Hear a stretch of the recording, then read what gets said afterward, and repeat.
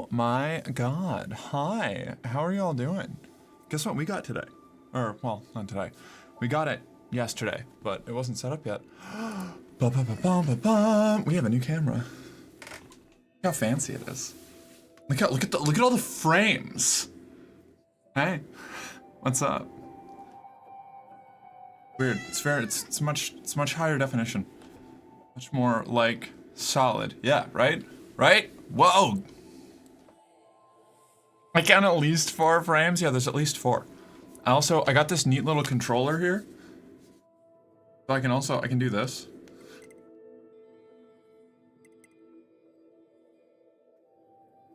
And we've got presets. So I can hit this and it'll go back to like the regular place. I can hit this one and it'll go to like where it needs to be for me to like be standing up over there. Right? It's sick. We've also got the floor camera for when I sit on the floor, which will inevitably happen. Isn't that sweet? Isn't that sweet? I'm excited. I'm cheesed. We have a little robot son up here. Tail spotted? Yeah, hold on. I can. Oh, she's just out of frame. She's like she's under the table. Can't quite get to her.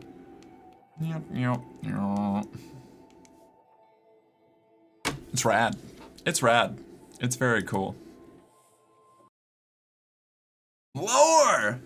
I did say tail spotted, not cat spotted. Yeah, but I thought that maybe I could like, you know, get it around to her so that it could be seen, but I, for one, welcome our robot overlords. Same. I'm in. Zoom in. Ooh, I can do that actually. Look. Ready? Okay. Come on, my boy. Oh, I'm tabbed out. That's why. Here we go. Now.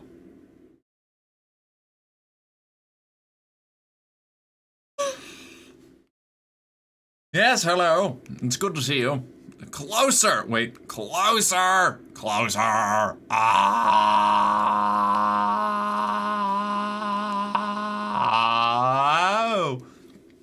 Ooh, I can also do this.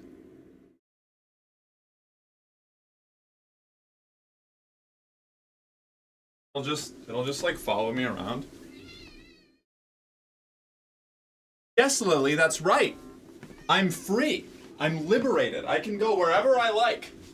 With no control. Like, I'm unfettered. Unchained by the shackles of my camera.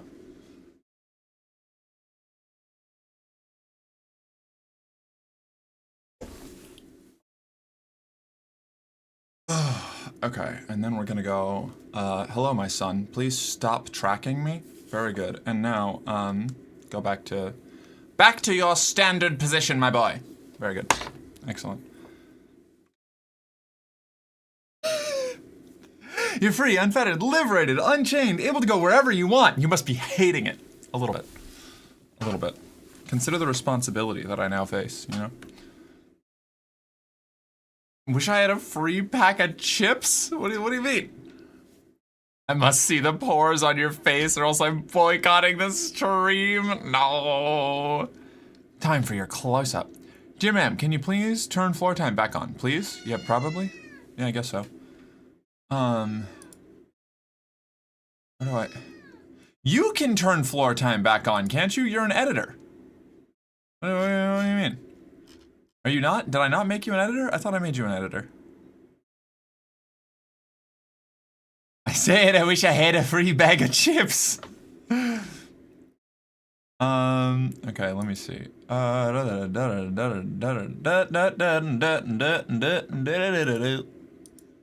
Channel. No, not channel. Not channel. I didn't want channel. I wanted creator dashboard. Get me out of here.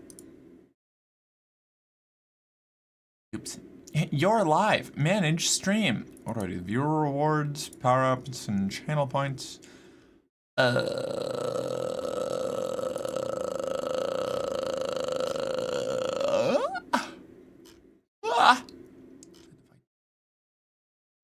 Saves come, no saves come. Adopt an agent. Man, I have so many old ones that I'm just probably never going to use again.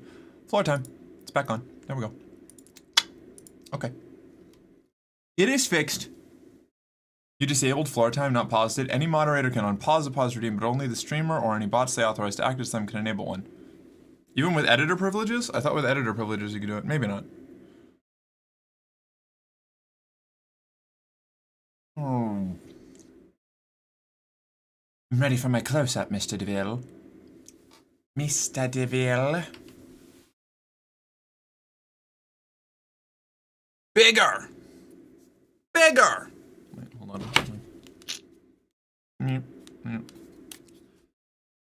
I really wish the controller worked when I wasn't tabbed into the control program. That's like the one complaint that I have about it, but it's still way more convenient than doing things the other way, so we'll take it.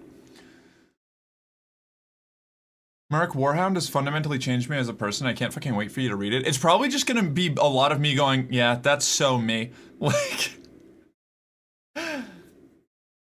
Hey Mark, is today the day you finally get Nier Automata?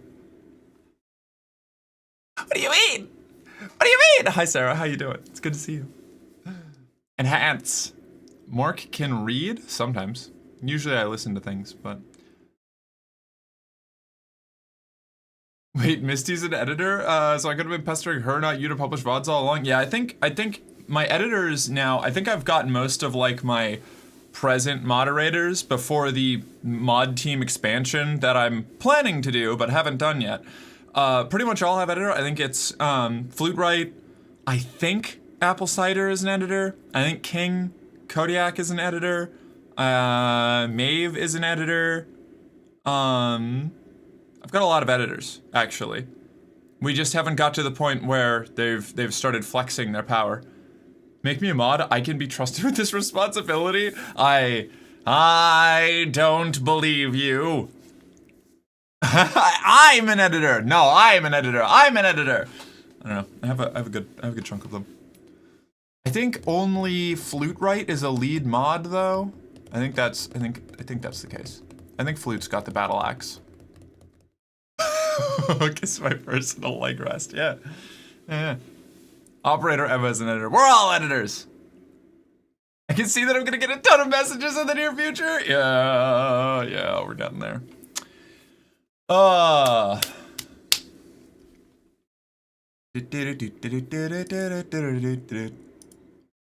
I missed anything? No, that's just my announcement. All right, cool. Well, yeah. So now that we've got that under control, now that that whole thing's sorted out, I wonder if I can put Ozbot in as like a dock on my OBS. That'd be pretty cool.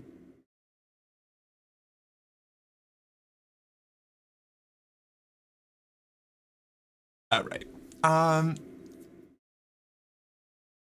typed it in a different stream on accident. That's so unfortunate. That's very funny though. Can you imagine?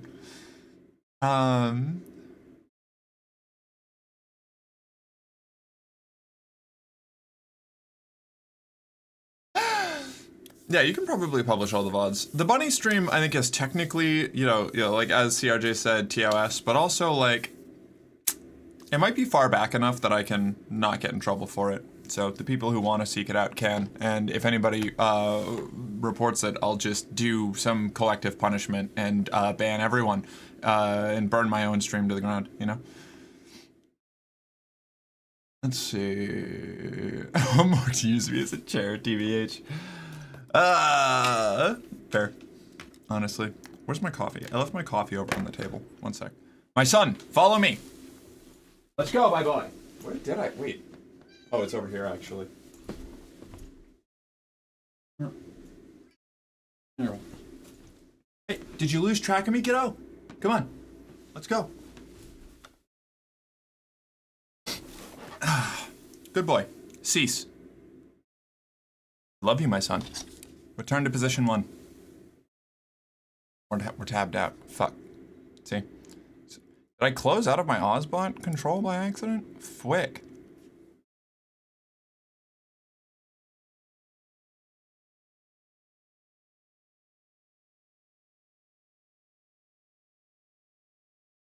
Open back up, my son. Require you. I require your assistance. Device not found. Oh no, it's just taken. When did I do that? Whatever. Return to position 1. Why are you closing when I do that? Odd. One sec. Still learning. Mom, what is my purpose? You follow me around. You keep me in frame, my son.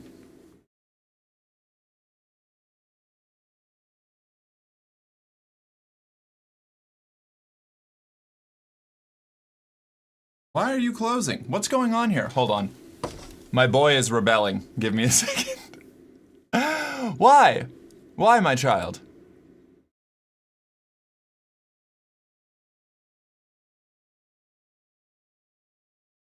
Still waiting on my band, TBH. Yeah.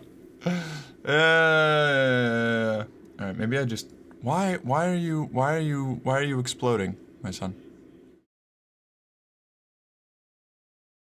What is wrong, my child? Why are you having these difficulties? Track me for now, okay?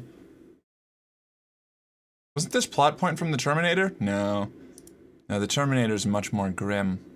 This is simply my boy not understanding his purpose yet.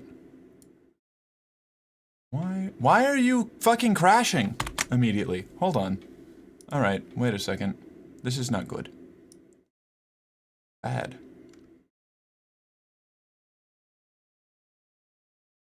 Oh, shoot. I should also change this to A1. Okay. On here. Okay. I blame Blacklight? Me too. Are you Sarah Connor? I wish I was Sarah Connor.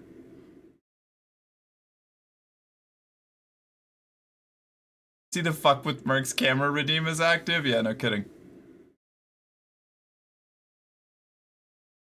He's tracking? Very good. Okay, it's crashing immediately. Odd. Bruh. What? What are you bruhing, Blacklight? What have I done? Did I miss something? You were working so well just a minute ago.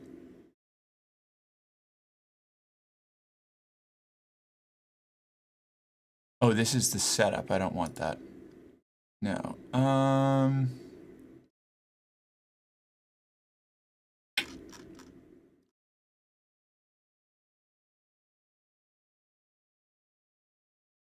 Okay. You worked perfectly all day yesterday, and now you are rebelling. Why? Why do you rebel, my son?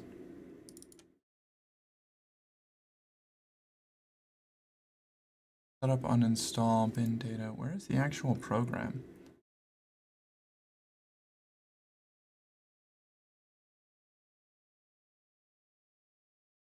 Never works when it counts, right? Always works when you don't need it. Yeah, precisely. See, it just keeps blow. All right, hold on. I gotta troubleshoot this. Very good. Follow me.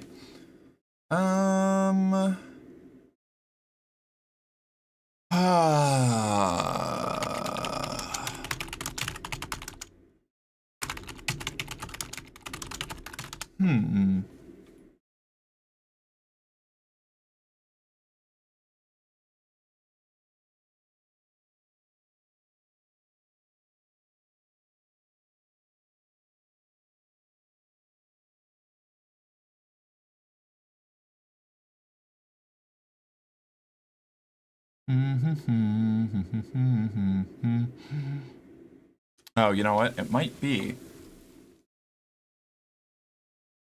It might be something to do with this. Perhaps, maybe, maybe not.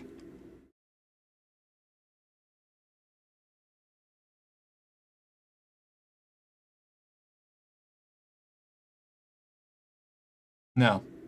Interesting. Hi, Grackle, what's up? Oh yeah, Merc, great news, fantastic news, best news I have anyways. Veterans, Vetrans now says that I've received care from them, and I have half my meds. Waiting on new meds, though. That's huge! Congratulations. Awesome. We love to hear that. Oh, because Ashley said she blames Blacklight. That's why Blacklight said, bruh.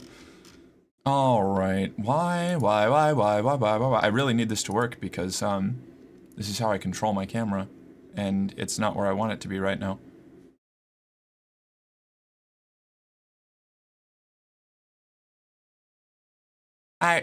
Okay, hold on. Do we just have to, like, reinstall it? Is that what's going on here? Why are you like this, dude?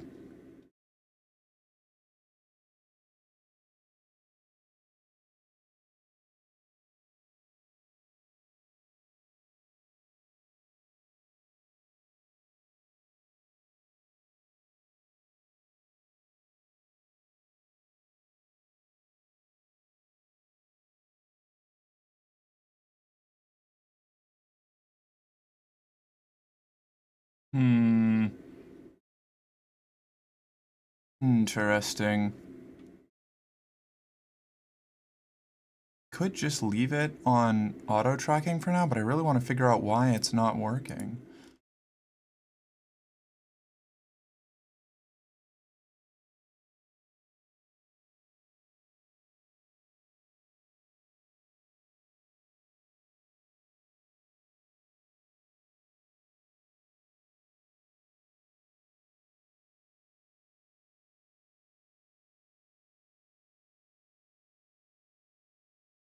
Uh-oh.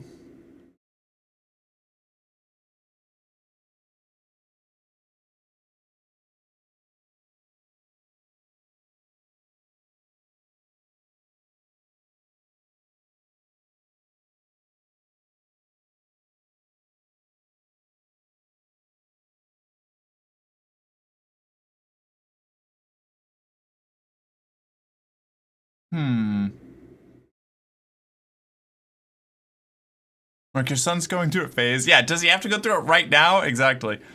We've only just, this is our first day working together. He was fine all day yesterday.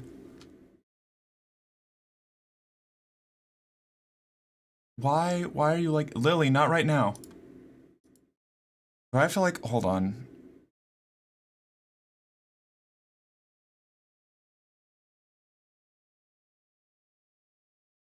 What?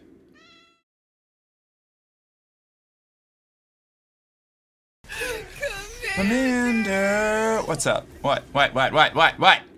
You need to give me some time. I'm troubleshooting stuff. I'll get to the redeems. I'm in the middle of doing things. Mark, you're doing an amazing job and I'm so proud of you. Oh, thank you. That was actually very sweet. Perhaps Lily changed the settings? Yeah, that's possible.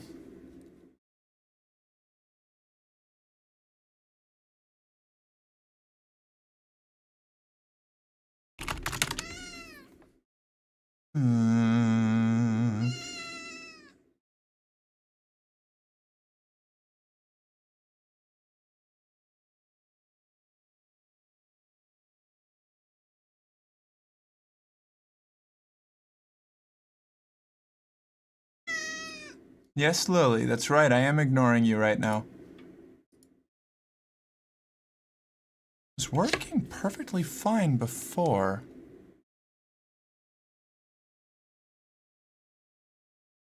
Why is it like this? I guess I can move this over to here for now while I work on it. Mark, you missed my good news? Well, Ashley, I'm a little preoccupied right now. Give me a sec.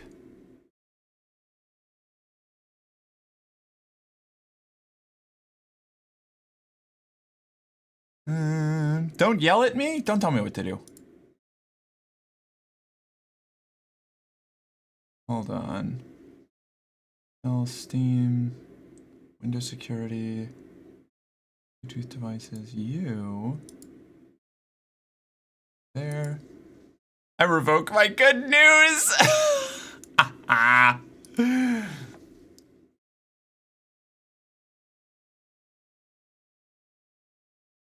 This is deeply suboptimal.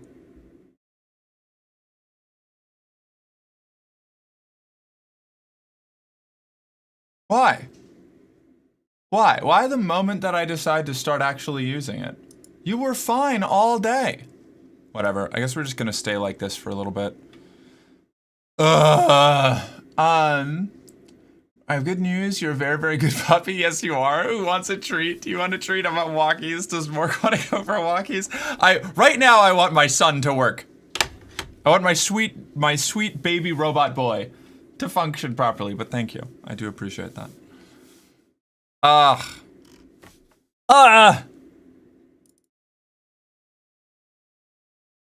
Maybe if I run as administrator.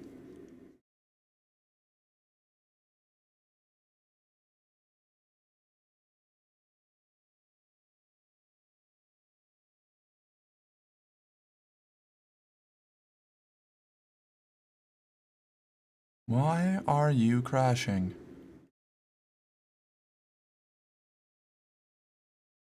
No! Okay. Wretched. I feel like every fix that I could do for this is going to require a restart, and I don't want to do that. Why though? Why is it like this? What is causing you to be so mean to me, bot friend? Why? Is it plugged in? No, the camera is working. It's the software that I use to control the camera that is crashing every time I launch it, which is a brand new problem. You know, like this just happened. This is the first time. I was fucking around with this all night last night. You know, I had it with OBS open. I had it with like Discord, using it on Discord, using it on a whole bunch of other stuff. And it was totally fine the entire time. And then the moment, like we got like 20 minutes into actually streaming, and now the OBS bot center is crashing every time I launch it immediately. Which is frustrating. Very frustrating, because that's. Wait. Fuck! It almost worked that time. It keeps close. I don't know what's causing it. It opens up, and then like the moment I can start to input any commands, it closes again. Why? Why are you like this?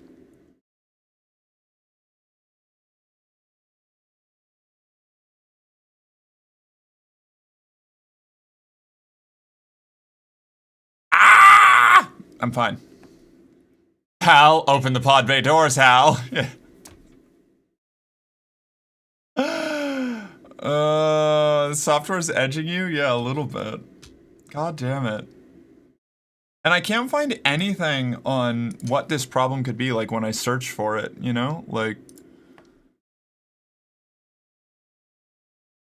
Which is the really frustrating part. Like, nowhere that I go has any...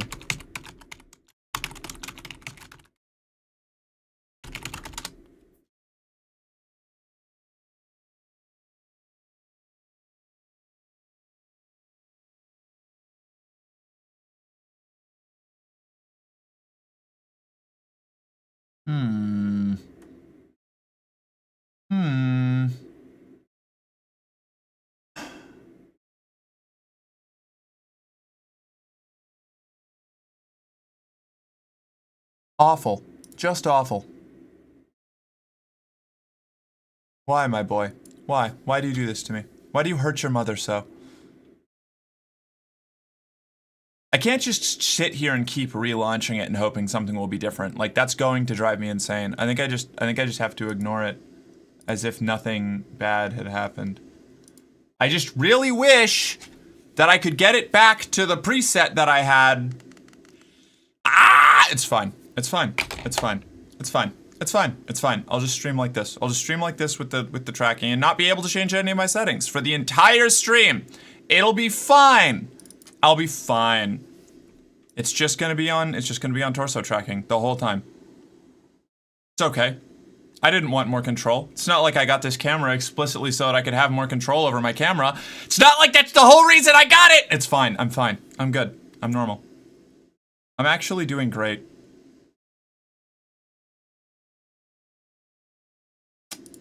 Maybe it'll just get better eventually. Maybe it'll fix itself.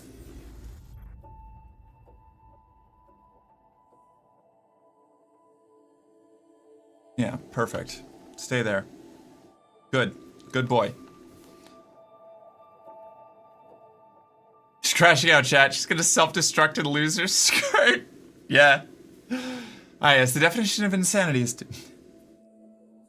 Have I ever told you the definition of insanity, Brody? It's doing the same fucking thing over and over again and expecting a different result. So tell me, Brody, why do I keep fucking killing you? You wanted more control? Cute. Well, I was hoping, you know? I can dream, Harold! Can I, like... Can you go a little bit lower, camera? No? Motherfucker. God damn it! It's just, it tracks slightly higher than I would like it to. So there's just all this dead space up here. And I just want to be able to change it. I just want to be able to open the control system, Janet! Alright. Speaking of edging, I'm still waiting for my kiss. Yes, Yawgmoth, you sure are. Hold on, here we go. Let's do it here. You got a little, Yawgmoth, this is for you. My apologies. There you go. That's for you. You can put that wherever you like. I won't judge you. It's yours now. I need to go and turn off the, There you go. Fine. It's done. It's over.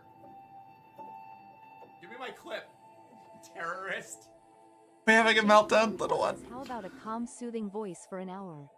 Okay, Jayden, thank you. I will do a calm, soothing voice for an hour, and I really appreciate your input there. Give me just a moment to go and turn off the noise machine in the background so that it doesn't pollute the VOD and or clips and drive me insane in the lead up here. And, we'll be perfectly fine. We will, until 4:48, we will be nice and soothing and calm, and everything will be fine. The camera kind of just swaying up and down and side to side is giving C-Merc. Yeah, that's why I stopped it. I kind of like, I can manipulate it a little bit by using the tracking to get it into a position that I want, and then I can like close it so I can be like,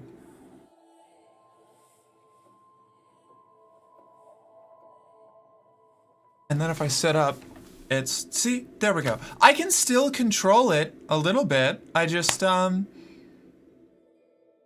yeah, it's janky ass shit. Lamau, small neck. Give me just a moment. Until 4:48, but it's 5:48 now. Time zones, Ashley. Wait, you can switch that noise off and didn't before? I do on most streams, and sometimes I don't because we have it on whenever I'm not broadcasting because it helps block the noise between us and our neighbors. And motherfucker! Tracking turned back on. Hold on. Lock in, my boy. Okay. I'll be right back. I have to go turn the noise machine on.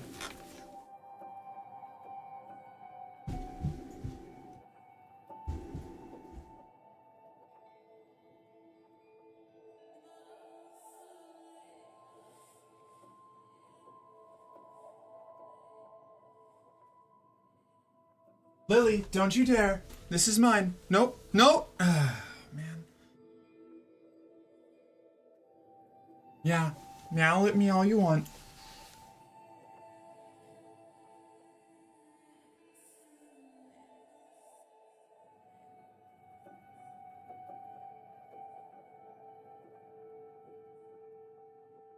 Lock your boy up as all boys should be. Lalandra.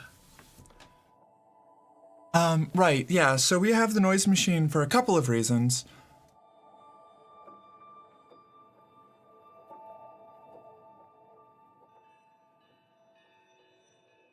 Not least of which is, I have tinnitus, real bad.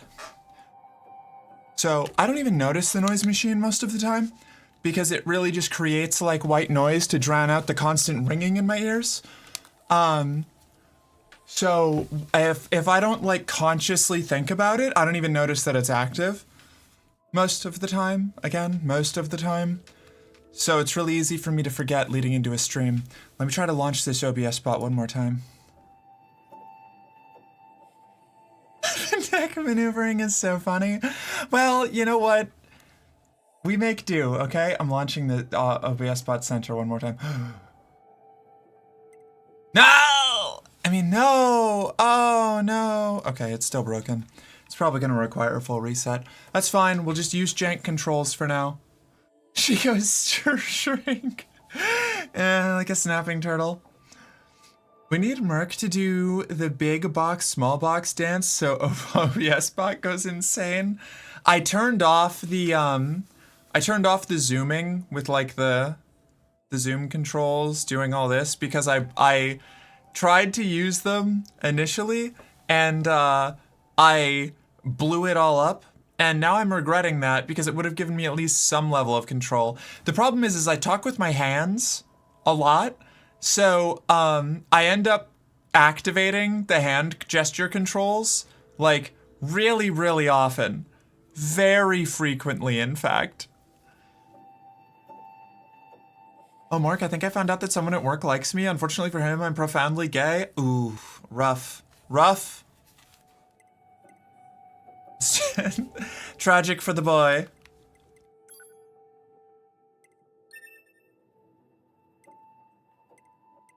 Rough, rough. I suggest a force spam. Hey, Brother Nature, how you doing? It's good to see you.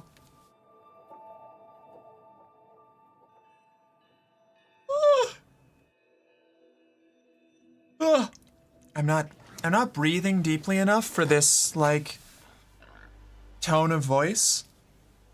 Man, this camera is so much more defined. Right, we have to go beat the shit out of the Forest King. It's good to see me? Yeah? Yeah? What? Am I not supposed to be perched outside your window watching you right now? Is that considered uncouth?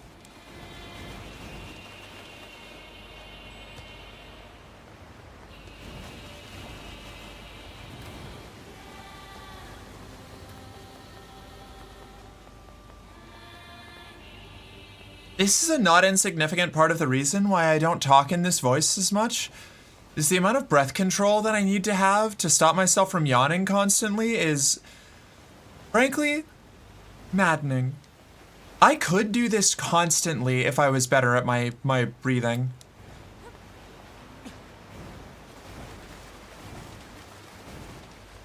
Surely nothing bad will happen to the Forest King. We can approach this diplomatically. Surely.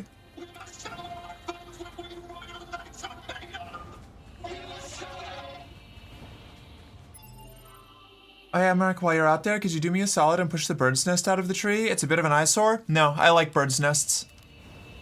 How are we supposed I think they're cute. Castle?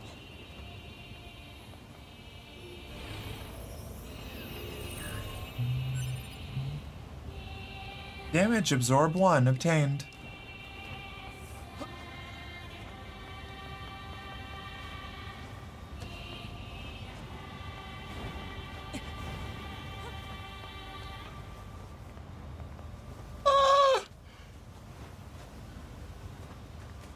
The other day he's at the sticker machine printing stuff. I need to print some, so I go up and wait my turn.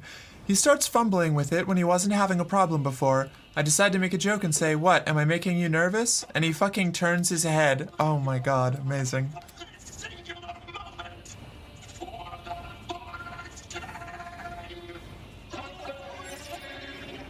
What is with these guys? Don't listen to what they're saying, 2B. I don't know, I kind of like the Forest Kingdom. I think we should be listening to what they say, 9S. I almost called 9S 2B.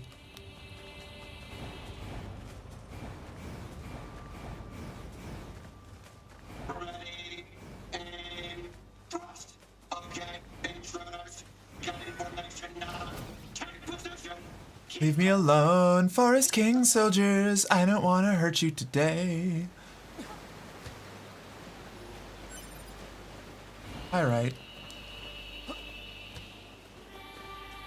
Why is it so difficult for me to find out where this, like,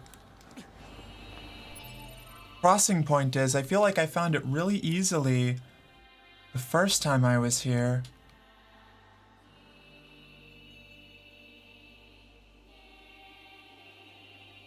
Fucking it up.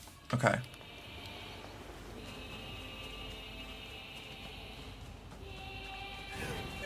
What? What did I do, Ashley? 9S is going to become 9B after starting estrogen?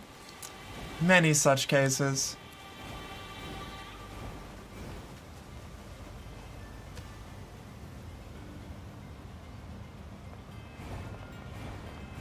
And S wishes he could be 2B? Same.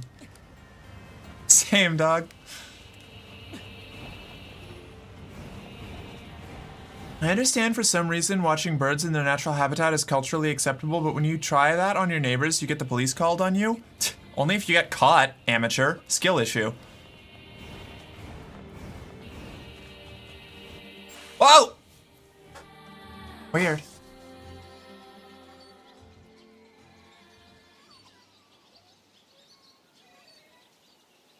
His Majesty, he's dead.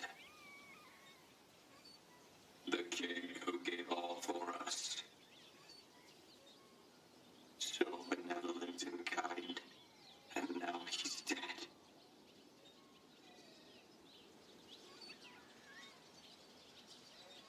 This sure is sad. It sure is. But we royal knights still have a mission. We placed His Majesty's memory, his final memento, into this tiny child.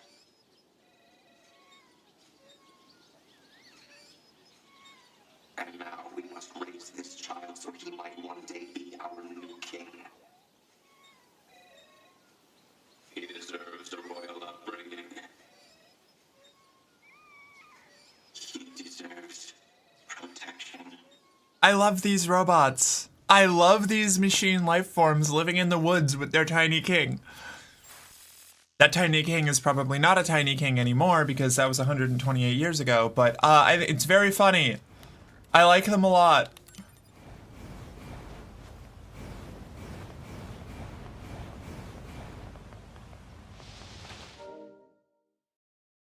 What did I miss? Oh yeah, Merc, while you're out there... Oh, well, if you're going to be like that, I'm only going to give you 3 meals. No more, you hear me? I'm going to have trouble eating the 3 meals, Misty.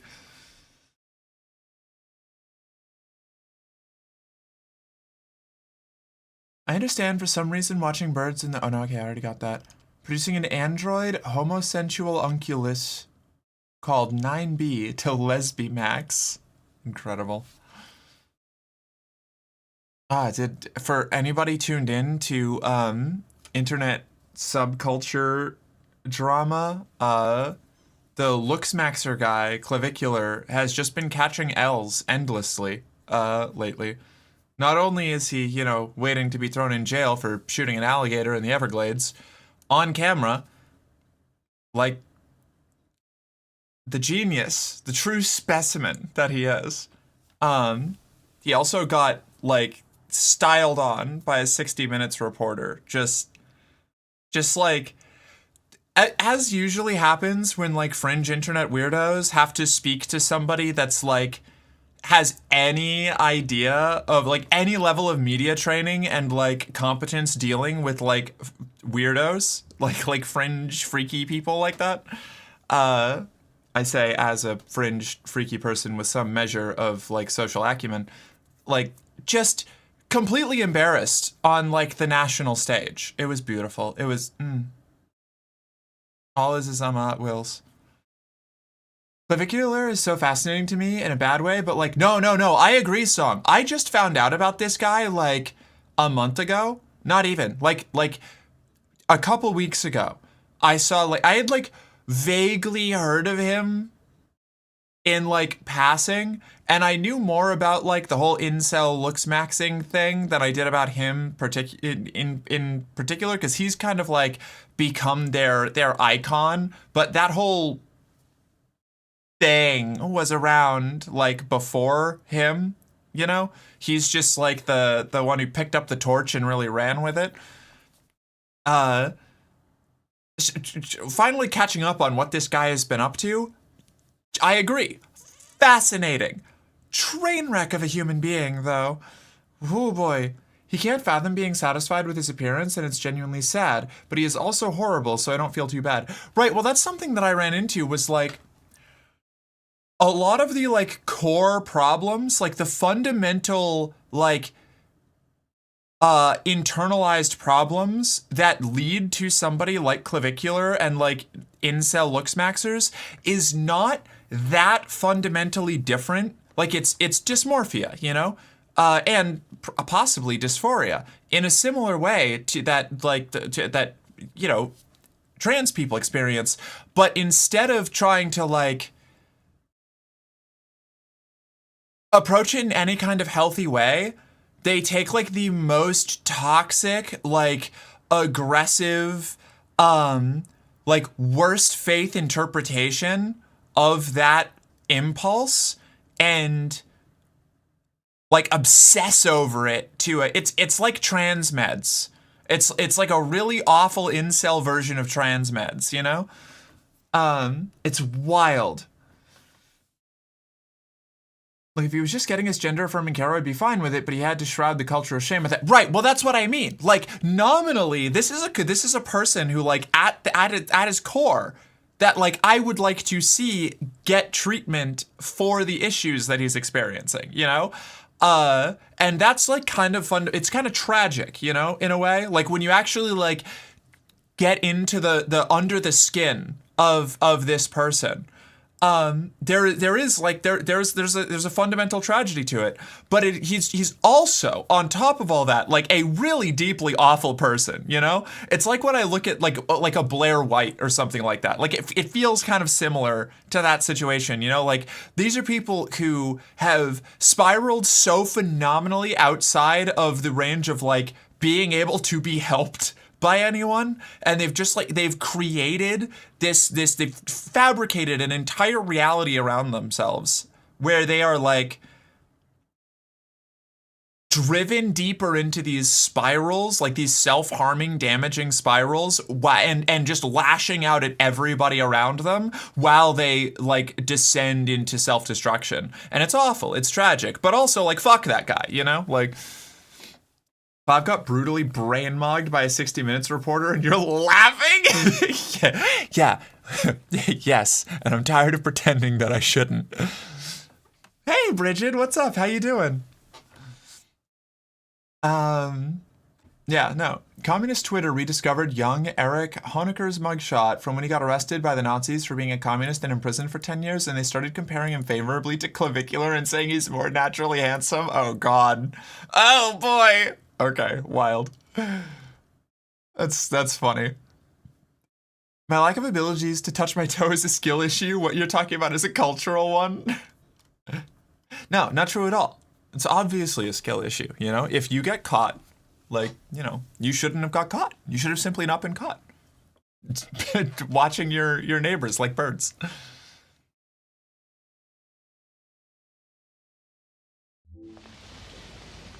I'm sorry, I realize he's 20, but I don't have it in me to be sympathetic. You don't have to be sympathetic. I'm just, like, I find the, no, the tracking is back on. See what I mean? Okay. Lock in, buddy. This is, Is this the Forest King? Ow.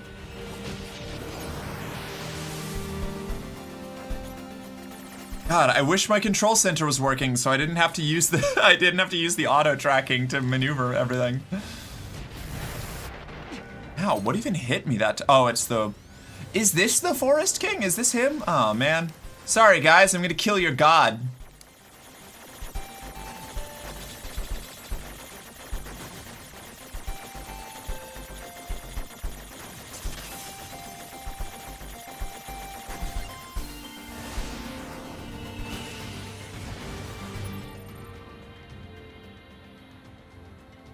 Using crystal meth as an appetite suppressant, sheesh. I mean, like, yeah, you know, it's not, is it still tracking me? No? Okay, hold on, let's try fixing this real quick. I want to sit over here. Are we fixed? Are we good? No, it keeps... Come this way, my boy. This way. Very good. Stay there. Stay there, my son. Haha. Yes. Good boy. I'm proud of you. Okay. I just personally find it kind of sad, perhaps even pathetic. Oh, I'm not here to police anyone's feeling towards the guy. No, yeah, like the dude deserves the ridicule that he's getting, but like that doesn't mean that he's like not. I don't know. Like I can see where all of that came from, you know, and that doesn't mean that he like deserves to be forgiven for what he's doing, especially because he doesn't have any remorse over it. But like it's. Like I said, it's tragic, you know? Like, I don't like seeing any person spiral into that kind of self-destructive, like reality. And it's unfortunate, you know? Like, that's a human life that is, you know, just being kind of, like, wasted, you know? Like, and hurting other people while doing it. And that is sad. That is tragic. Also, he should be in jail.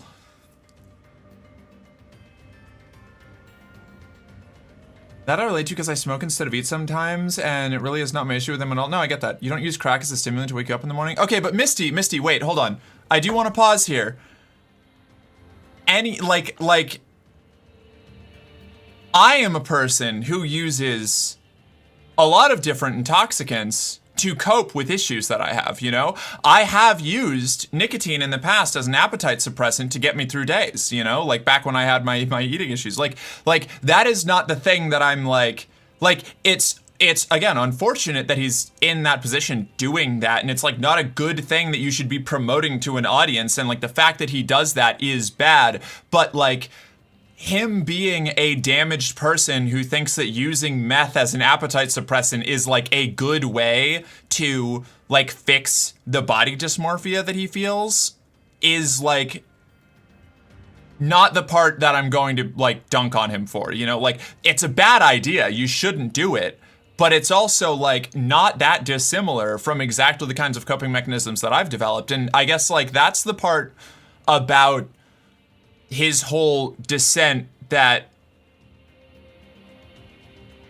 there's a lot that I can relate to fundamentally on the baseline level. You know, like we have taken entirely different approaches to it, but it is a very human problem, you know? Like this is a person who was caught up in a whole bunch of and has perpetuated it since. This is like very much like the victim becoming the victimizer situation, you know? But I find the journey this person has been through interesting and compelling and fascinating in like a dark, sad way, because it is kind of another path that I could have ended up on, you know? Not like, I don't think that there's like a real chance that I could have ended up like that necessarily. Like I just had very different experiences and very different circumstances and things, but like we have similar fundamental issues. Not the same, not universally the same, but like there is like a level that I can relate to that descent on. And that's kind of what I'm talking about, you know? And I absolutely chew cigs and pump energy drinks to wake up. Just because it's not a hard drug doesn't mean it's good. Right, yeah, like I don't know.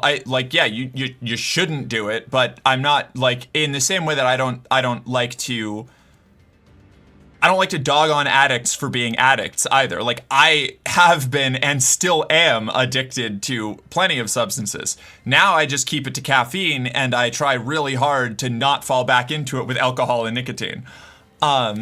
And so like that's not the part that I find really reprehensible about him, you know? It's the like it's the behaviors that go around that side.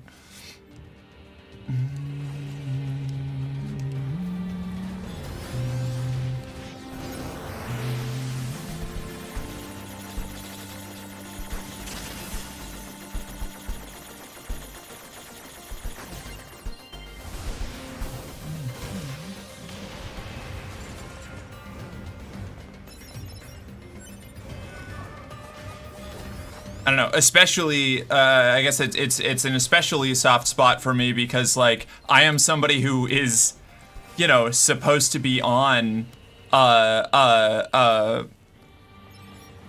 you know, FDA approved amphetamines to keep my brain working properly, you know? Oh no! Understand interesting topic, but I still claim an additional 15-minute voice penalty. Jayton, you are correct. Thank you for reining me back in. Also, yeah, Faith. Faith does the same thing with weed. Uses it to either, like, suppress nausea or, you know, help wake up and things like that. You know, like, the substance abuse is a stickier topic than the treating people horribly. You know, like, that's the thing that really gets me with Clavicular is the way that Clavicular treats the people around him, you know? Like, that's the problem that I have, really. I would never abuse substances. I love substances, of course. Of course, if there's a spray bottle handy, that would work as well. Unfortunately, Faith is away at the moment, so she cannot spray bottle me right now. Weed for sleep, Nick and caffeine for uppies. Weed is a new addition, yeah. It's balancing a damaged brain is a delicate process, you know. How did a moose get up there? Probably walked, you know.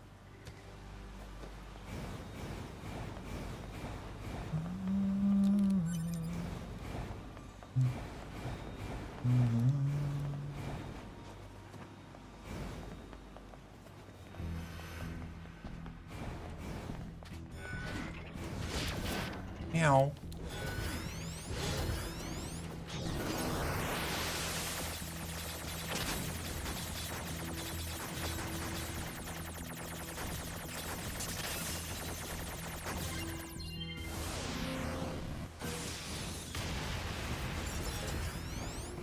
Coffee in the morning, meth, Ritalin for my ADHD, weed for sleep, alcohol for fun, and because I'm a millennial. Yeah, fair. I use alcohol as an anxiety treatment often. I try to keep it to a minimum. Like I hadn't drank in a couple weeks up until I just bought a bottle of sake last night to chill out again. So I keep it on a really tight leash, but I absolutely use alcohol to mitigate a decent amount of my issues. I am just very, very careful about it because I have slipped into misusing it in very overt ways. This is how we get up here. Okay. Not in a long time, but I've been there. Watch out for hostile enemies, 2B. Roger that, 9. Huh? Wait, what did you just say? Roger.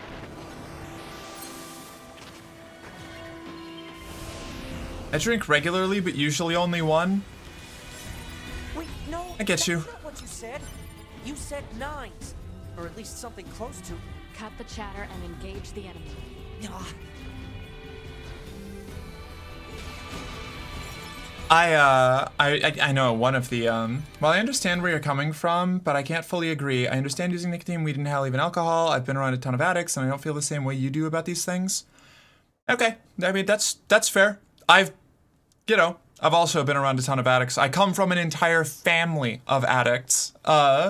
I have been an addict, and the fact that the drugs that I have been addicted to are seen as generally less, or rather more socially acceptable, I think doesn't really change, I think, the fundamental issue, you know? One beer and a bowl or two of weed makes for a chill and happy Bridget. Honestly, valid. Yeah, sad but true. My relationship with caffeine and nicotine has been rocky at best. Attempts to quit have been trashed by even people who love me, hurling gift offerings of Marlboros, Mountain Dew, and Scotch to make my angry ass chill out. Well, that's the thing, right? Like, we live in a deeply flawed system that stresses the fuck out of pretty much everybody who can't afford to have their own pool and, like, 4-bedroom house, you know? Like, I guess sometimes there is, like, a very direct correlation between, like, happiness and stress and income up to like a certain level, and then you get diminishing returns after that. It's basically like once you get to the point where you don't have to worry about your finances anymore. Shocking.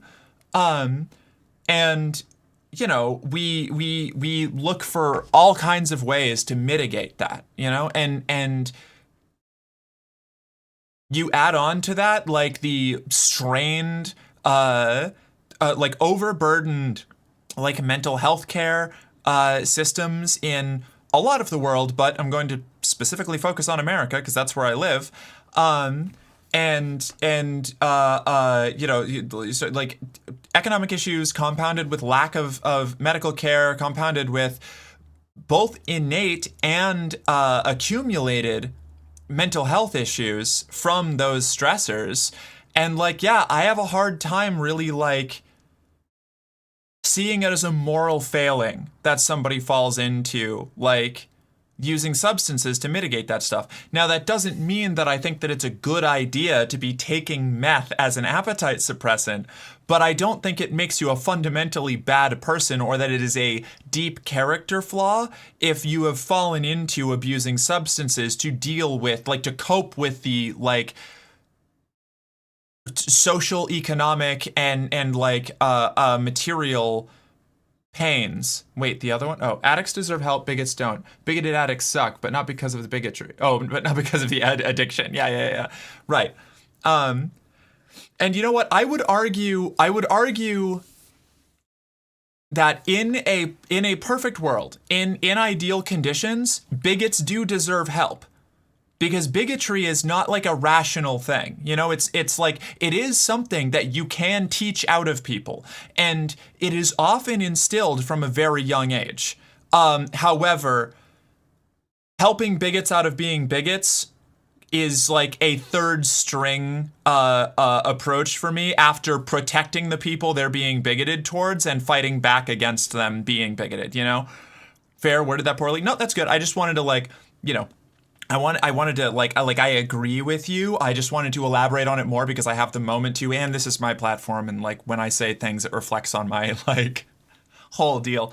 But yeah, like yeah.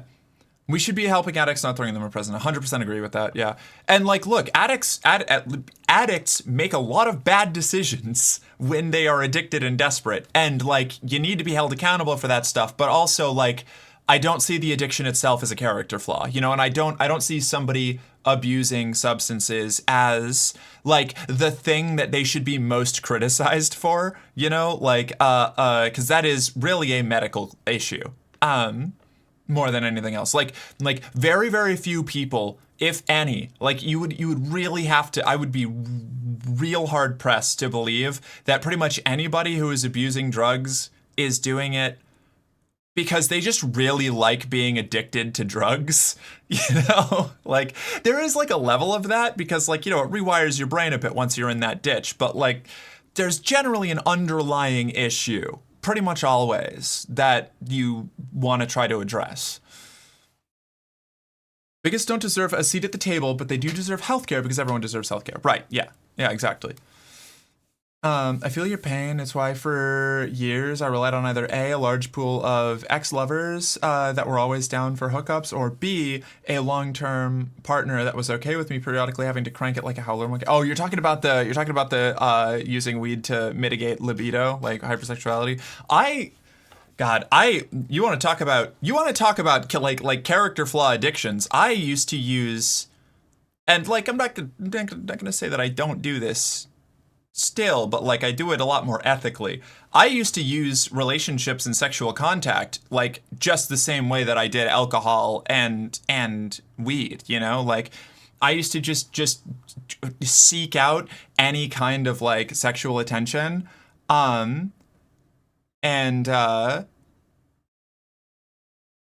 like really like used people as just like a way to like mitigate my glaring problems with the world. And like that, you know, that's probably worse than just taking hard drugs, I think.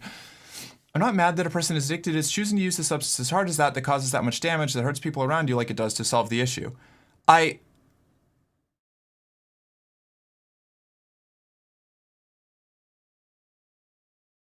really don't see meth as any different than alcohol, genuinely. As far as like the effects that it has on yourself and the people around you. Hey, Hottie. Hey, Jill. What's up?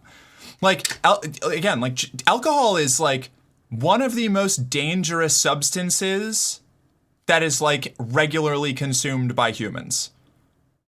Like, I still drink it. I think it's great. I love alcohol. But also, like, you want to talk about some insidious hard drugs, alcohol is one of them.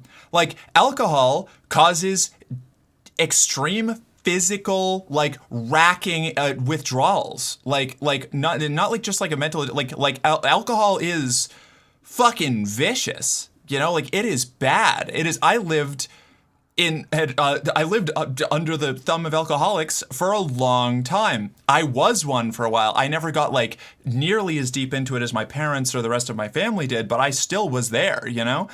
And it was even just coming back from, like, the shallow level of addiction that I had was really, like, it sucked. It really, like,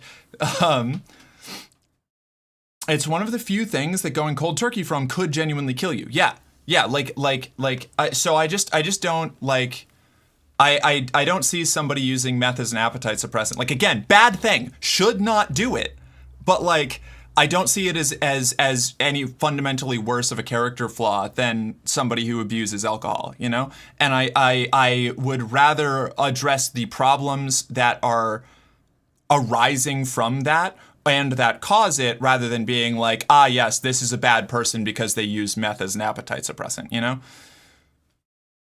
And that might be misinterpreting what you're saying, but, like, I guess that's the thing. Like, the behavior that this person exhibits and the things they do outside of, like, I don't think that the fact that Clavicular uses meth to suppress his appetite is, like, the source of his bad behavior. You know, like, there's a lot of other shit going on there.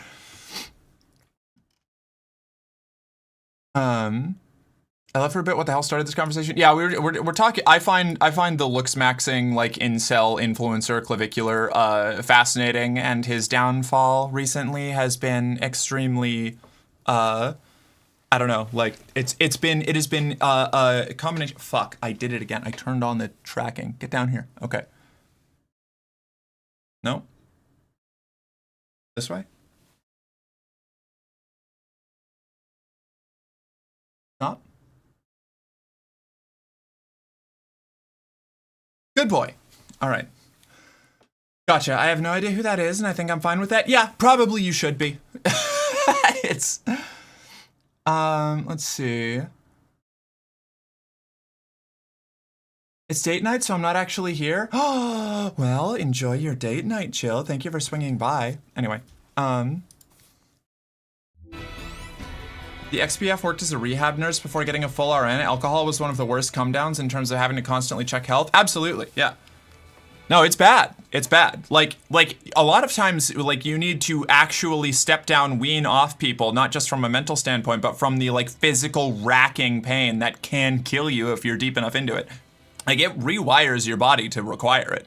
Alcohol is insidious.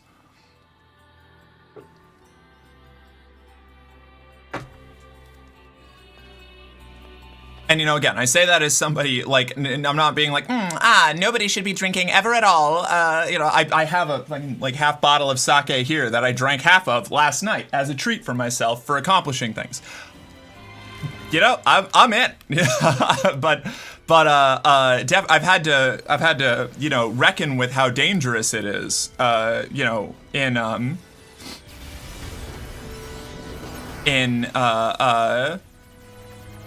finding a middle ground where I can, like, balance it, you know?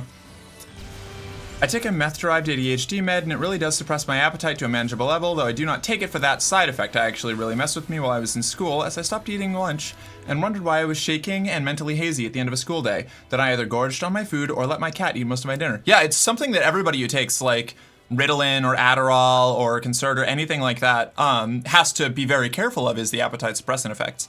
And, like, something like, you know, as hard as meth, it, like, can't, like, this is not me saying that you should be doing it, but, like, the difference is in the dosage for the most part. Like, it is formulated a little bit differently, but it functions very similarly, you know? So, like, I'm not especially somebody, you know, where I'm not going to, like, get on somebody's case really bad about, like, self-medicating with things. especially in a country where healthcare is not readily accessible. And it's entirely possible that, like, I don't think it's the case in this situation, but like somebody using, you know, hard drugs like that to address a problem because they can't get access to medical care, or even just because like they wouldn't be prescribed the meds that they need because it is notoriously difficult to get the meds that you need if they are, you know, potentially abusable or even just expensive. Then I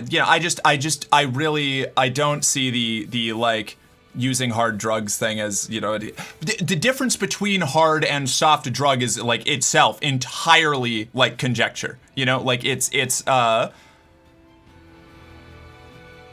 the lines are mostly drawn based on like the war on drugs, you know, like fucking like weed is more restricted, like it is a higher schedule substance than cocaine is. Like there's no like there's very it's pretty arbitrary. Yes, there's a lot of self-medication in the US, most of it deeply unhealthy because it's sub for issues that can't be addressed professionally or properly. Right. The difference between hard and soft drugs is a legal difference, not a medical one. Yes, yeah, precisely, yeah. No, my son, my boy, I keep waving at the screen and he keeps... Okay, there we go. Good boy. Good boy. Alcohol is more dangerous than Lester's Fixin's grog. It's true. It's true. Okay, we're too far over. Come this way, my boy. Now back this way. I want to sit here, right? This is, okay.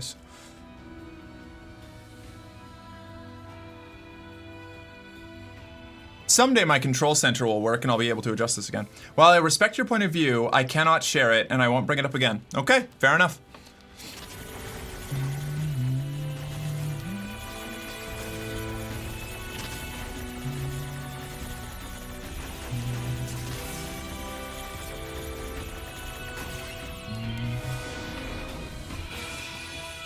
Oh lord, not the grog, I'll take the hooch, yeah, right?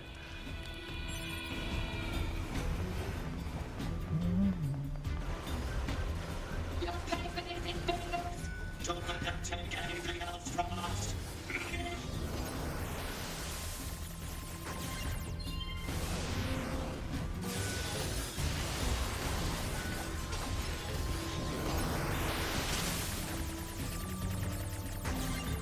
I literally used my alarm to take my midday Ritalin to help me remember to eat lunch. Yeah, right?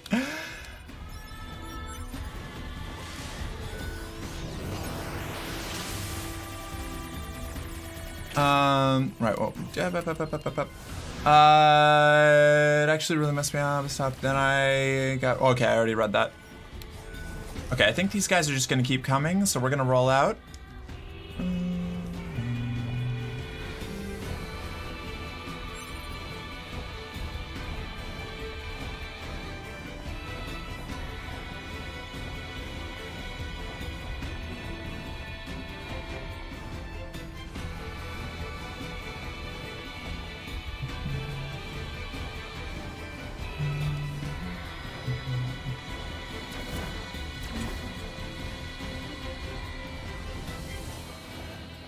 To give credit to Misty's point, though, there is a difference between needing a drug like Ritalin because your brain is genuinely incapable of processing hormones and choosing to use a dangerous coping skill instead of confronting and processing the issue. Okay. I feel like I addressed that, though. Like...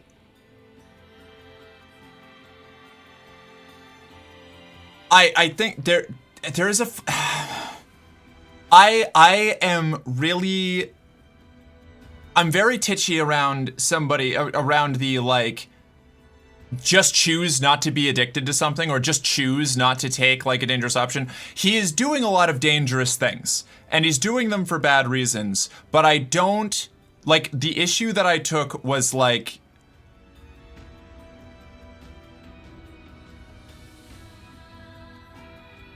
the fact that the thing brought up was, I can't take him seriously, or like I can't condone what he does because he uses meth as an appetite suppressant, right? Like, And I was talking about how that is a function of deeper problems, and that the issue, the actual problem that I was like talking about is that the way that he is reacting to these very similar relatable issues that I can understand and sympathize with is tragic, right? Like, yeah, for sure, but no one is advising someone to do meth. Meth is bad, okay? But clavicular is not condemnable because of the drug abuse. Right. That was what my discussion was about. There are things to condemn him for that is not like the fact that he abuses drugs as like the forefront, you know? Like, I just don't see that as like a deep character flaw. I see the issues around it that it arises from and the other things that he does as the primary issue. You know, like, there are similarly plenty of drug addicts who don't act like clavicular does. Like, it's not, the meth is not the problem, you know? Like, it can exacerbate the problem, to be certain, but like, I think it's more interesting and compelling to me to talk about the rest of it rather than being like, yeah, he's a meth head. That's the thing that we needed to be, you know? Like, oh, good. It's time for a debate on agency and moral responsibility. We already, yeah, right. I think we did already. I love Merc streams. Thanks. I'm glad. I don't know. Like, I don't like looking at somebody who's got a drug problem and being like, skill issue actually. Like, it's, you know, I just, it feels kind of gross personally to me. Besides, nothing left to save. Last mosquito that bit me. Wait, what? Hold on. Nothing left to save. Last mosquito that bit me woke up in Tijuana a week later with a tattoo it didn't recognize and a wife it didn't know. Just say no, Nancy Reagan, who according to my dad was made fun of for this quote even back in the 80s. Yeah, right. I share that feeling, Mercy. Thank you. It's kind of like how even like I don't like and I'm not going to say that I'm perfect on this. I do this sometimes, but like I try to catch it when I do. It's like making fun of somebody who's really reprehensible, making fun of their appearance, you know? Like, it's fun to do that. It's fun to dog on somebody who you think looks weird and acts awful, but you're catching people in the crossfire that don't deserve it, you know?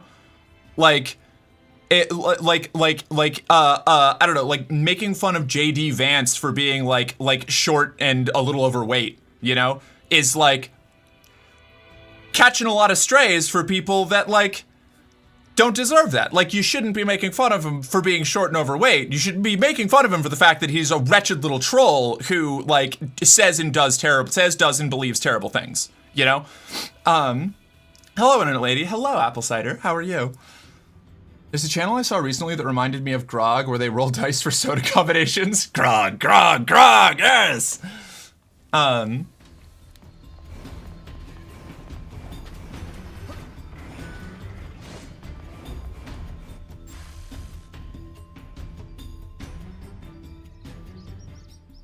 Right, by the point somebody is addicted, saying, well, they shouldn't have made that choice is unhelpful and unnecessarily mean. Right, especially because, like, he started doing it as a teenager, you know? Like, as a fun, like part of his other problems. There is a... Stop it, my boy, thank you. It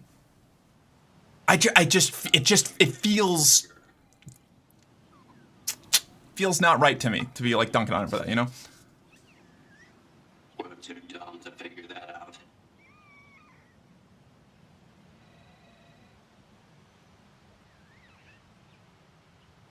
Sure is a cutie, though. Yeah, so tiny and cute. We better keep him safe. Right. Can't let anyone into the Forest Kingdom. Danger! Danger!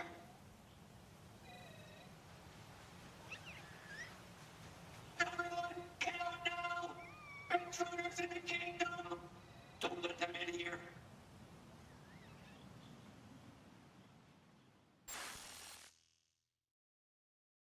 Oof. I make fun of JD Vance because he's gotten so much gender-affirming surgery that it looks like a skinwalker in the correct lighting. But no, but like, see, this is what I mean, though. Like, would you make fun of a trans person whose surgery didn't come out looking great? or looking the way that they wanted? Like, is that something that you would do? Or is it okay to make fun of this person for their surgery that you think looks bad because you find them morally reprehensible? You know? Like, that... I feel like that kind of cuts to the quick. You know, that shows... That's a good encapsulation of the point. And that's not me saying it to, like, dunk on you, right? But, like, that is... No, but Vance actively targeted people for getting gender-affirming surgery. Right, but I don't... And, like... It feels similar to when, like, people take the opportunity to be hyper-misogynistic to somebody like J.K. Rowling as a gotcha for them being, like, a bad feminist or whatever. You know, like, I personally subscribe to the camp that is more deleterious than helpful, generally, because it leans a little bit more into, like, now is our chance to indulge in that same kind of outgroup behavior that we say is so wrong when it's used against us, you know? Or putting a white in front of woman and then going off on misogyny. No, exactly, just like that. Yeah, it's mimicry. It's doing the same thing. It's just doing it with, like, a woke label, you know? And I again, this is not me being like, hello, camera. Can we down here, buddy? Come on, dog. Yeah, there we go. This is not me saying that, like, everybody who's ever done this is, like, a terrible person. I've done it. I still do it sometimes. But I am saying that it is worth analyzing on a deeper level of, like,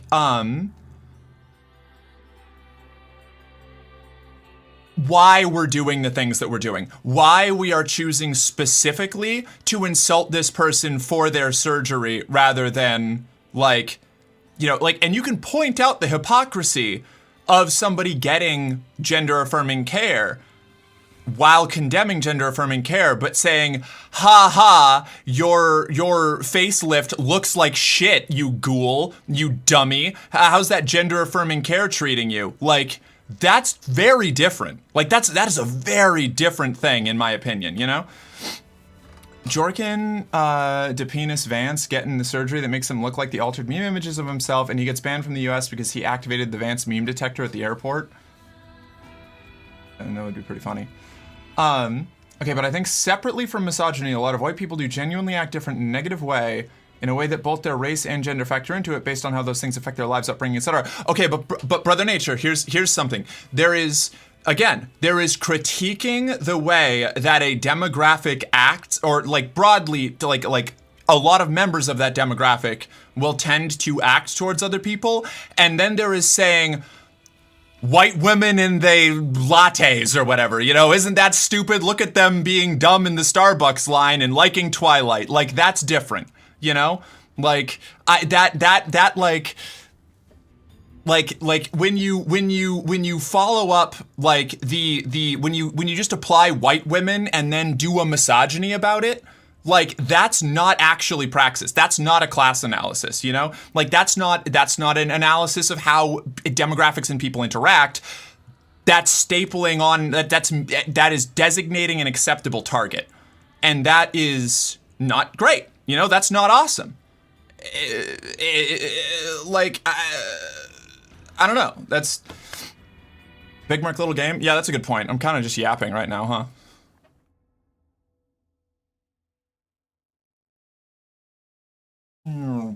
Wait, no. We want you to go over this way, my boy. Wait, no, this way, my boy. This way, my boy. Yes, this way, my boy. Very good. Lock in. I love you, my son. Thank you. Let the white girls have their Grey Goose. I support them. Right. No, like,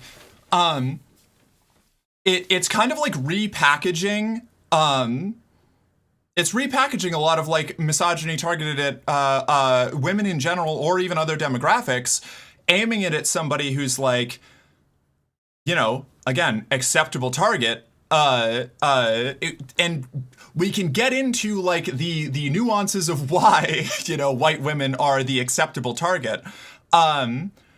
but like I don't think it's actually like a productive thing. I don't think it's actually that much better. I think it's just like shifting a bad behavior to somebody that's like a little further up the rung, you know? He's truly just a little guy, a little fellow, a good robot. I agree. He is. While true, the majority of it is like, haha, Starbucks and leggings. No, exactly.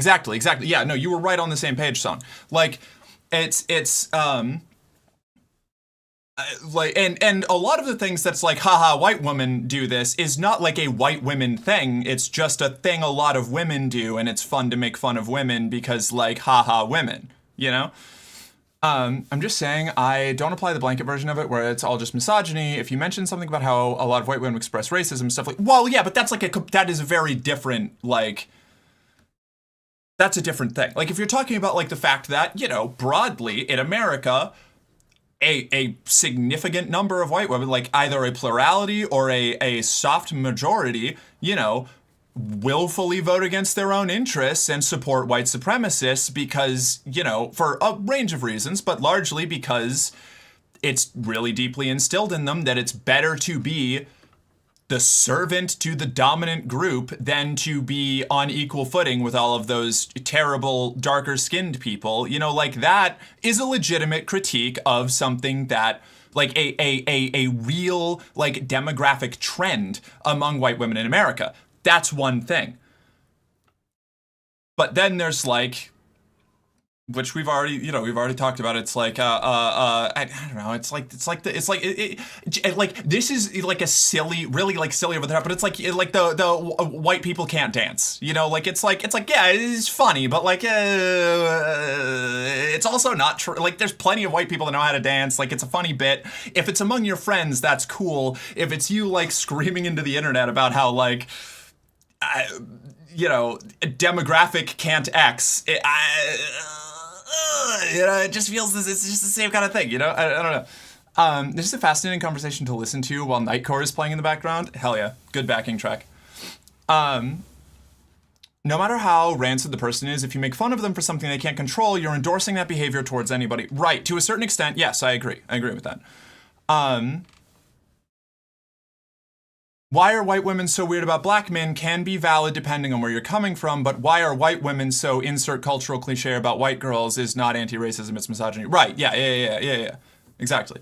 This is influenced probably by my own experiences, to be fair. Like when I was a cashier for a while and interacted with a lot of people in that way. And that's fair. Like, I will, I do try to make allowances for, like, this is something that I've had to work really, really hard on myself for, is like, especially towards, for me, it's towards Christians, right? Like, I have to be very careful about what I let myself internalize about my view towards Christians, because I have a very specific relationship with American evangelical Christianity and like Christians in general that I have had to work really hard to pull myself back from, because I was being very unfair and mean-spirited and honestly kind of bigoted towards a lot of people who are totally normal about their religion, you know, that are totally fine, that are just people being people, doing their own thing, expressing their freedom of religion and cultural practices, you know? Like, I was, you know, one of those Reddit atheists for a long time, one of those, like, dunking on religious people.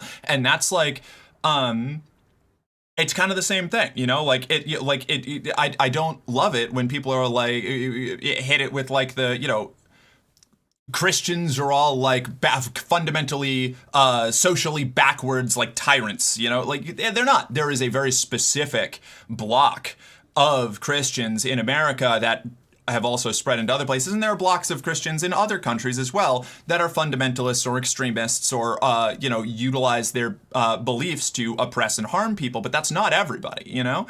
It's I wouldn't even venture to say that it's most people who identify as Christian. And, you know, you can also have structural issues with a religion in general, which, like, I do, but also that's a theological discussion, not a social one. You know, like, there's a lot of deconstructing going on there, and, like, not everybody interprets a religion the same way. Not everybody interacts with the rules and structures of a religion in the same way. And so I see it as very similar to that, you know, like, you can have very good cause to feel a way about a particular demographic of people and still engage in harmful behaviors because of that are worth analyzing and pulling yourself back from, you know?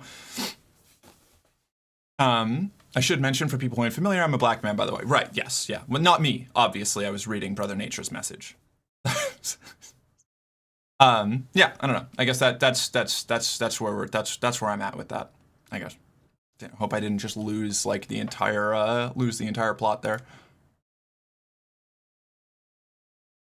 I wonder if my Oz bot works now. My camera control? Are you gonna behave, or am I gonna have to restart you at the end of stream? Probably that one. Oh my god.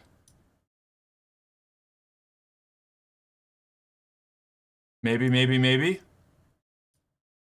Haven't crashed yet. You're doing so good, OBS bot. Oh, but you're still frozen. Okay. maybe you are having the same issues. Chris will do? Chris will do for what? Wait, what? What?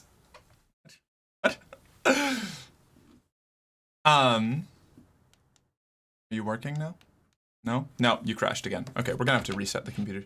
You said, oh my god. Oh, alright.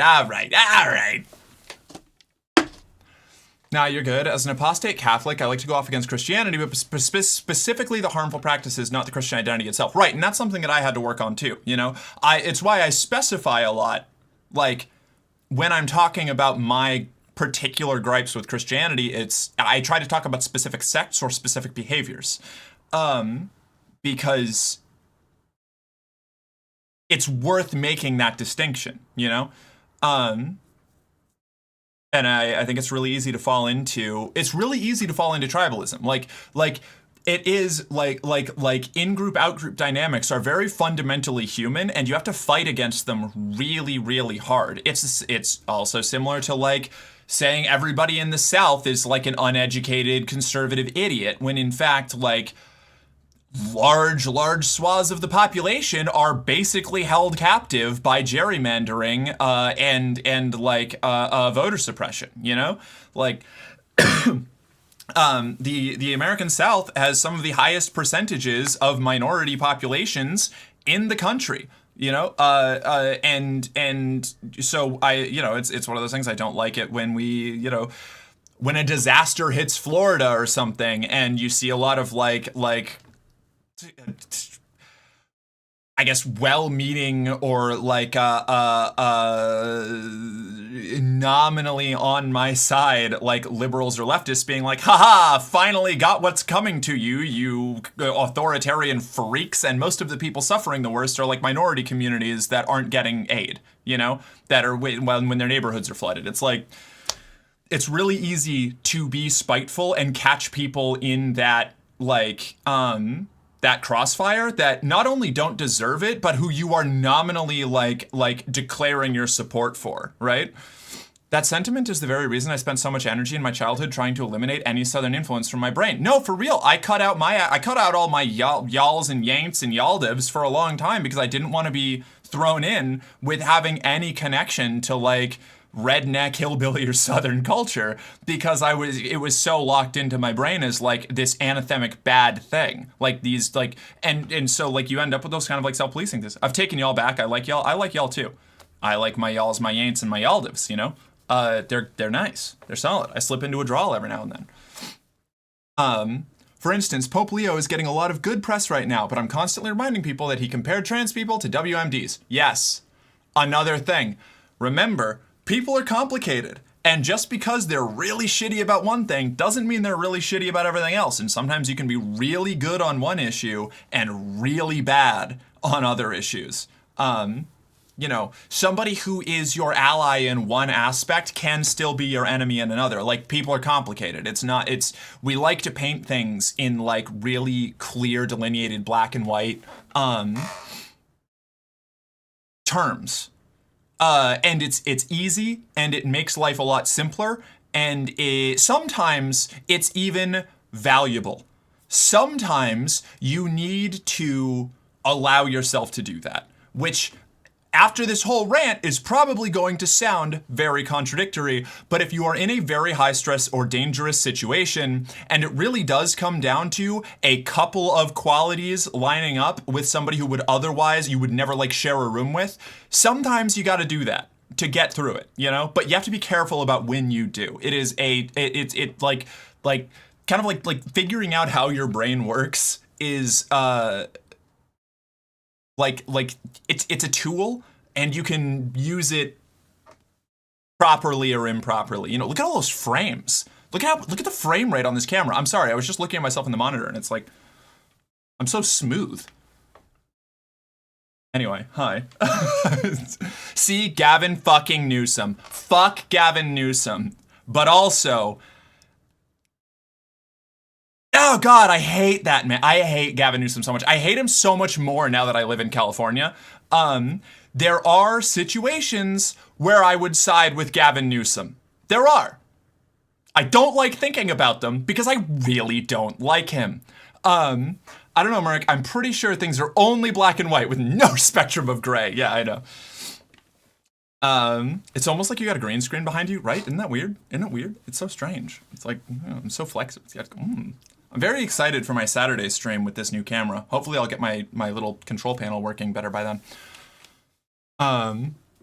Yeah, no. I guess that's it. Have I successfully? I haven't. Wow, it actually hasn't been that long since we did Big Merc. Okay.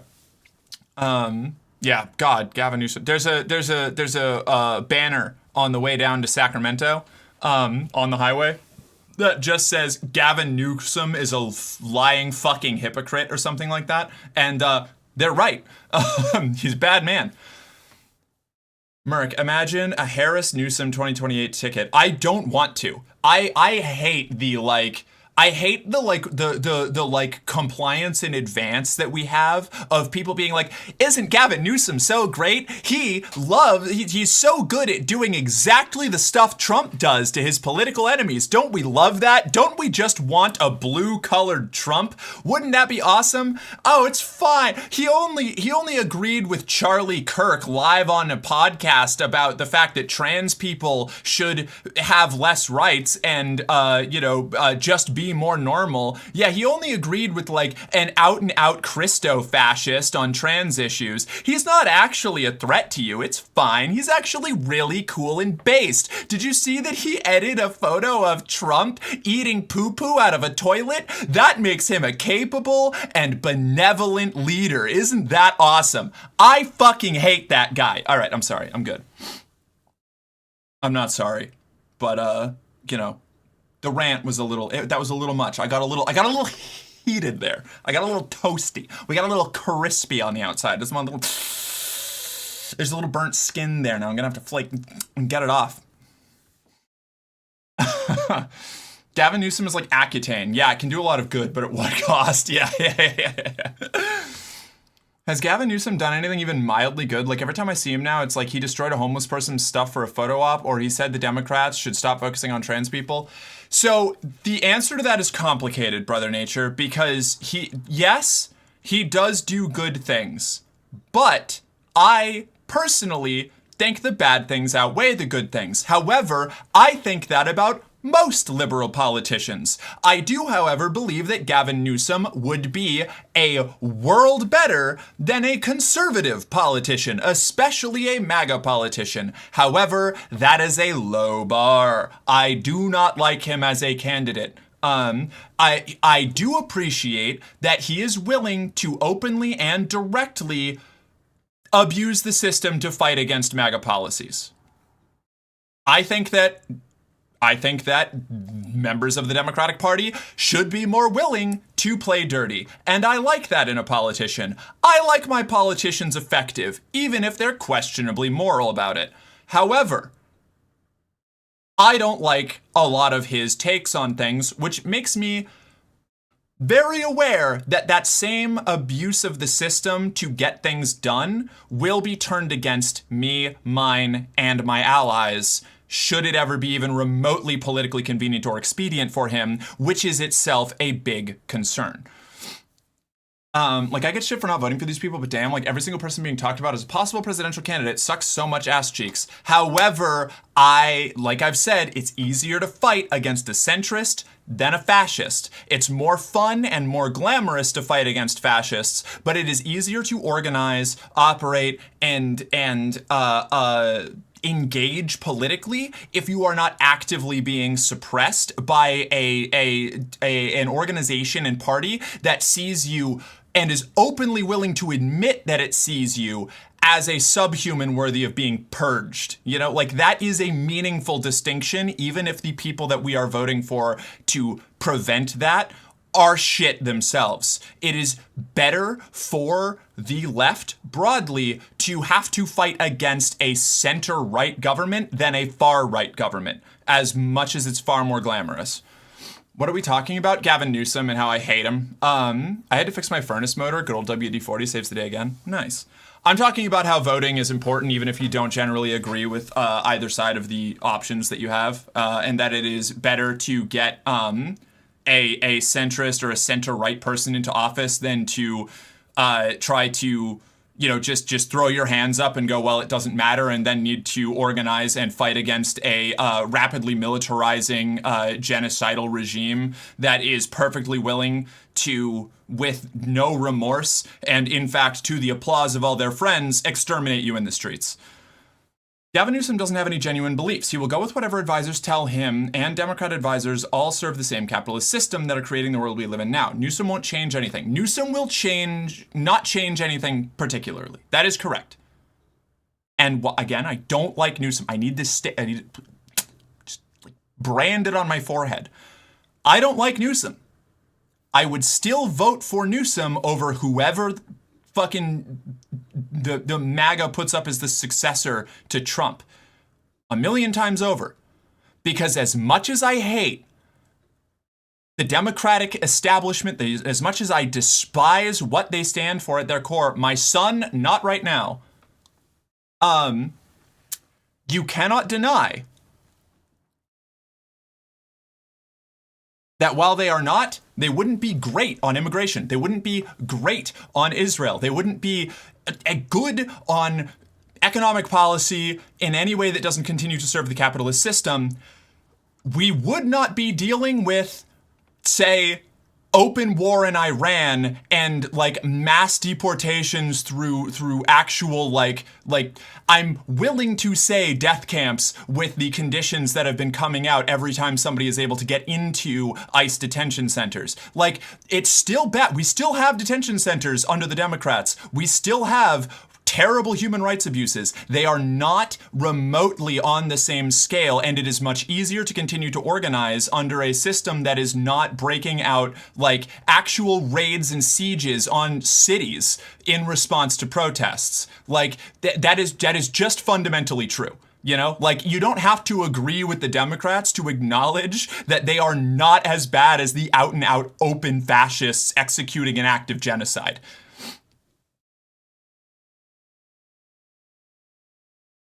I think he'd be better than a Republican, but I don't think that's high enough a bar for me to consider it worth supporting him in any way. And I fundamentally disagree with that take. You know, I think taking every opportunity that you have to fight against something like the open extermination of trans people, immigrants, and probably eventually any person that does not fit the like white conservative ethno state that like the fucking MAGA has in mind is worth showing up and putting a piece of paper in a basket. You know, like, that's not a big ask. And like, that's where I'm at, you know? All excited to vote for 95% Hitler versus 100. Jesus fucking Christ. Okay, hold on. Wait a second. Brother Nature, we had a discussion about how you thought that I was taking your arguments in bad faith. And like, saying that a centrist Democrat is 95% Hitler versus what we get with MAGA is a deeply fundamentally bad faith take. You want to talk about a bad faith take? That's a bad faith take. Like, that is fundamentally untrue. Like, we would still be an aggressive imperialist power, but like, it just like so colossally, like, harm mitigation,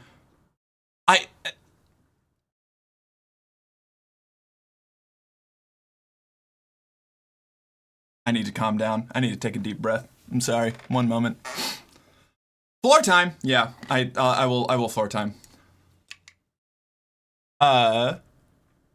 Hey Mark, in where I live, the Alberta NDP, centre-left party of my provincial party, texted me on whether they can count on my support. I told them no, and I listed the issues that I care about and told them to fix or I wouldn't do shit for them. And I did mean that shit. Am I wrong for that? No, I don't think so. No. You should be criticizing any party that you're supporting. I seriously agree with that. And, you know, it is worth, the whole point that I'm trying to make is that it is easier to fight with somebody for better conditions if they will let you into the room, you know? Like, you, as much as it's not sexy or it doesn't sound fun or revolutionary, like, you do need centrists on your side to make progress. At least with the systems we have, you know? At least with the situation we are in. Most of America is centrists, and so you do need to find ways to appeal to them if you want to drag them to your side.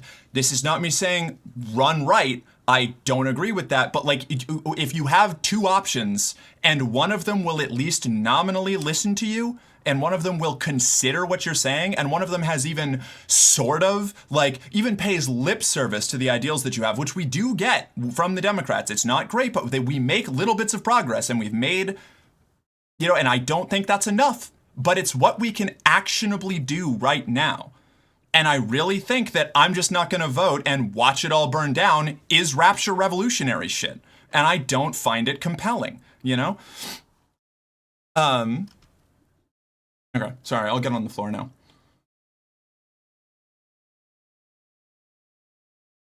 Also, we're 3 years away. We don't need to be stuck with Newsom. I know, I already said that. I already went over that. I already went over that.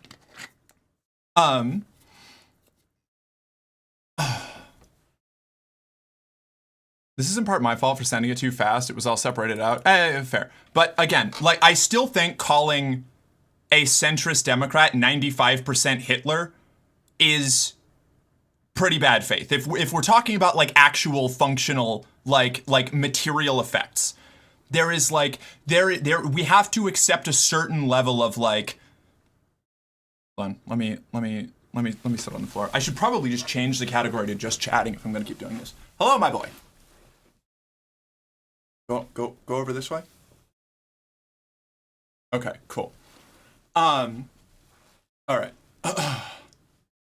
True, I will vote for literally anyone else in the California primary, but if it's him in general, I will vote for him. My take is please don't make me vote for that man a fourth time. Literally, yeah, I would hate it. I would hate it. I would. But just like I did when it was fucking Kamala Harris, who I still think would have been terrible, I dragged myself to the voting booth and I voted for her. And like, I hated it. It fucking sucked. It genuinely rankled my fucking hide. I felt nauseous because I knew that she would still support Israel and that fucking blew. But it would not be the same kind of out and out, like overt, like bloody handed, like flesh eating villainy that we get under the Trump regime. You know, and I again, it's easier to fight somebody who will at least let you show up and talk to them. It's easier to make progress with that and to, I don't know, like stick your head in the sand and be like, it doesn't really matter. It's the same either way, is just like fundamentally not understanding the situation that we're in or like willfully putting your fingers in your ears, you know? Because if the corporatists can count on the left flank vote anyway, why the fuck would they not run to the right? What? They can't, no, but they don't care. Oh my God. Okay, hold on. We have to walk a line between harm reduction and long-term political strategy. Right, but just not voting is not a long-term political strategy. Like, we would need to have a lot more robust of a like, you know, things like unions, things like healthcare, things like any level of social welfare or safety net. And you know the only way that we have a chance of getting those reasonably to allow our people to be able to mobilize better in the long term? Do you know what the chance for that is? Do you know the party that gives any shit about that, even if it's not enough, even if it's not the level of support that we need or deserve? It's the Democrats. They can be convinced towards it. It's difficult, it sucks, it's not a good option, but it is fundamentally better than what we ended up with. We have been set back actual decades, like logistically and bureaucratically, on achieving any long-term leftist goals just from the first year of the Trump administration. Like, I vote every election, just not for the candidates that are realistic. I've done write-ins. If you are in a safe region, if you are in a region that is going to vote, I don't really know what your version, you mentioned it earlier, I don't remember what the specific party is. You know, if you live in a blue fortress in America and your vote actually just won't, you know you're going to go blue. Do write-ins, absolutely. Do your protest votes. If you're in any kind of battleground territory where your vote might make a difference, I do think it's irresponsible to write in because it's not going to go anywhere. It's just it is a fraction of a percent of a little note that goes in. It doesn't have a meaningful effect unless you've got like hundreds of thousands of people engaging in a coordinated effort, saying and doing the same thing. And we do not have that right now. And it is a lot harder to build that under the conditions where everybody's starving because we're in a protracted fucking war in the Middle East again, with gasoline spiking up over $6 a gallon and people not being able to feed themselves and now burning down warehouses out of protest. Like, good for the people that are getting mobilized, but like it would be better to not be in this situation, you know? Like just that's just true. My state always votes Republican for president, but more mixed in other areas. Well, then there you go.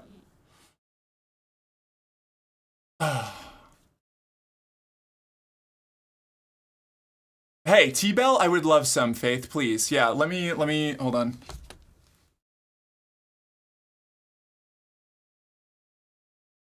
Not even playing Nier Automata right now. I should really go into just chatting. I can go back to playing the game, probably. I think we've exhausted this point to its, like, logical conclusion. Where?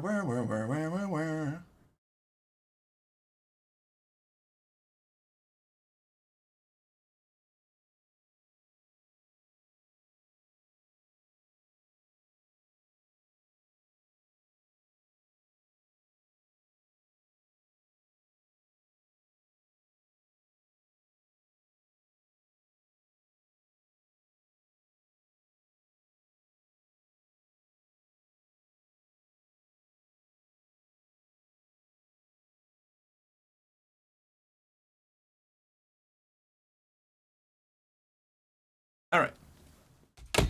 Perfect. Anyway. Any harm reduction in the face of real-life fascism is worth it. You stomp it out at all costs, and as much as I think they are the other side of the same fascist coin, at least with the Democrats, it's not going to be the civilization-ending chaos. Like, right, so like the Democrats play into a lot of authoritarian corporatist bullshit. They do not have the same kind of distinctly fascist ethos that MAGA does. They lack a lot of fundamental qualities that make a fascist movement. They can be very convenient allies to a fascist movement, but that does not make them themselves a fascist movement. And when the options are an active fascist movement and somebody who might do anything against it, I mean, like, something that really shifted over is, like, as much as I hated the Biden, you know, I was not satisfied with Biden, right? I never would be. He did do shit that was genuinely beneficial for the country and did a lot less of the awful shit that the Trump administration has been doing. Way less of it, in fact. I mean, like, deaths in detention centers, which we have either way, but the deaths in the detention centers spiked almost overnight once Trump took over, like to hundreds of percent, like orders of magnitude. Like very, very real consequences for real people dying in our country in very large numbers, especially compared to before, and only getting worse. The levels of fraud, the levels of corruption, the levels of the absolute weight, the human toll that is affected by these people staying in office for any level of time is bad. Like, it's fucked. It's really, really bad. And just going, well, the Democrats are going to end up being similar anyway.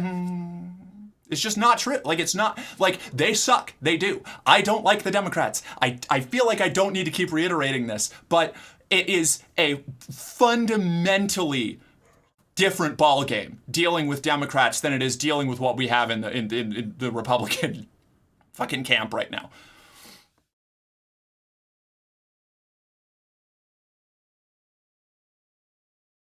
Newsom, if elected, will just cement into law all the crimes Trump has done. Obama did the same with Bush's crimes. We will objectively be less evil than Trump, but the next Trump will go even further. But like, you can, so here's the thing, Serena, here's the thing. You can get, hi, my son. Like I said, like the fight has to continue no matter who gets in office. But one of them is way easier to fight against and will do less damage than the other. And that is a worthy thing to do. It is a worthy distinction to run into. It's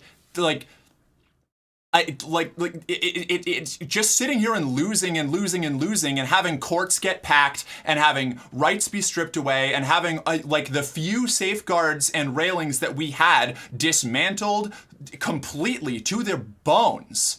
And then just letting another one of those people, another fucking like MAGA conservative get in and continue the work, even just putting brakes on it is worthwhile.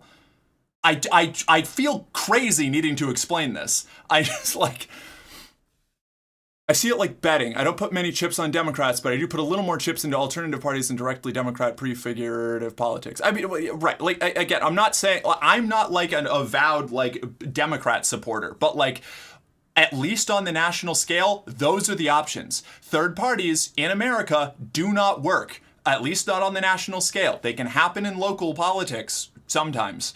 And that's worthwhile. And building more support and like grassroots organizations and things like that, that is great. That is important. That is good. All of those groups that could be organizing for better like policy and things right now are basically putting out fires everywhere they can. Like all of the organizations I know are just trying to stop people from being dragged out of the streets right now. Like there is a very real deleterious effect on any kind of like meaningful left-wing organization if we are exclusively under a regime that is hammering us with terrible shit constantly to keep us exhausted and barely keeping up. Like that matters. That matters. It matters. I have ideas. Omric, would you feel like reviewing my communist business concept? Oh yeah, it seems really neat. I think the most difficult part would just be like getting capital and maintaining contracts. But if you can do it, I really like the idea. Like, practically it would be really difficult to get it up and running. But if you did, and if you could keep it functioning, yeah, that fucking rules. I think it's great. I suppose this is somewhat related. It is, yeah. Exactly. When the third party needs to build up from local elections through state and national congressional elections in order to have any long-term influence. Right, and our system is built very, very difficult. If so, I'll reply with it in the Discord so you can find it easy. I did read it, yeah. I do think that eventually we will need to form a vanguard party of the proletariat. Here's my commie side coming out, but we need the mutual aid support so that movement can survive. No, wait, sorry. Sorry, my boy. I'm sorry, my boy. I held my hand up. I'm not supposed to. Wait a second. Okay. A little bit more here. To my other associates here who have heard me go on this before, I am highly critical of Vanguard Party politics, especially trying to establish it in America.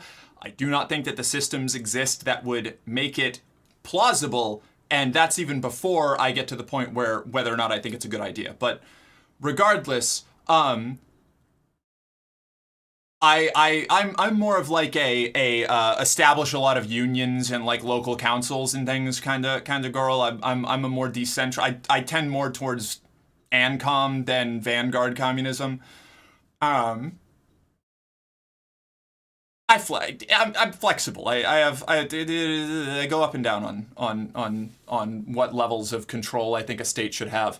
But that said, trying to like assemble a vanguard party in America under current conditions or even near future conditions, I think is just a doomed prospect.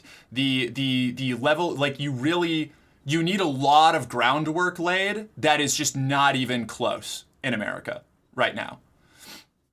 The Republican Party is actively, aggressively fascist, right? Democrats are better stewards of the broken system, right? Yeah, I agree. Yes, exactly. I want alternative organs of power, but we can use the existing ones as much as possible. Right. That's exactly it. Voting, to me, is an expression of power, however small, that we have right now. And to forego any lever of power that the people have, especially in a situation like we are in right now, I think is irresponsible and damaging to the cause. Personally, that's where I fall. That's my like hot take, I guess, on electoral politics. One won't kill you in broad daylight so easily and quickly. Right, yes. You keep flashing your hand at the camera as unlocking. I know. Please do read what I put above. Let me take a look. Okay, sorry. I was going.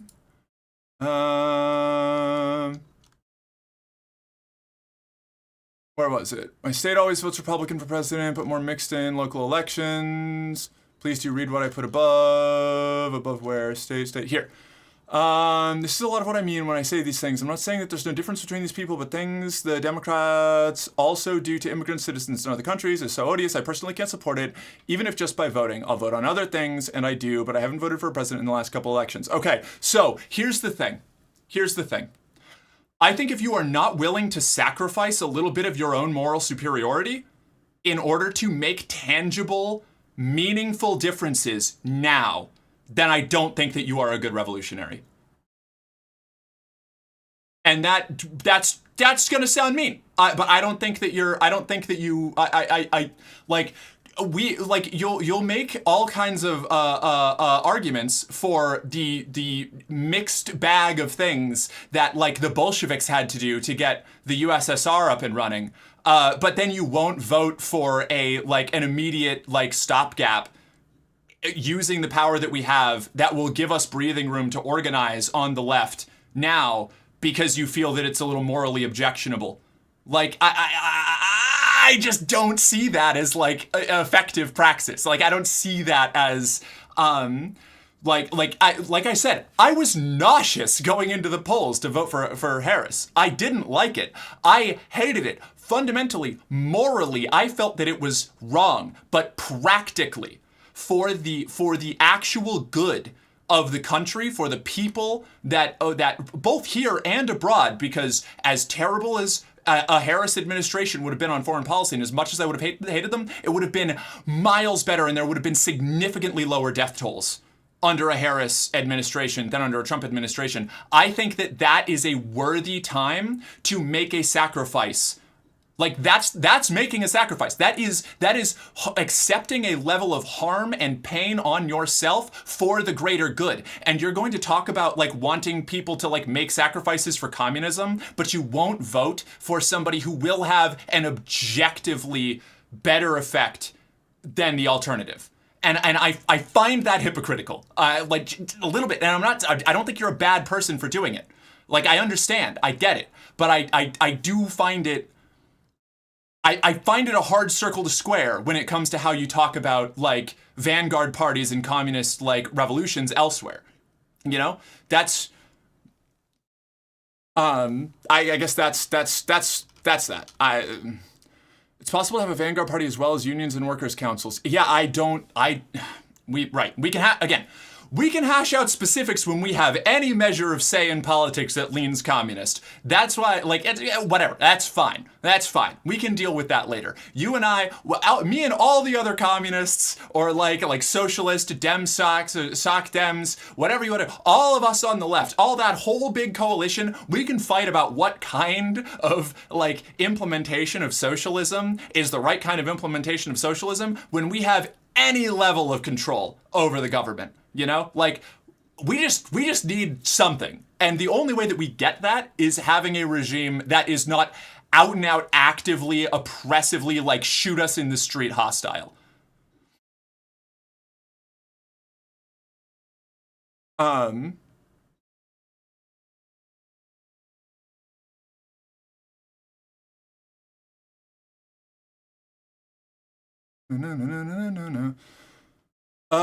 I'm not even going to get into the vanguardism discussion because, like, yeah, like Song said, we can hash out the specifics when we have a chance. Morals don't help against getting your head bashed in. Right. I don't like vanguard politics either, but I think if we don't work to push the Overton window left, there will eventually be a breaking point where the choices are a complete balkanization of the U.S. or a necessary centralized leftist party. In the meantime, we need to be doing the groundwork for mutual aid unions or harm reduction voting. Right. And I get that's what I care about. That's what I'm a lot more focused on because, like, I can go in circles talking with other people like leftists in America about like what the ideal version of like a socialist America looks like. But that it's just LARPing until we have like the groundwork, you know? I mean, like the people who are doing the real work around me are anarchists. Like genuinely, like the organization that is running all of our MigraWatch, running all of our like doing the active boots on the ground, like fighting against ICE and organizing against ICE are anarchists. And you know what? If there were communists, like Vanguard communists doing the same thing here, I'd work with both of them. I don't care. I don't care. I'm here for the practical effects right now because we live in the present and like there's only so much that can be gained for like endlessly wheeling over the right kind of way to proceed if somebody else is already doing work that is meaningful right now, you know? This is again influenced by the fact that I live in a red state. I acknowledge I'd probably think differently if I lived in a purple state, but I don't feel at all bad about it when Missouri will realistically always vote for a Republican for president. I vote for various other things. Yeah, okay, yeah, fine. Like I said, if it really just is like, your vote's not going to matter in the place that you live. If you're in a gerrymandered red state where nothing is going to change, yeah, I guess go for it. But I would still, in that case, if you are already in a red space, I think that encouraging not voting is harmful to the cause. You know, like if you were in a blue state that is going to stay blue, I would say, fine, do whatever you want. Vote however you like. I don't care. But, you know, I would rather fight the impossible battle than just go, nah, the battle's impossible. I don't see, you know, I'm not going to dirty my hands picking up the blade. You know, it's not going to go anywhere. I think that's a big part of the problem.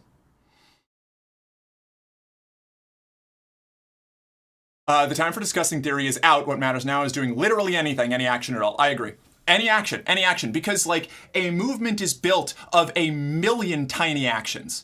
Like, great man theory is, like, it's bullshit, you know? Like, there's never been, like barring, like 2 or 3 people that really, like, throughout history had a pretty outsized, like, almost cosmic, like, level of luck to be in the right place at the right time, pushing a lot of buttons. Like, one person a movement does not make. Like, it is a collection, it is a gestalt, it's a collective, even, of tiny, minuscule actions. Everybody giving up a little bit, everybody doing a little bit, everybody giving a little bit of a hand up, you know? And sometimes people do a lot more. Sometimes you get the opportunity, you're presented with the option where you can really strike a blow. And it is virtuous and honorable and good to take that and take that moment, seize it, and use it to push the greater good forward. But in the meantime, we're all a bunch of like nobodies doing tiny little things to take little chips out of that big brick wall, you know? Having a Democrat in power means the possibility of a bit less gerrymandering on the table. Probably won't happen, but still on the table. A Republican takes that off the table immediately. This is what I'm talking about. Like, you can actually have the fight with a Democratic Party. Like, they are still the enemy, but they are a much, much more manageable enemy, you know? I think the type of system is important in terms of what would likely succeed at the time, but it's still less important than at least doing something. Yeah, you know? Nice, praxis complete. And I disagree. The adventurous actions can backfire incredibly poorly. Historically, the Narodniks pushed the movement back. Wait, hold on. What did I miss? I have 2 really good friends. One who is a Marxist-Leninist and another is an anarchist. I sit right in the middle, and when we all get together, the discussion ends up with, we can discuss that kind of system we want after the revolution, right? If we can agree on like a broad direction to push towards, like, that's enough for me. You know, like it's literally like it's the stupid like kangaroo commercial thing of like, all right, we can work together until we deal with them, and then it gets difficult. It's literally that, you know, like. But what do you mean about adventurous actions can backfire poorly? Where did that part come from?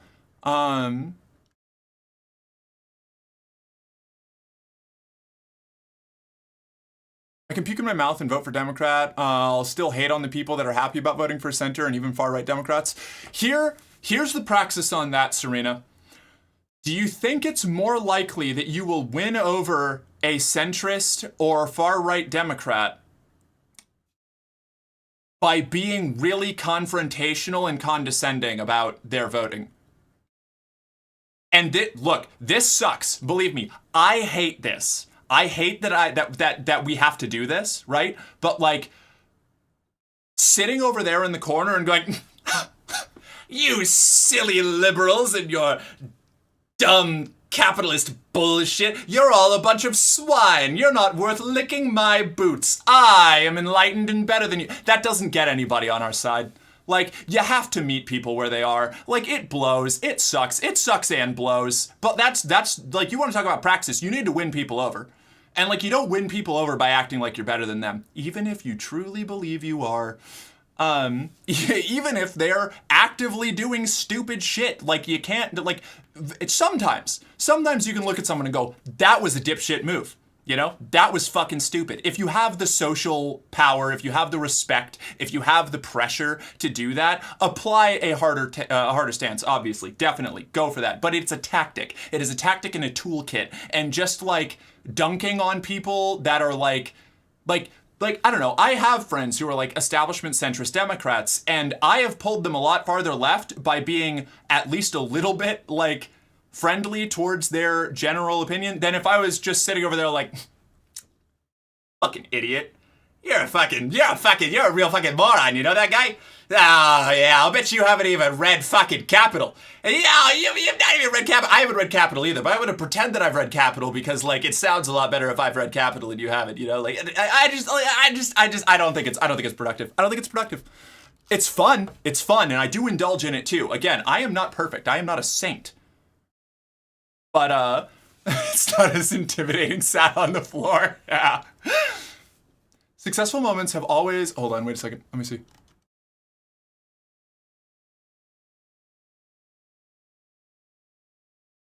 Successful movements have always have diversity of tactics. I studied the civil rights movement extensively. Yes, MLK's tactics were amazing, but they wouldn't have succeeded without the very different tactics of Malcolm X to compare and contrast to. And I agree. I am not like oh man, if we could vote right now, don't say we're doing nothing. If we could vote right now, we would vote so hard and it would be so like, it is one piece of the toolkit, but it is one that I do believe is maligned to a level that I feel like is kind of a psyop. Like don't vote, it doesn't matter is like literally conservative propaganda. And like it's not a good move, you know? Like it's not. Successful movements always taking it the best face hold on. Taking it in the best faith I can. Do literally anything means try something that isn't totally moronic on its face. No, yeah, song. That's, I don't mean like I'm not like, I've talked about like not going out and doing like you know, lone fucking like sacrificial lone terroristic action or something. Like that's not what I'm talking about. I mean like the little mundane boring things that aren't sexy, you know? Like most of the real progress that a movement gets is a whole lot of people doing a lot of little tiny things. Just little bits, you know, it's little stuff. It's having the conversations with people. It's being a good advocate and a good face for the ideology that you are representing. If you're insufferable all the time, people aren't they're going to associate your ideology with being insufferable. I have to work really hard not to do that with Marxist-Leninists because I keep running into, not, you know, present company excluded, I keep running into a lot of really insufferable Marxist-Leninists. And I have to keep coming back every time and being like, these people do not represent every single member of this, like, movement, and they are nominally on my side right now, and I want to keep that going, you know, like...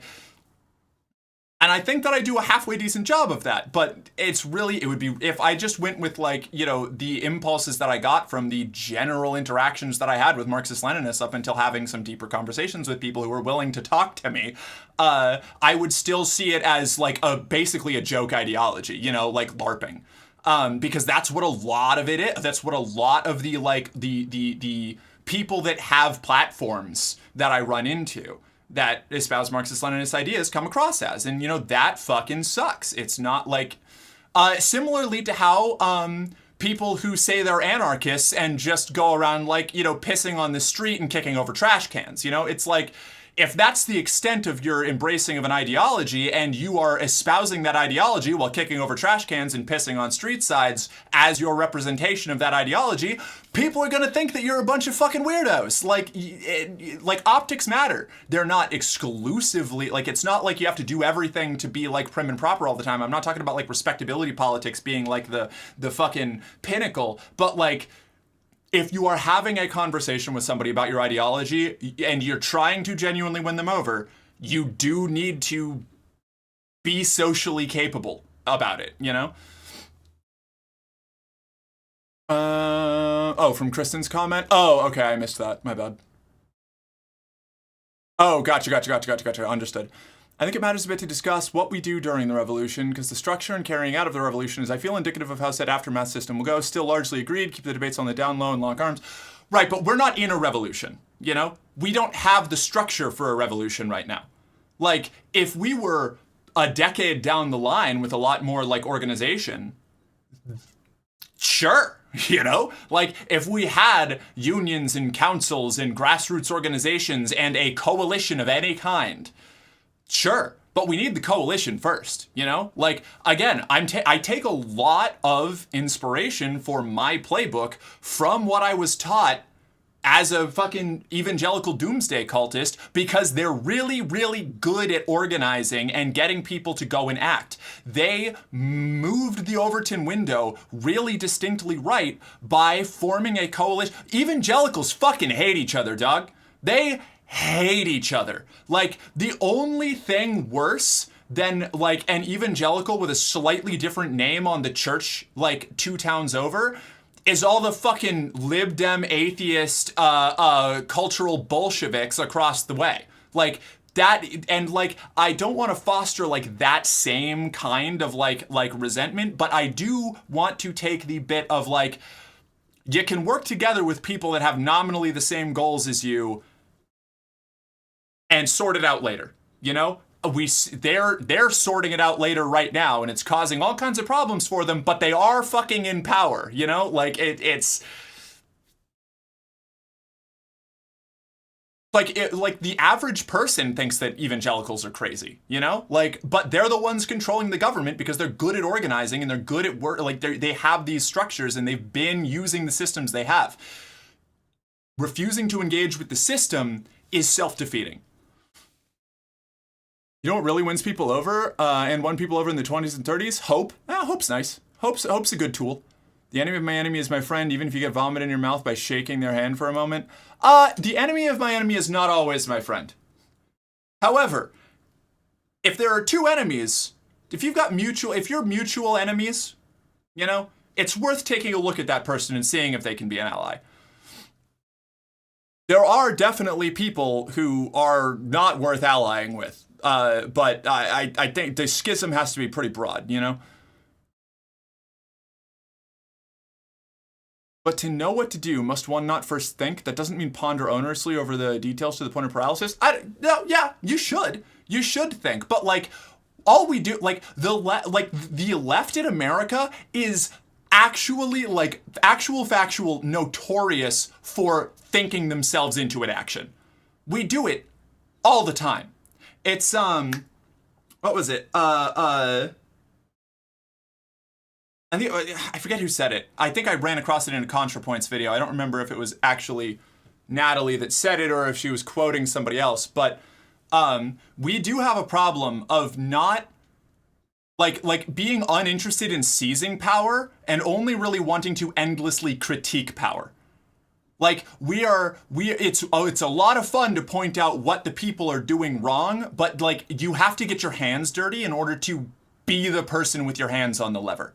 This is what I talk about when I say that power inherently corrupts. Like, just by virtue of having power, you are already responsible for, like, a vast well of sins. But, like, if you want power, if you want to have a chance to do things that could help people, you have to put your hand on the lever.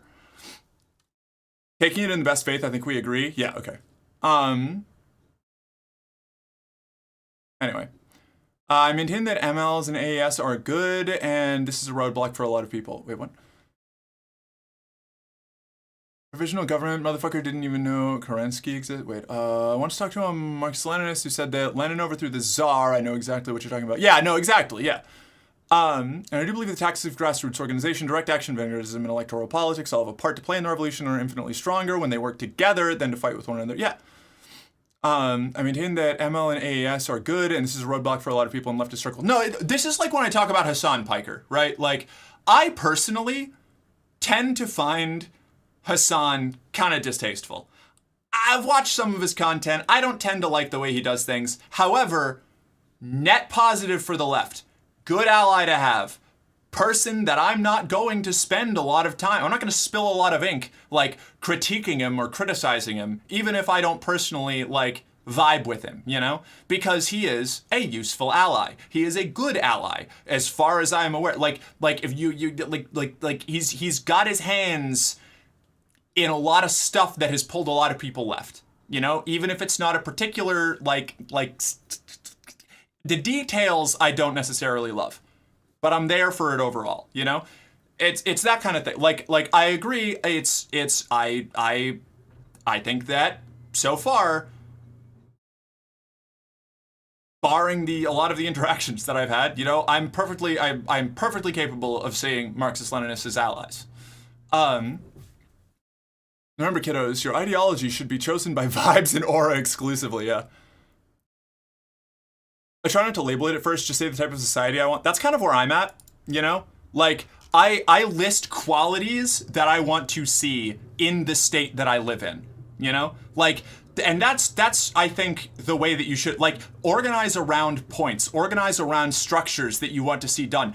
Like, if you just start like rattling off political jargon and like talking about like theory, like, to the average person, their eyes are going to glaze over and they're just going to be like, oh great, another one of these, you know? Like, you have to draw up specific points. If you don't want to read but are interested, Madeline Pendleton is someone who helped me articulate what I felt into better words. They're Marxist-Leninists and their TikTok is good. Intro stuff streams go more in detail. Nice. The enemy of my enemy is usually another enemy. Often. The US left is powerless because of that, in my opinion. Yeah.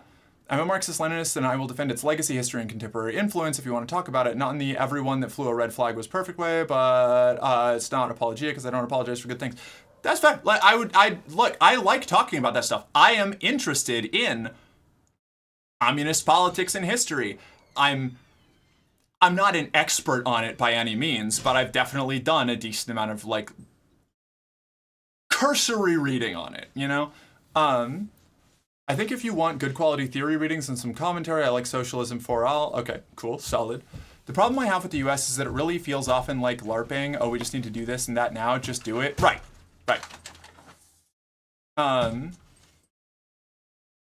Anti-communists don't even know how to be anti-communist correctly. Yeah, fair. All right, I'm gonna get back to actually playing the game now. I think that we've done enough here. Woo. Taco Bell, thank you. Mm-hmm. Welcome back, by the way. You might want to try some things from mine. I might. I'm gonna turn on the Box available. Hello? Hello, my son? My boy? Hello? You have a, you know how there's a Crunchwrap Supreme? There we right? go. Sure. This Discovery Box has a triple-double Crunchwrap Supreme. Oh my god. I don't know what that means, but Sounds like a lot of Crunchwrap. sounds like maybe 3 crunchy things. And, wow, I'm so glad that picks up so well with just the natural lighting. Yeah, right? No, it looks really good. I'm gonna have to take off the heels. I'm starting to sweat. You're a heel slut. I am, but Get it? I just yes, I do get it. All right, let's go back to this. This was a long detour that we just went on.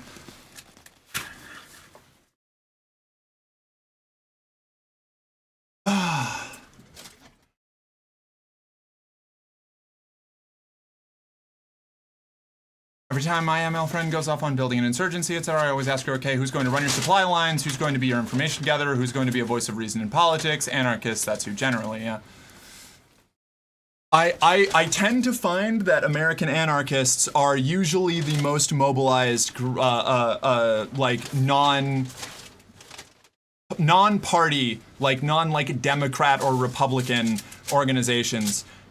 that's not a hard and fast rule, but usually if I find somebody who's doing cool shit, it's anarchists. And they aren't generally waving a flag about it. It's just in their about page that they're like an anarchist organization working to do specific things, because they're usually formulated around specific methods, or not methods, specific goals and objectives, you know?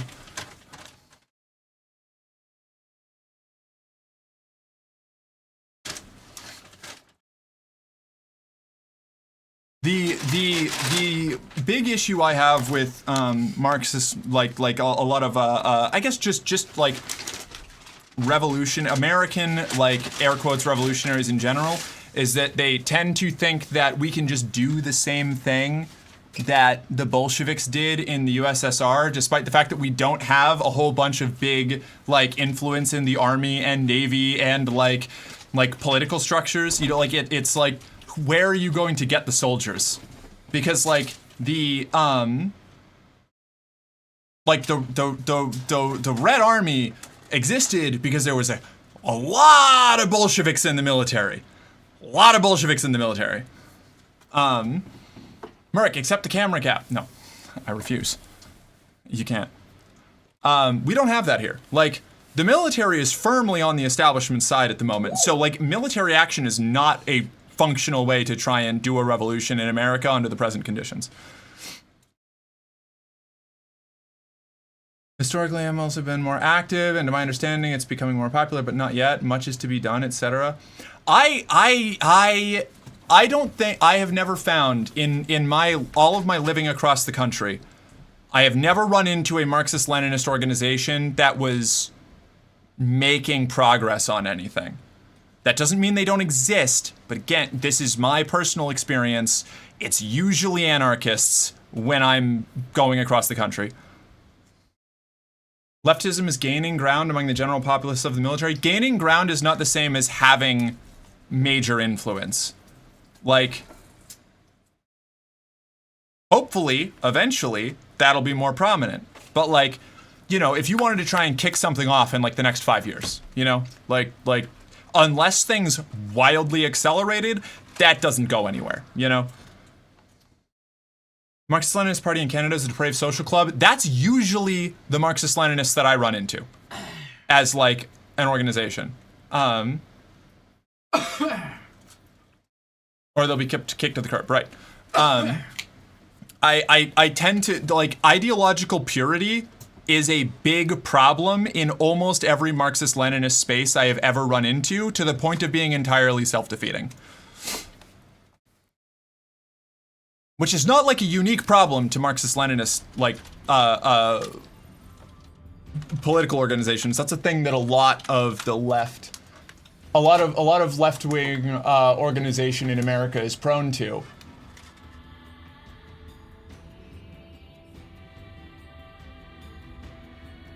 Do we do the lesbian lighting? Let's do the lesbian lighting. That's brighter.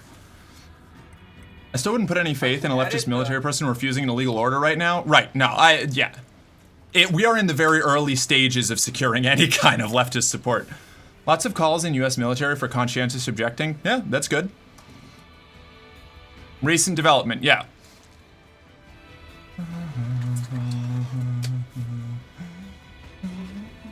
Here, taste. Oh. That is good, thank you.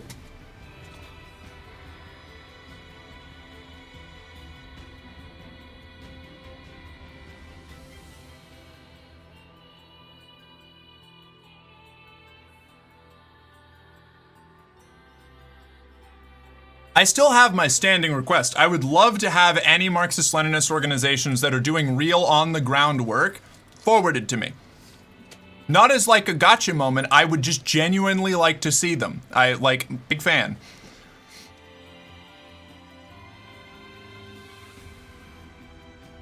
Might be worth making sure people in the military get a refresher course on Nuremberg and how well just following orders works. Thing about that, CRJ, is that the current people in power would have to lose first for that to happen, you know? The ACP is weird because they have an outsized amount of attention and press versus them apparently never doing anything. They don't even show up to protests, apparently. I'm I'm gonna hit you with something. I find that a lot of Marxist-Leninists don't show up to protests usually because they're busy standing on the sidelines going, protesting doesn't actually do anything. This is a bunch of white liberal performative bullshit. Not universal, but I run into that a lot with communists in America. In reality, they don't do anything. I disagree. They are another piece of the toolkit. Just like voting, just like protesting, like I hate the again, absolute propaganda of protesting doesn't do anything, stay in your house and watch nothing happen. Like going outside and doing going and attending protests, assisting in showing on the ground active support, whether it ends up being disruptive or not, matters. It does matter. It matters because it brings attention to things. It's something that a lot of times mainstream news can't ignore, and even if it can, you at least get reach in the local area that protests are happening in, and when enough of them are happening, it becomes clear that we are on the burden of larger civil unrest, like we have been running into now. Like, protests are an important part of a movement. They are not the only part of a movement, but they are important, and to try and sell me on the fact that protests are meaningless and do nothing feels like we're buying into, again, conservative propaganda. Oh, you mean the ACP specifically? Sorry, no, the ACP are actually actively like counter-revolutionary. They are bad actors. I'm surprised that the military didn't refuse to go to war with Iran, especially after what Trump and that lot were saying to their faces, that they were basically pieces of shit. Yeah, but they've replaced, like, I don't know if you know about this, Chris, but there were like actual factual like military purges in the upper echelons of the United States military in the opening months of this regime. Like, they have replaced most of the commanders with loyalists. They have removed a lot of people and replaced them with like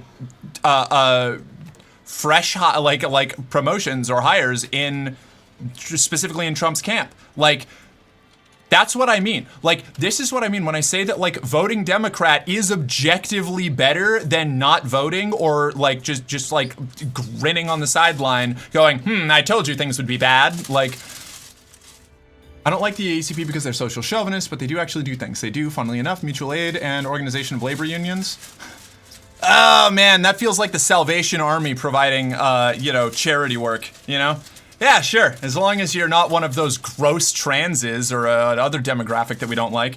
ACP is aggressively socially regressive and conservative. Like, conservative doesn't even feel right. I can't talk in ACP spaces because I'm trans. We certainly would not want to be like the Trotskyites trying to pass newspapers out to random people on the street because Trotsky said to run newspapers.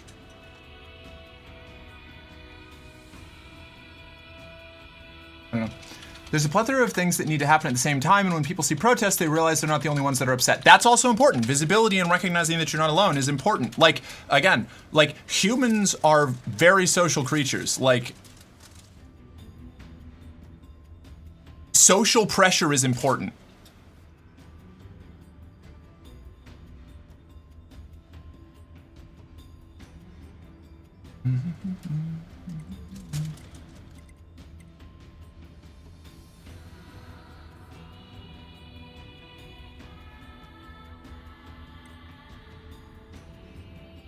The USSR was too dogmatic. What are we talking about?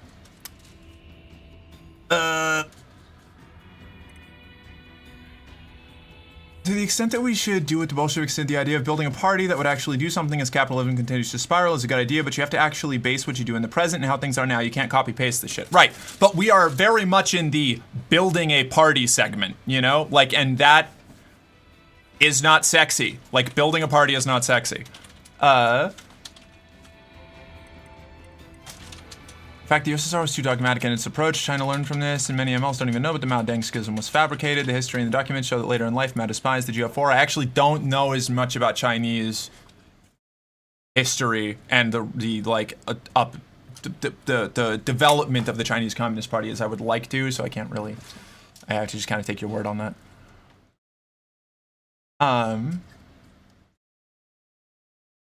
Let's see, what else we got? The British comedian Peter Cook opened a comedy club modeled on those wonderful Berlin cabarets, which did so much to stop the rise of Hitler and prevent the outbreak of the Second World War. I kind of sympathize to some extent. In which way? Protests literally can change a country. Cough, cough, or ban. Yeah, I mean, we just saw a fascist leader removed by electoral politics. And granted, the person that replaced them, from what I've heard, is not an angel by any extent. In fact, is going to be doing a lot of distasteful shit, I'm sure. However, not an out-and-out fascist. Like, unfortunately, we don't get to put somebody in power right away who just, like, is going to fix things, you know? Like, we have to keep chipping away at shit. Military purchase under Stalin was necessary and good. Be thankful to them. They should honor the rule of OG Nazis. I'm dead ass. we're gonna have some pretty distinctly different. I'm gonna be real. Song, you probably are going to. If we're gonna be talking about Stalin, we're going to have to do it in a much more structured situation because I got a lot of beef with Stalin. Just checking. By ACP, do you mean CPUSA? I mean the American Communist Party. The ACP. That's what they call themselves. I don't know about CPUSA.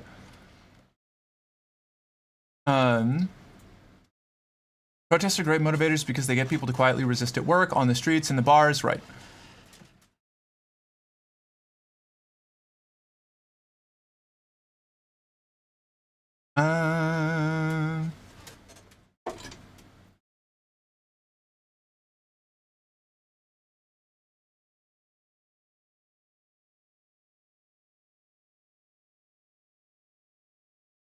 The developed countries are 50 to 100 years ahead of us. We must make up the difference in 10 or we will be destroyed. Stalin said this in 1931. Guess what he did with heavy industry and guess what happened in 1941? Again, this is a very complicated, like, the industrialization of the Soviet Union is an extremely messy topic. The collectivization of agriculture and things in the Soviet Union is an extremely messy topic. And I'm not going to just go, it was actually all good, actually, because it worked out in the end. But I'm also not going to sit here and say, like, everything that they did was bad. And that it didn't, like, to a certain extent, or in one way or another, need to happen to keep them alive. However, I am... A lot of really reprehensible shit happened during that time period. All things are messy topics, but we take the rational kernel. I mean, Song, I don't know if hold on, wait a second. I just wanna be specific, like, just give a little bit, just a little skim real quick. Like, I come from an ethnic group that got purged by Stalin. That the Soviet Union later issued official apologies for, like, 20 years after the fact. And like, acknowledged that the loyalty of my ethnic group that I come from that got purged by Stalin was never in question. Like, the paranoia was real and a lot of people died for no good reason. Like, and I don't feel comfortable going, it was actually good, actually. Like, all of that was good, for certain. For true and for certain. Ends don't always justify the means. It's again messy and complicated, and they beat the Nazis, and that rules. But also, a lot of fucking people died. Yes, of course, this is what I meant when I said anti-communist. Don't even know how to be anti-communist correctly. Okay, fair, valid, understandable. I would say it's complicated and the USR made many mistakes, but I would also say the goals were sound and sensible. I would say the goals were sound and sensible. I think a lot of the ways that they went about it were not. But, that's... History is interpretation, Like, there isn't, like, an objective, single way that you can... Like, even if you had, like, a million primary sources all in the same area, there is a lot of interpretation in how you come to a conclusion on history. And so, like, you and I could probably read the same thing and come to different, even if they're kind of similar or even adjacent conclusions on that,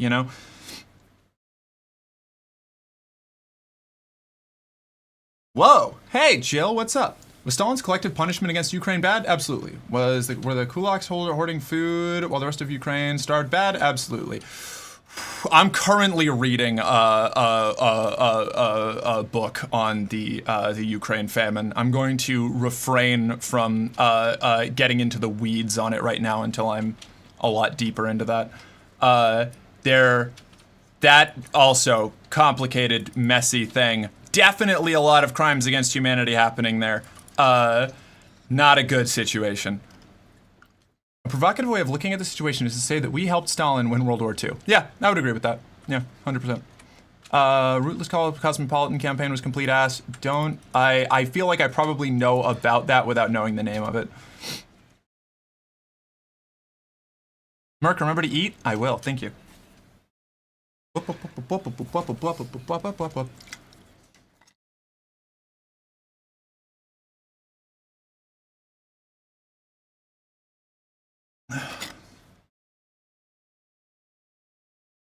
A variety of decisions the party made in this period make sense, and many are objectively absurd and nonsensical. Yeah, no, I can agree with that. Yeah.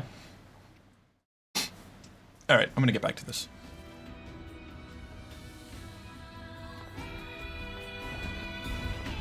Hey, we're finally back to playing the game after like an hour. Oops. Whoa, there's stuff up there.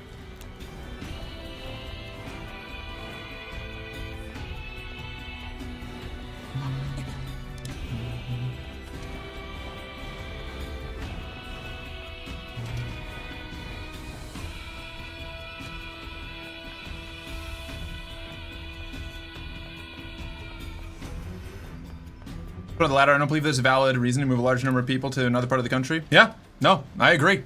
The Soviet Union did a whole lot of Japanese internment camp style shit that deserves to be really, like, in the same way, like Japanese internment under FDR, fucked, like, horrible, genuinely an atrocious act. The Soviets did a lot of that too. Oh no, you triggered her again? I'm sorry. I'm very rant prone, you know?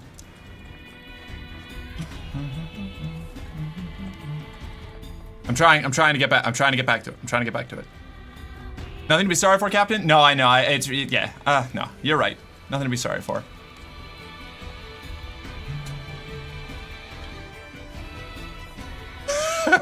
Merc, remember the fun horny existentialism game. Right. We need a little bit more horny and a little bit less existentialism right now.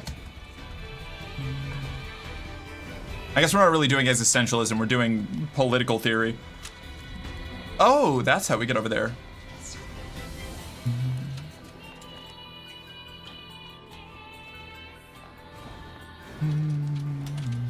I'm just teasing you, Morky. I know. I know. I love this game, but I swear just to start all the topics of conversation. Right, yeah. This is what happens when you get me to play any game with like a lot of philosophical topics in it. I just kind of end up going buck wild. Hold on. There we go. Woof woof woof, existential angst, snarl, whine, whimper, yeah. Is this the way I'm supposed to be going? Maybe? Yes. Maybe? No? Maybe? Is this right? Did I come from this? I don't remember. It's been so long since I was actually playing the game. Horny is good? Horny is good. Yeah, this is where I came from. Fuck. Okay. So good, I'm gonna go there now. Hope you have a wonderful stream, boss lady. Yeah, you have a good one, Misty. Thank you for hanging out.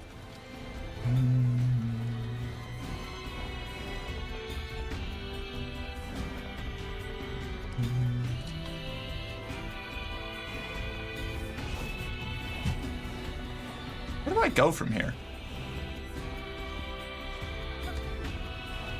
Ah, here. Okay. And that means probably we can... Yep. Very good. Okay. And of course, yeah, we have to walk the line between everything is a CIA fabrication and the narrative surrounding AES is unquestionable. Right. Yeah. Yeah, that's like... Doesn't look like I'll need this. Wait, what? Analysis. This part belongs to a machine life form. Doesn't look like Okay. I'll need this.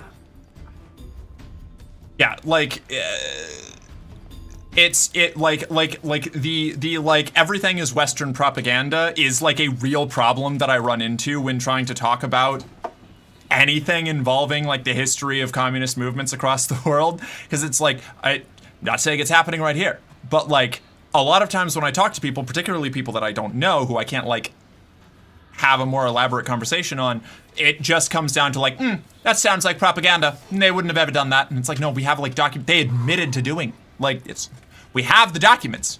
It's somebody from their administration that came forward with it. And it's like, again, sometimes that is people being paid to do that stuff, but it's not exclusively what it is. You know, I've definitely run into a lot of like really, really like legitimate historical aspects just being like, no, that's propaganda actually, and it smacks of like the evangelical like evolution is actually just Satan influencing scientists shit that I grew up with, you know.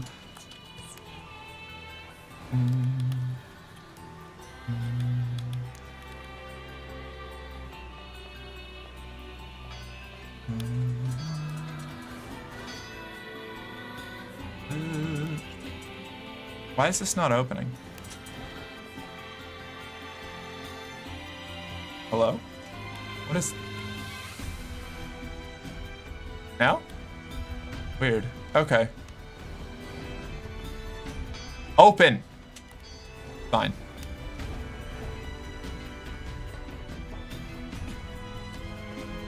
How do I get back? Am I fucked? Might be fucked.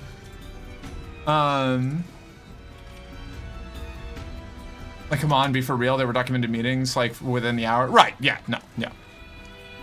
Talking about, like, Stalin was so dumbfounded that he couldn't talk to the general. Right, yeah. Like, sure. There's a lot of propaganda around a whole bunch of, interpretations of how, like, actions played out. And sorting through it is really obnoxious. But,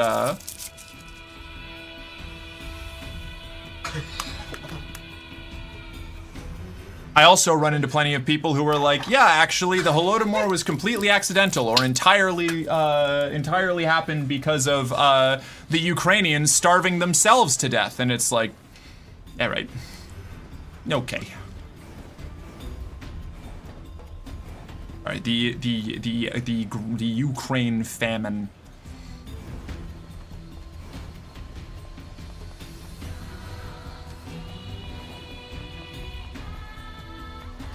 When, like, regardless of your opinion on how the collectivization was going, like, there were significantly unfair or rather disproportionate grain quotas put on an area suffering from famine conditions, you know?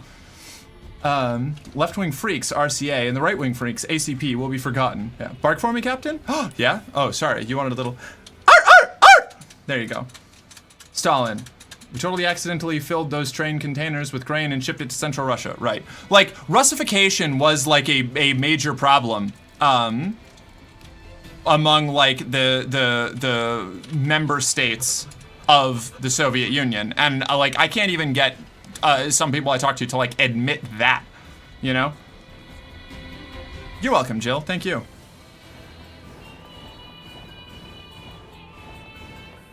Centrist communist chat, yeah.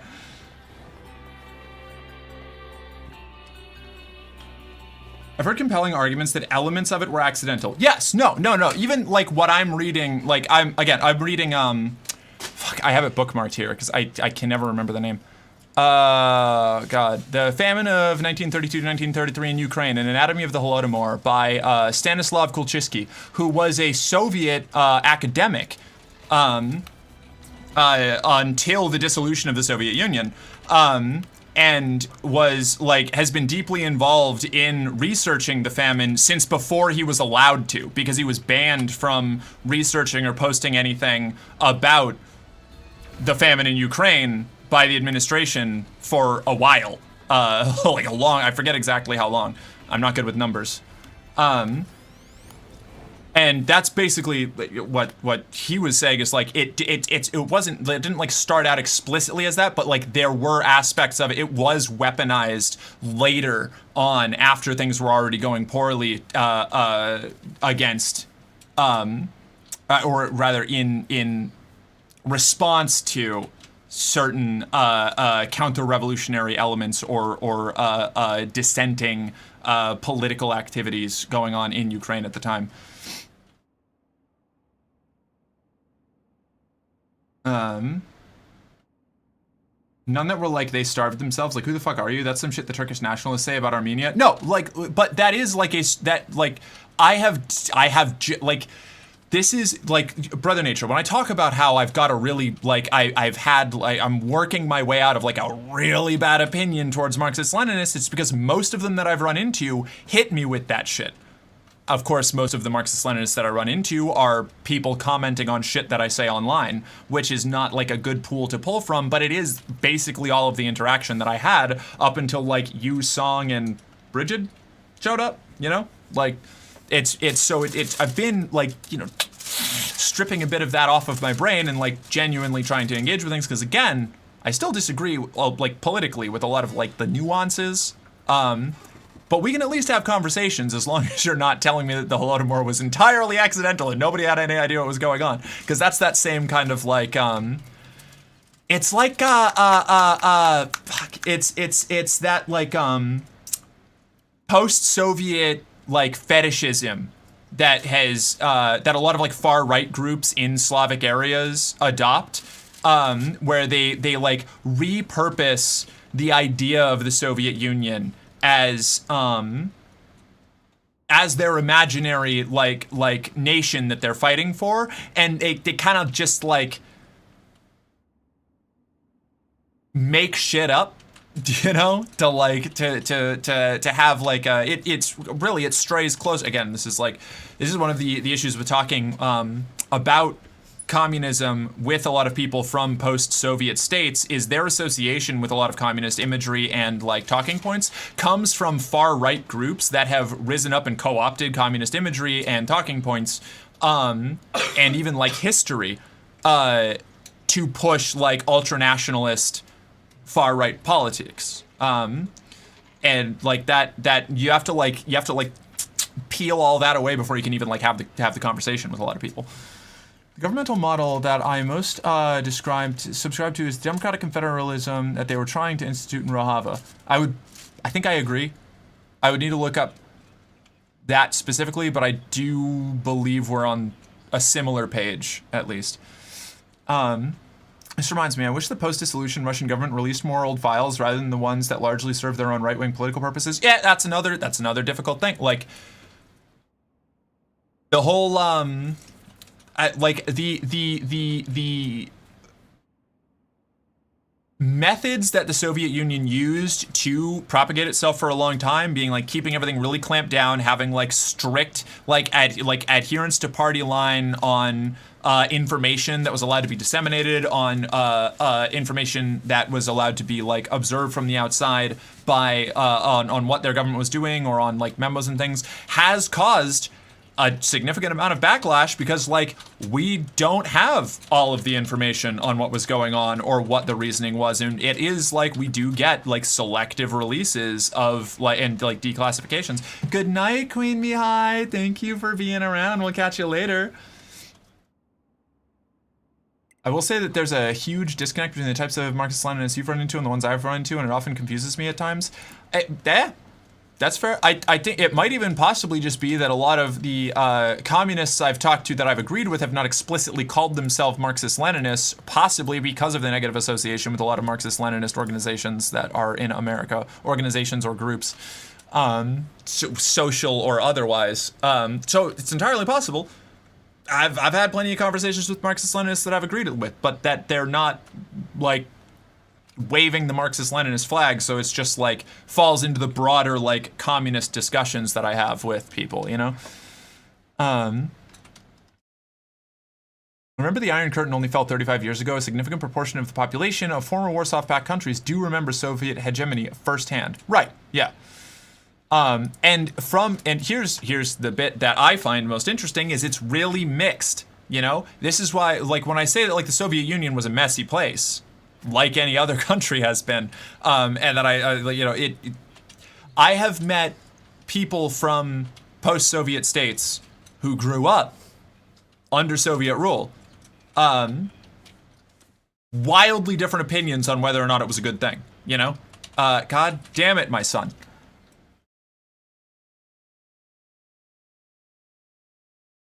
So yeah, there's a lot of fact finding you have to do. You know, there's a lot of interpreting. There's a lot of data collection that you have to have when you're talking about the Soviet Union, like, as a whole, because it lasted a pretty long time, and there was a lot of different like organizations and ways of doing things, and, you know, virtues and vices that they went through over that time. You know.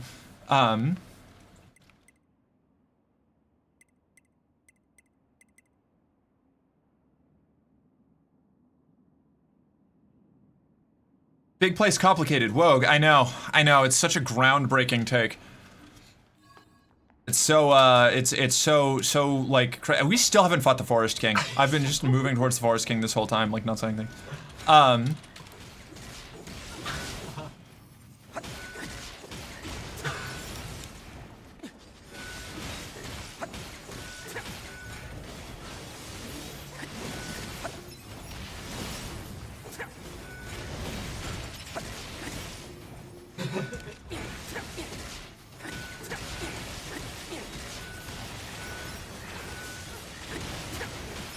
Mercenary girlfriend moving inexorably towards the Forest King. Yeah, I'm like the immortal snail to the Forest King, you know? Like, I'll get there eventually, but it's gonna take me a long-ass time.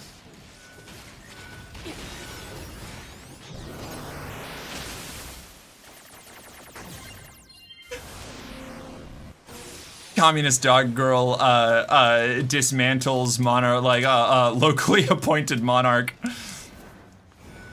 I was just about to say, you're like the immortal snail? Yeah. When we get there, oh, Ricky, when I catch you, Ricky.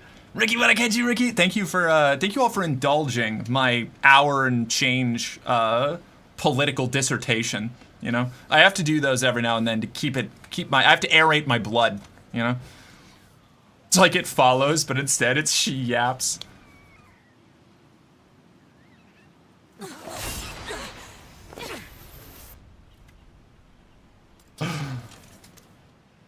Oh my god.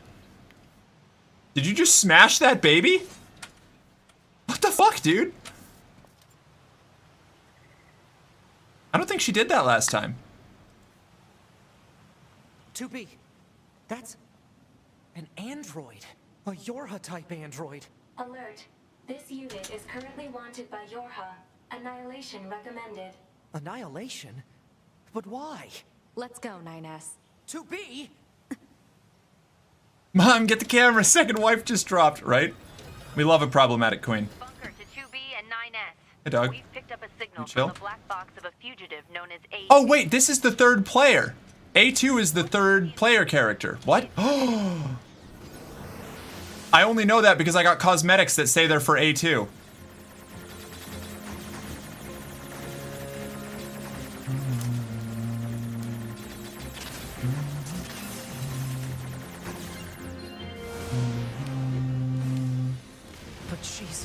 She deserted us. She's destroyed multiple. I wonder if that's what if the next playthrough is A2, then I'm gonna be pretty into it, because that's gonna be a pretty distinct, like, set of stuff, I feel. God damn it, with the moving blocks. Now kill her before she kills you. Smashes babies against things. Someone's been reading Psalm 137. Oof. Deep cut, CRJ, but I appreciate it.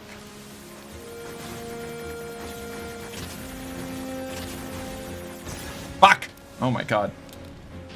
Did you fight her in the first playthrough? I did, yeah.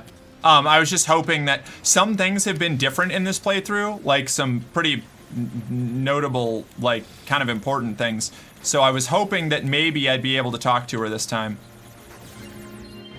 Alas, this is not the case.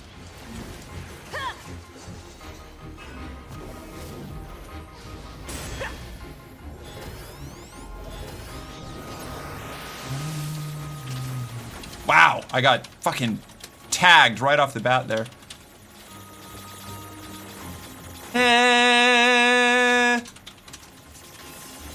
Ow. A2D2 is my favorite character. Fucking valid. Yeah, get out of here, A2. I can't believe you smashed the Forest King, you bitch. I was attached to that child. Why did you betray us? Command is the one that betrayed you. Oh god, she's edgy and dirty. Grimy. And she makes potentially questionable decisions around violence.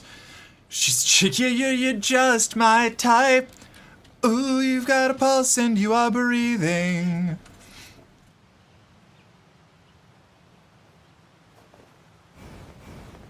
Damn, she got away. Love that song, it's a good song. Operator. Gotta get high and get off the soapbox and watch Merc Game. I'll leave y'all with this for politics. Capitalism bad? Hell yeah. I'm sorry, Commander. We failed to defeat the fugitive. I see. Well, at least you're both safe. That's an incredibly I've never seen powerful anyone system. from as disparate and disagreeing people from Khrushchev to Hoxha who thought walling off West Berlin was good. I'm afraid that's classified. Oh? Partly due to not letting people out, they never had the giant amount of citizens the West had, and the incredible paranoia and influence from West Germany and the fear of agents of the West. Know something. Shit! Oh my god, Jayton, I'm so sorry. Wait, no. Are you sticking around for an hour? I can be calm, soothing voice again. I can give you a whole fresh hour of it. We'll go until 7:17 if you're sticking around. Even amidst the rising flames of war, As an apology? they were always together. They never understood why. I gotta run, think so? Okay, then I owe you one. I owe you one, Jayton, I'm sorry. Nestled together I got sidetracked. forever. Forever. I didn't mean it!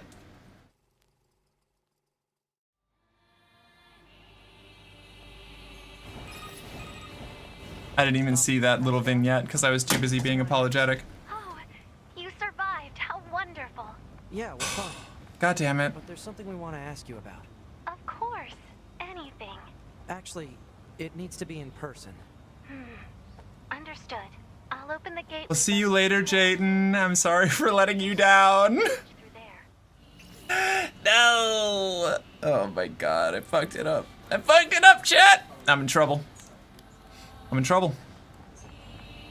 I'm a fraud. I took money and then didn't fully provide the service. Oh. Mercenary fraud friend. Or mercenary girl fraud? Mercenary girl fraud would work. Geez, now they feel bad? Unlikely.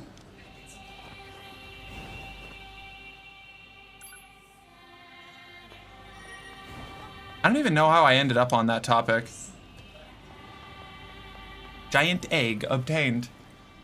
Was it voting? Were we talking about voting? I don't remember.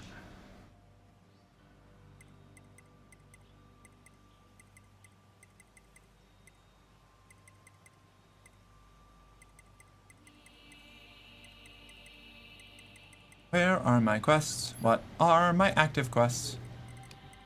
Yambush Coliseum, Trial of Sand, Robodojo, Data Analysis, Freak Outfit, Inventor, Speed, Star, and my main objective is...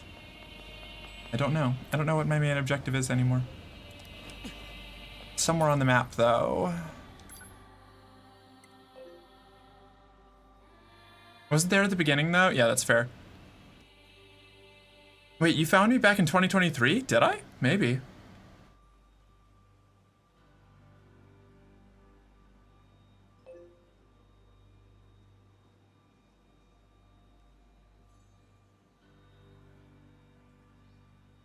That's a point, by the way. You should probably add the magic phrase no refunds to your donations panel. Makes chargebacks harder. That's fair. I'll go do that right now.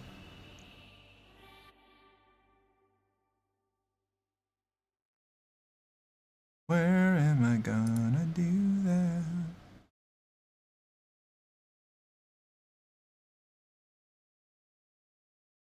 I can do that later. I'll do that tonight. I don't want to do it right now. You said you found a giant egg? Oh. Fair enough.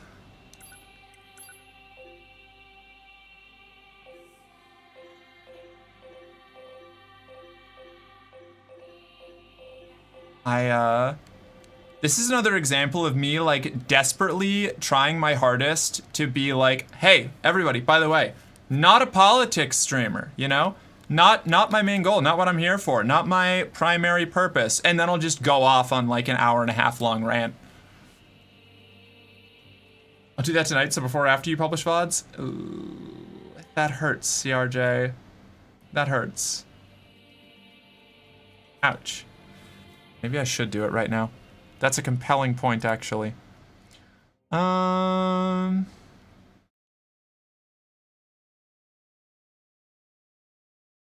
It's settings, channel, about, brand? God, I always forget. I make my edits so infrequently. No. Featured content, stream events. Oh, oh.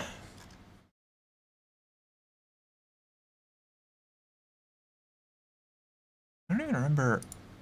Where does it even, I don't even remember where to do my panels. Fuck. Oh.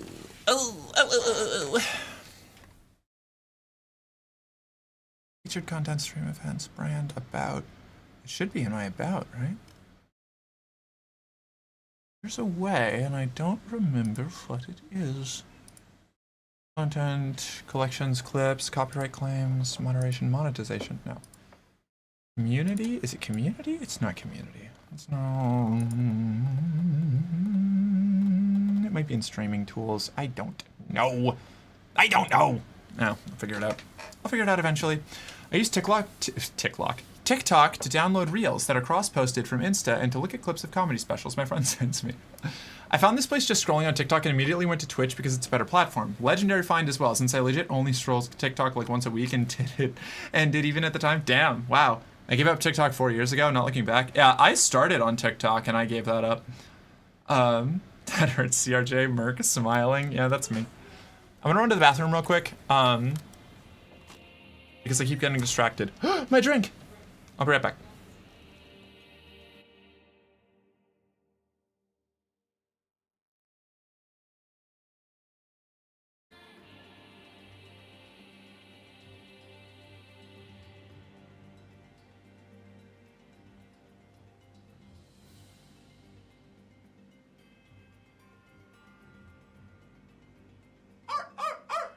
There you go. Fine. It's done. It's over. Give me my clip, terrorist. Song 5999 says.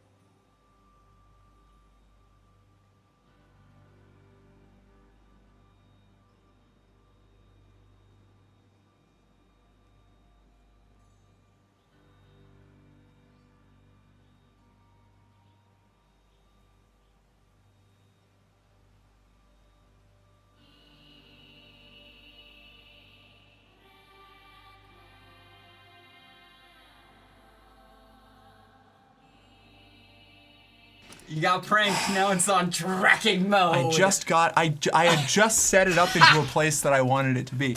Now I've got it. I thought you had those on presets. I do, but my OBS bot application is not working right now. Oh, Every time I open the no. control panel, it closes immediately. So I think I need to like either reinstall it or reset the computer or something. Weird. So I've had to use the tracking and move my head to where I want the camera to focus, ultimate prank! and then stop the tracking. And it's been like that the whole stream. That's so funny. It broke literally like 5 minutes into stream. It was perfectly fine right up until then, and then it just like fucking Thanos snapped itself. It gets you every time. Ugh, I know.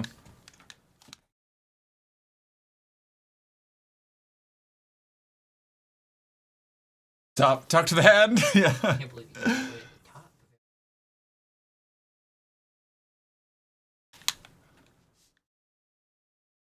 it. Okay. OBS is high right now. It's too zooted to focus up and stay put. True. Just like me, for real.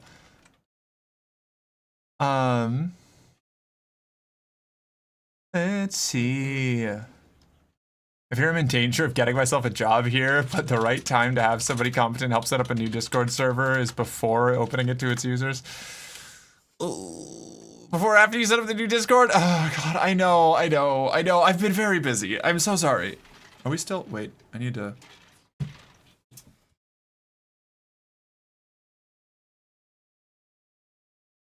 Were you? Hello, my boy?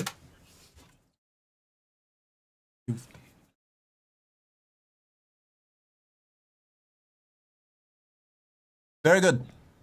Cease. Better. Okay.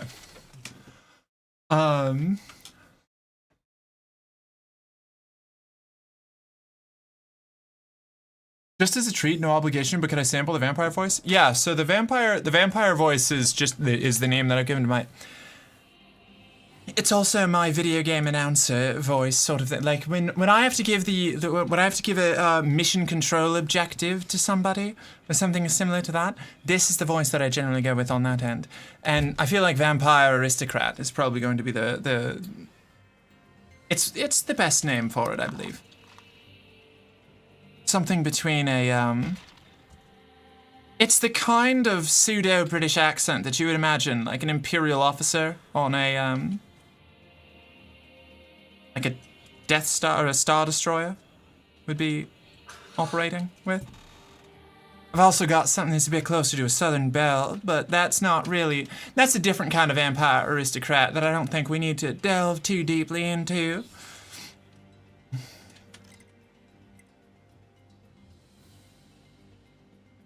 British adjacent accent. Yeah, exactly. PRP, buy song.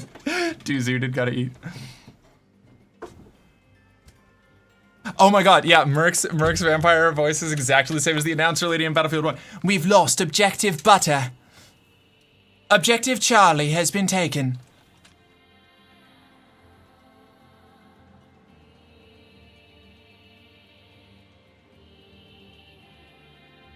Why are we speaking in British accents when we're in space and there's no Britain?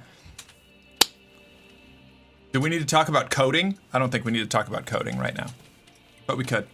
It's the same reason that you give all the dock workers Boston accents, you know? That look any good? No, okay, good. We're good. We're good. We're set. I heard Lily sneezed. Yeah, she does that. Actually, one thing that can fix this quick, get the spray bottle. The British Empire survives for 1,000,000 years. That's just the Imperial Raj. The Imperial Raj from the Raj from Ancillary Justice. So what if British Empire survived into space? Star Wars giving all the Imperial characters British accents and explaining it as a general galactic core accent, right?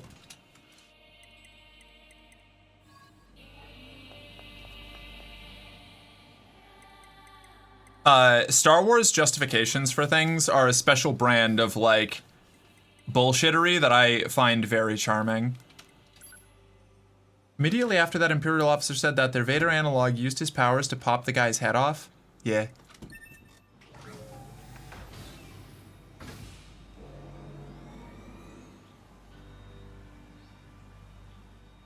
Yeah.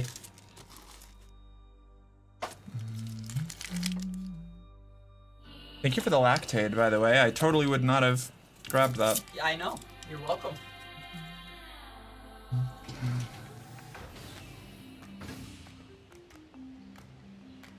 I'm too high to cook bulldog ramen, I think. Damn, you really got zooted, huh, son?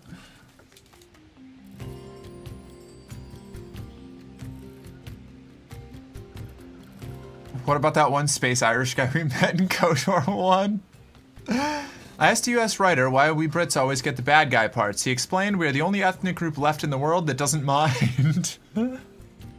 There is also, you know, there's still a bit of a, as much as we've been allies for a long time, you know, there's a bit of a collective antagonism towards England that is only really been rivaled in recent years by like our angle on the French, you know.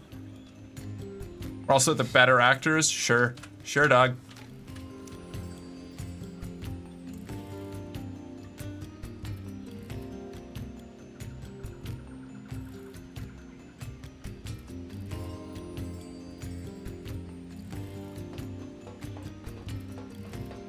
Would be core adjacent? Yeah, it's from the colonies. The ring of the galaxy just called the colonies. That's where the space Irish are from.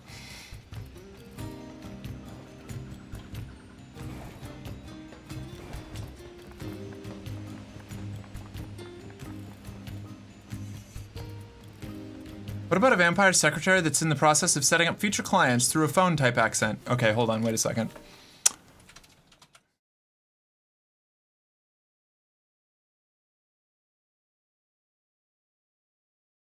I don't have anything ready for that, so I've got to workshop real quick. Give me a sec.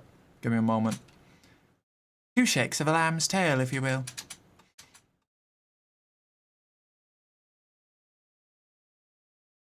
I feel like the problem is like my secretary voice. It's not going to be much different than just my like I have to go get groceries and I want to minimize getting misgendered voice, which is just going to be this one again. You know, it's going to be like, sorry, no, Mr. Belfort won't be able to see you at the moment. However, I can schedule a secondary appointment with his adjutant in a few days from now. How about Tuesday? Does Tuesday work for you? It works for us, but I'm not sure if... Oh, good, Tuesday does work for you. Lovely. Can't wait to share a drink.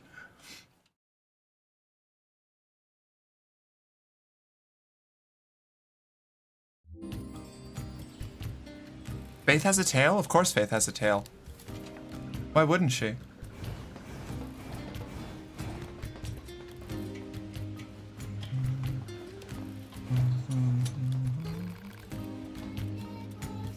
I heard a really loud boom. It was scary, but also kinda exciting. Surprised you wish to speak with me personally. Whatever is the matter? It'll be faster if you just take a look at this recording. I see. One of my favorite facts about the first Star Wars is Carrie Fisher had a hard time drawing enough vocal venom while insulting Peter Cushing's character because he was apparently a very nice and pleasant man who smelled of lavender. I hear he also didn't wear his boots. Like, I heard he wore slippers a lot on stage, which is very funny because he thought they were uncomfortable and annoying. Okay, IR back. So, many last minute things to finalize before leaving town for a few days? Yeah, where are you going? What are you up to? David Prowse, if I remember correctly, after he found out he was being overdubbed after the first film, he intentionally improvised lines or spoke nonsense in subsequent films. That's very funny. Archives. We all understand her to be rather dangerous. However, she's never visited our village in person. My apologies. That's all the information I have. I see. All right, thanks. Let's stay sharp and head back to the resistance camp. We should run a check on our consciousness data and resupply. Oh my god, this kid again. Hello, my android friend. I can't believe I have to say this, but it seems my son has locked him again? He was doing so well. He even talked to that girl he liked, but yesterday he had some sort of relapse. I'm so ashamed to be in this position, but would you mind helping me out one more time? Fine, whatever. Hee, you're going to love this one. You shouldn't be proud of hiding from the world. Besides, I thought you had a girlfriend. Maybe, but I'll tell you if you get my lock open. This is so stupid. It's just doing it to get a rise out of us now. Wow, it's even more complex than before.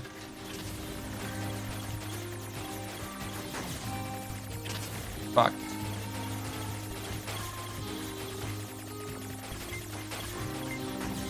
Boo.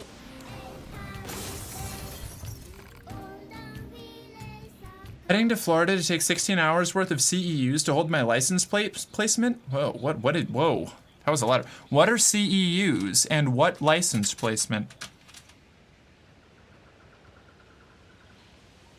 My favorite Star Wars fact is that Ewan McGregor's uncle played a supporting character in Star Wars 4, 5, 6. Ewan grew up loving Star Wars. When he was cast as Obi-Wan in the prequels, they had to persuade him to stop making the vroom noises himself in the fight scenes.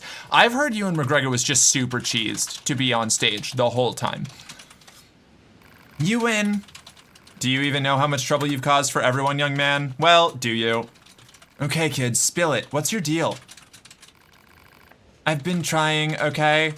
I went out and talked to everyone I saw. I even talked to the girl I liked. It was fun, but then it got hard, because you can't just talk to people, you know? You have to read between the lines and stuff. Poor autistic robot. So I kind of decided that staying inside was way easier. But I have a dream now. I'm going to be the best shut-in I can possibly be. Next time, I'm going to make a lock you won't be able to break in a bajillion quintillion years. Will you listen to my darling boy? He has a goal now. How wonderful. And it's all thanks to you. Don't mention it. Why do I have the feeling we're back to square one? Very funny.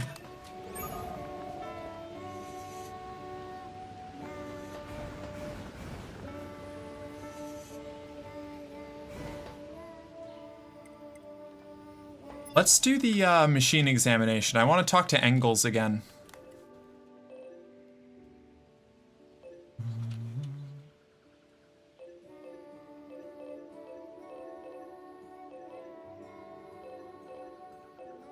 Current destination, that's the resistance camp, right?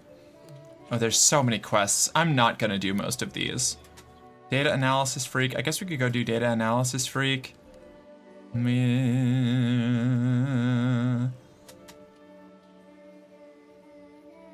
already do machine examination? What do we need for machine examination? Hold on. Wait a moment.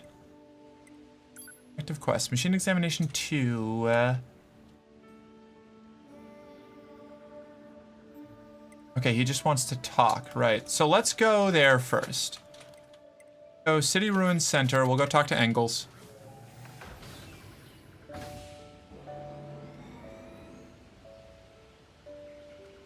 Got my lock open, I'm kind of twisted innuendo with that. It's actually very straightforward. I just think they're neat. These little guys are neat. I like them. Engels? I thought we were off this. No, it's literally the name of the Goliath machine that we've been talking to because the machines name themselves after philosophers. 9S. Why did you ask Pascal about A2? Huh? It's not recommended to interface with machines without consulting command. Yeah, I know. I'm sorry. Though I suppose such intense curiosity can be admirable in its own way. Thanks, 2B. Still, machines are the enemy. Don't forget it. There. Operator 210 to 9S. This is your regularly scheduled contact. Yeah. No problems here. Copy that. I also need to inform you that the commander offers her personal praise for your recent achievements. As a direct result, we are currently considering boosting production of your model. Really? I'm happy to hear it. I couldn't have done it without your support, Operator. You're always so cool under fire, not to mention beautiful and... Flattery is unnecessary. Operator 210 out. I really meant it, though. 9S is a goofy little guy. I like him a lot. I didn't actually need to go up there. I can just talk to him from here, I realize. No, I can't. Oh, because we're fighting. Right. Get away from me. I want to talk to Engels.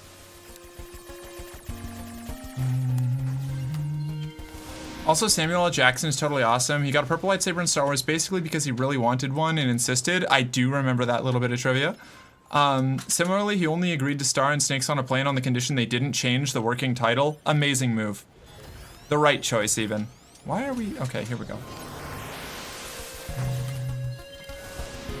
think Samuel L. Jackson said he was fine with his character dying in Revenge of the Sith as long as he didn't die like a punk, almost winning and then being betrayed and zapped out a window is kind of badass. Yeah, it rules. I also like that he contends that he doesn't believe Mace Windu is dead because plenty of characters in Star Wars have survived farther falls.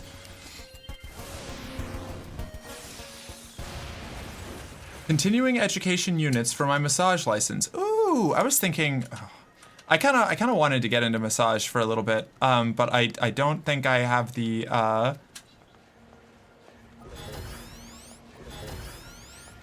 would have to keep my nails cut really short, and I'd have to go through like the what is it, like a 2-year licensing program or something like that, and I just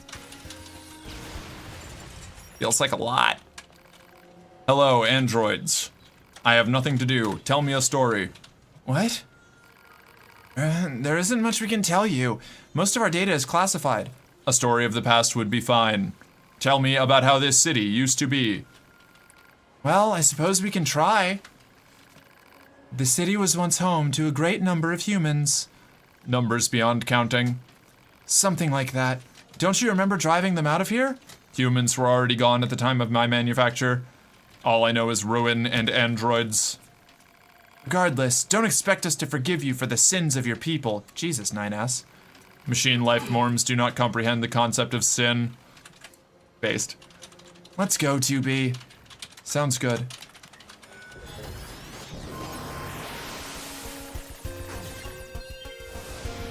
One-year licensing? 1-year licensing I might be able to swing.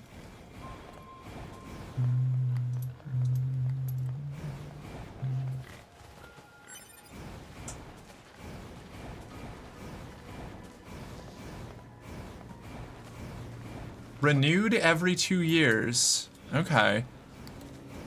It's just like renewed with a test, or do you have to like do another year? That wouldn't make sense. You wouldn't have to do another year of training every 2 years, right? The shins. The shins. That reminds me.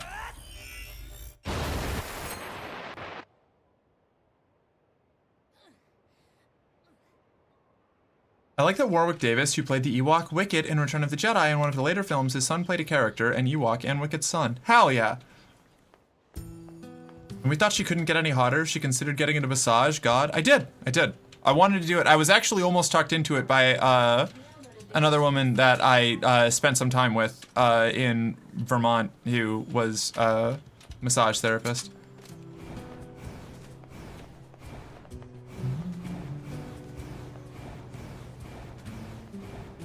I guess I could look into, honestly, I should probably look into it and see if there's any places that do the training around here.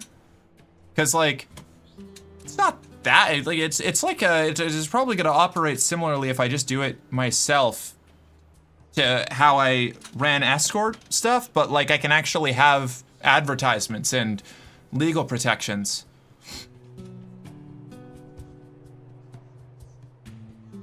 Might not be a bad idea, actually.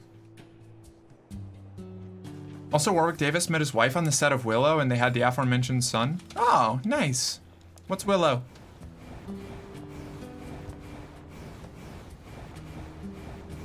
Does massage therapy test include giving dogs belly rubs? Plus, I just got certified as a personal trainer. Yes, the CEUs are what keep you current and breathes new life into the profession. Interesting. Oh no. Uh-oh. I've set off Chris. I've faux pod'd my way into spitting on another piece of classic British media. Your timing is impeccable. Our android forces currently have a carrier deployed in the Pacific Ocean. It should be back here to resupply before too long.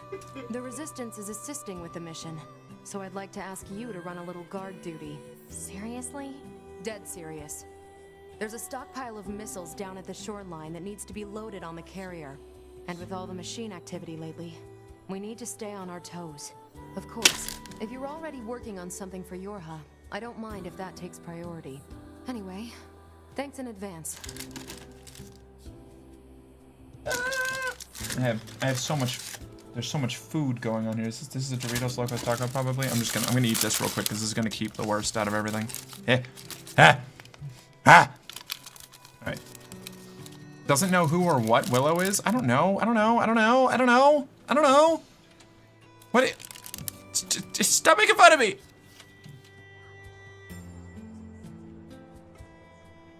What is Willow? I'm just Vampire Willow and Buffy the Vampire Slayer is the one true Willow? See, that's where my brain went. I haven't even watched Buffy the Vampire Slayer, but I get that reference.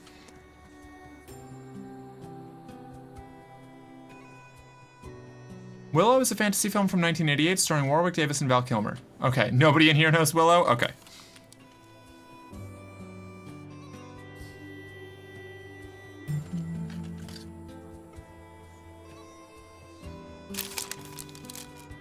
The Android Village music is very, Monster Hunter.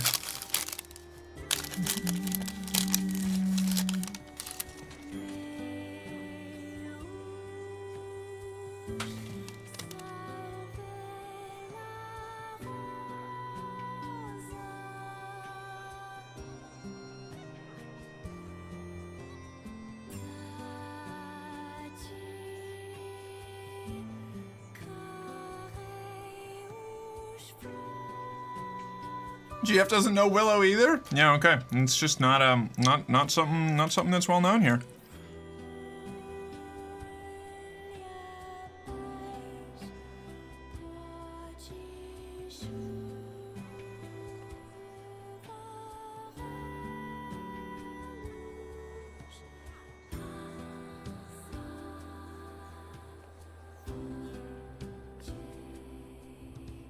I know. Hey, what? We need to put numbers to it. I'm just saying, you know? I find it attractive.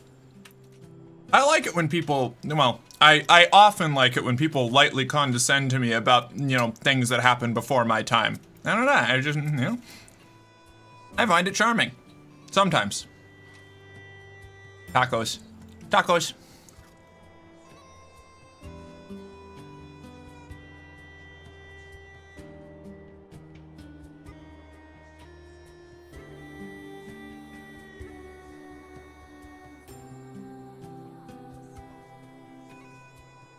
I had something stuck in my teeth.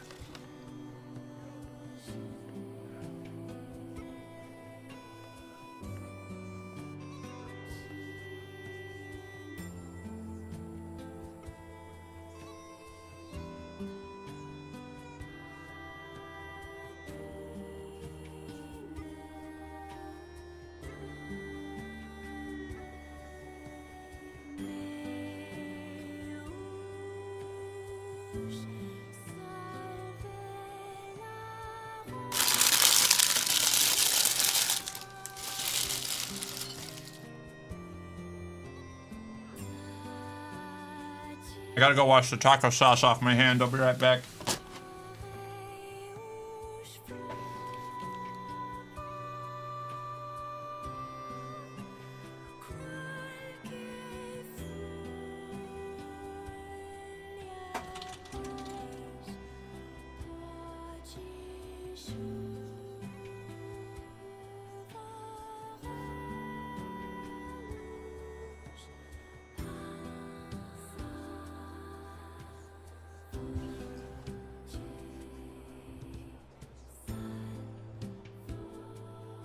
Okay, love you, bye. Bye, Jill. I've never had a taco from Taco Bell before. You know, I'm not gonna say that you're, like, missing anything fundamentally, like, fascinating or amazing or anything. What, sorry? God, no. I get a particular kind of satisfaction from Taco Bell tacos in the same way I do from, like, value menu McDonald's burgers, of that, like, impoverished child who got like one item off the value menu as a treat. Kind of like nostalgia, you know? Same thing, cause kind of the same thing I have with like Chef Boyardee. Like, it's a really good like cheap fallback for me that I still see as a treat. Because the alternative was like rice and beans, you know? You've never eaten a taco? Are you, wait, hold on, Julia, is that, like, really? Like, no taco ever? No taco from anywhere. You live in America and you've never eaten a taco.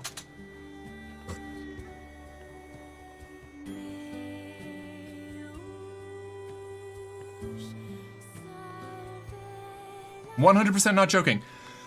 That is fascinating. Never had a taco. Feel the same way about gas station breakfast tacos? Valid. I also only had a waffle from Waffle House way late because I always just got a bunch of hash browns with ham and cheese. Same.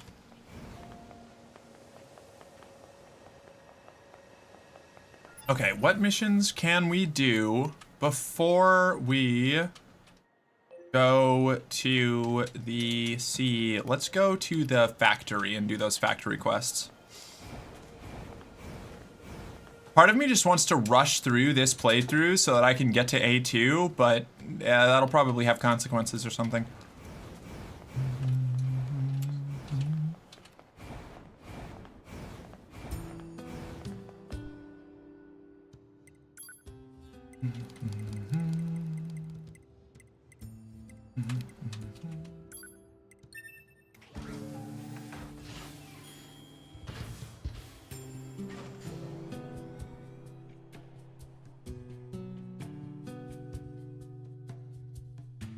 Get a good authentic taco from a small Mexican restaurant and it'll ruin the hard shell white people tacos for you in most cases. Just ain't the same.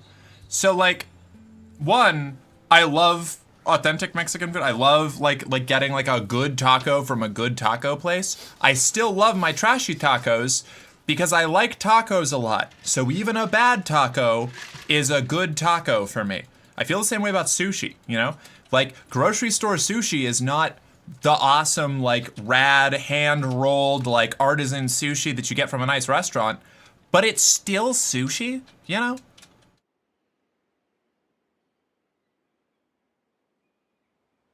I've also never eaten a salad. You're fucking with me. Also never had sushi. That one I believe. Sushi's a little off-putting until you've, like, got into it, you know? Okay, to be fair, I do like the hard shell tacos, but I feel like I gotta put some like hot sauce on it or something. Wait, do you think that like authentic Mexican places don't do hard shell tacos?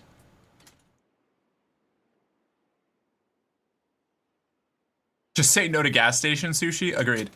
You're not joking. That is fascinating. I've never eaten food I photosynthesized via chlorophyll in my skin. Honestly valid. Unsurprising.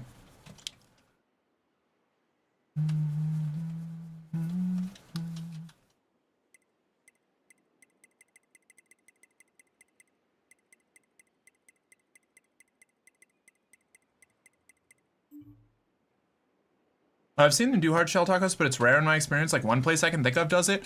Wild. Here, everywhere does both.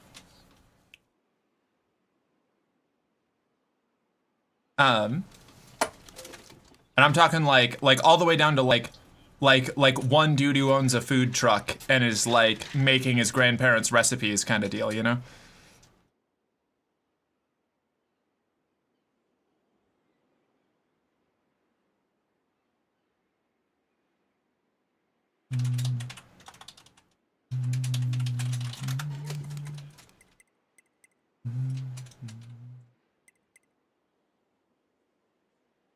Wait, two places because I forgot this place that does hard shell burrito tacos. Yeah, hell yeah.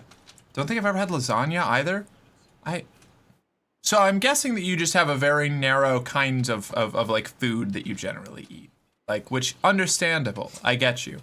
I'm adjusting my expectations now. I'm just going to expect that you haven't eaten anything until you explicitly tell me so. Have you had burgers? You ever had a burger? Hey, Tom, are we still making, or Tim, are we still making burgers, you know? Despite it all?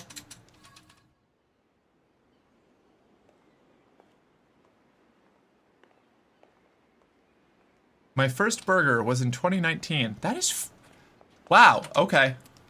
Interesting. What did you eat growing up?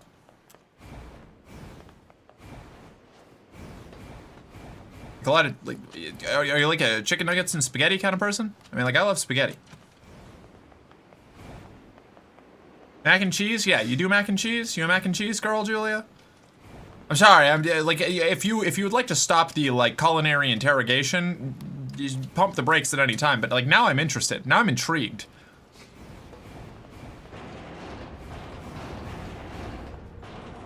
Lasagna's a ricotta delivery service to me? That's very funny. I have a policy that I will only eat at McDonald's if it's the only branch in the country. Last two places I ate McDonald's were Liechtenstein and Andorra. I mean, I guess that makes sense. Like, you're abroad from my perspective, you know? Like, McDonald's here is just kind of like a thing that you stop by to eat 2 burgers for $5 because you're poor, you know? Blue box machine and cheese, but only shells or shapes. Blue box mac and cheese, but only shells or shapes. Okay, so you're just really food autistic. Which, like, I get it. I would have been too. I am, but like I got like brute force like exposure therapy into kind of like forcing my way out of it, and now it's a little bit easier for me to manage. I still have a lot of holdovers though. Arfed? Arfed? Now we're invested, right?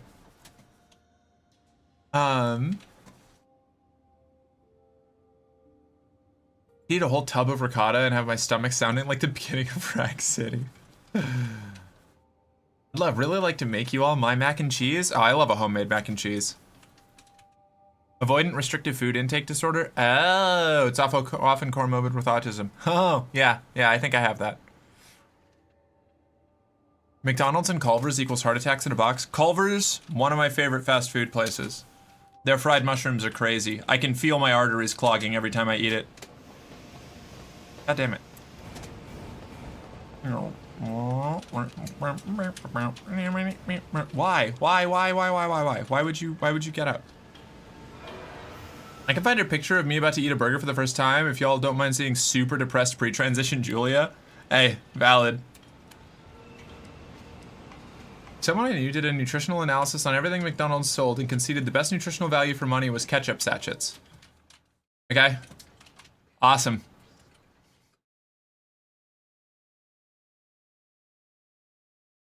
Welcome to America. Like, we have an obesity problem for a reason. And it's not because people just like to be, like, obese here.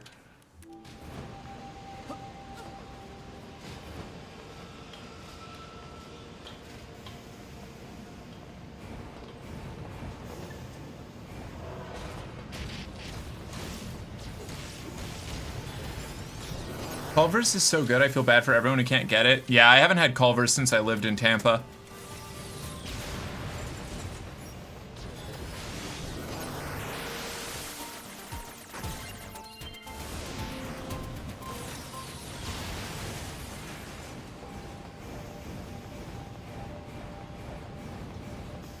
I also hadn't eaten broccoli till like 5 months ago. Really? Interesting.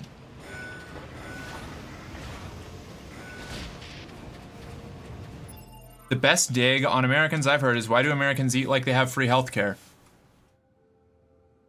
Haha! We're all impoverished and don't have access to food that is healthy. Haha! Very funny. Oh, Americans, those stupid Americans choosing to eat bad because they could just obviously afford to eat better.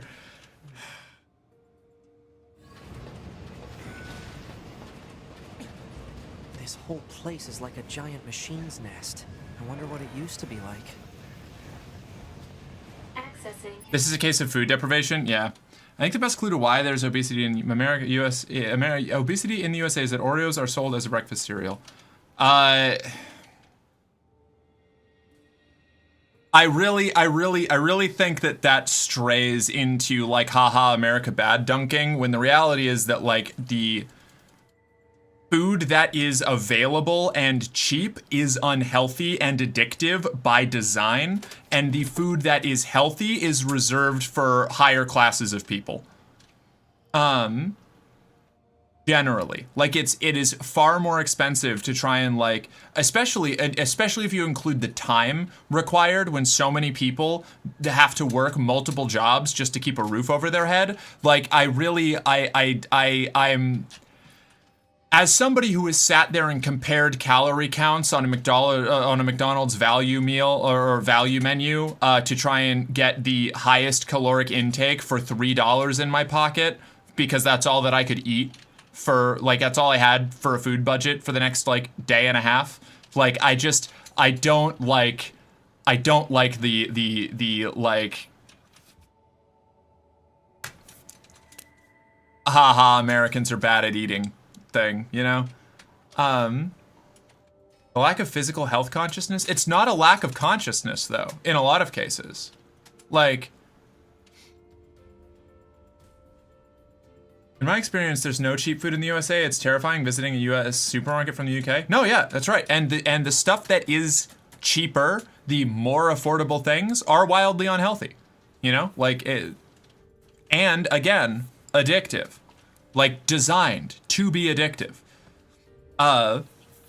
It is a major problem. And I don't know, I don't like the Americans fat because stupid and bad with money, you know? Like, it's just not true, you know? Like getting a similar amount of like calorie intake to keep yourself going, or rather something healthier that is like more diversified is like vastly more expensive, especially if you're trying to do it for every meal, you know?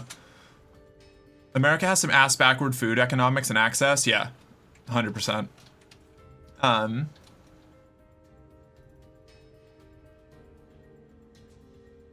Hey, we can't afford shit at the moment, but legally the real food has to be cheaper than the fake shit. Good for you. I'm glad. Glad that that's how it is in the UK.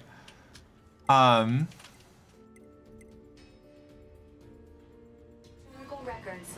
Analysis. This location was once used for weapons production. Our cities being unwalkable doesn't help either. Yeah, it's like it's a lot of really complicated. I don't know. It's like the what's that, the Richmond north of Richmond or whatever, that song where like it was like it almost feels like a positive class analysis, and then it starts making fun of people on welfare eating fudge rounds, and it's like, okay, you lost me. Like you're just dogpiling on acceptable targets again. Oh, okay, that's good. That's a funny laugh. I wasn't taking a stupid and bad with money angle mentioning the Oreos. I was more criticizing the executive somewhere who decided that marketing cookies as breakfast cereal was a good idea. Okay, that's fair. That's fair. Sorry, I misunderstood. 3 most important things to track the most are your macros, proteins, fats, and carbs. Even that, the level of like, I guess going to your point, Scott, like, yeah, even that level of understanding is like, complex. Like, we have trouble, like, we have like a basic literacy problem, let alone like a nutritional health like issue, you know, like or nutritional health like education problem. That obviously, like, even people who kind of have an idea of how their health is going we don't have access to like nutritionists or like even reliable information on how to eat properly on a budget, because like so much like like any kind of place where you can find information is generally, and I'm not talking about like a specific person who is really dedicated. I mean like to the average person. If like the average person wants to go and figure out how to eat healthy on a budget, they're pretty much just going to get condescended to and told to like eat exclusively like boiled chicken and rice, you know? Like that's what that's what happened with the fucking like our government said, like made an announcement about like how to deal with like economic downturns recently, or like the poor people should just eat boiled chicken and rice for every meal of every day, and that'll be great. Like that's just not how humans work. Like you can't like put them in a box where it's like you can either eat the perfectly nutritionally balanced nutrient slop that makes you want to like fucking drive a spike through your eyeball, or you can, for that same price, have the bountifully colored sweet smelling savory salty delicious thing that's going to kill you in 10 years. You know, like the average person is going to choose the unhealthy thing if you are forcing them into situations where it's like the addictive, sweet, good, unhealthy thing, or taste good, unhealthy thing, or like the brick of nutrient slop. Like people can't just, like most people can't just eat like unseasoned beans for every meal of every day and not go insane. Like I know I start to like I for a while I was on like a starvation ration of like rice, cheese, and some like refried beans, because it was like all that I could eat. It was all that I could really like afford, and I was trying to go for like a nutrient mix that could like keep me going and not like delirious. And I started vomiting like within like 3 days of exclusively eating that. Like I would look at it and I would just get sick, you know?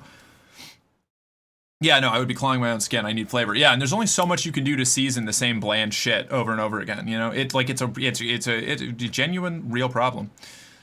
Fun word more people should know: monopsony, where monopoly is a market with just one seller. Monopsony is a market with just one buyer. U.S. farming is monopsonistic, which fucks over farmers who can't bargain. Oh, yeah, okay, yeah, no, that is a good point. That is actually a really major issue with a lot of local farmers and things. Is distributors, distribution companies have a stranglehold on the market, and so if you don't like sell at the prices that they dictate, then you don't get your crops anywhere unless you're selling exclusively locally. And even then, a lot of places that are going to be buying it are going to be contracting through those distributors, because that's the only way they can reliably keep themselves supplied in a market that requires infinite supply. You need to always be stocked. You need to always have everything running, or else you won't survive. And it is a really these are the kinds of like economic problems that run really, really deep, and are the things that we can try to adjust in the now,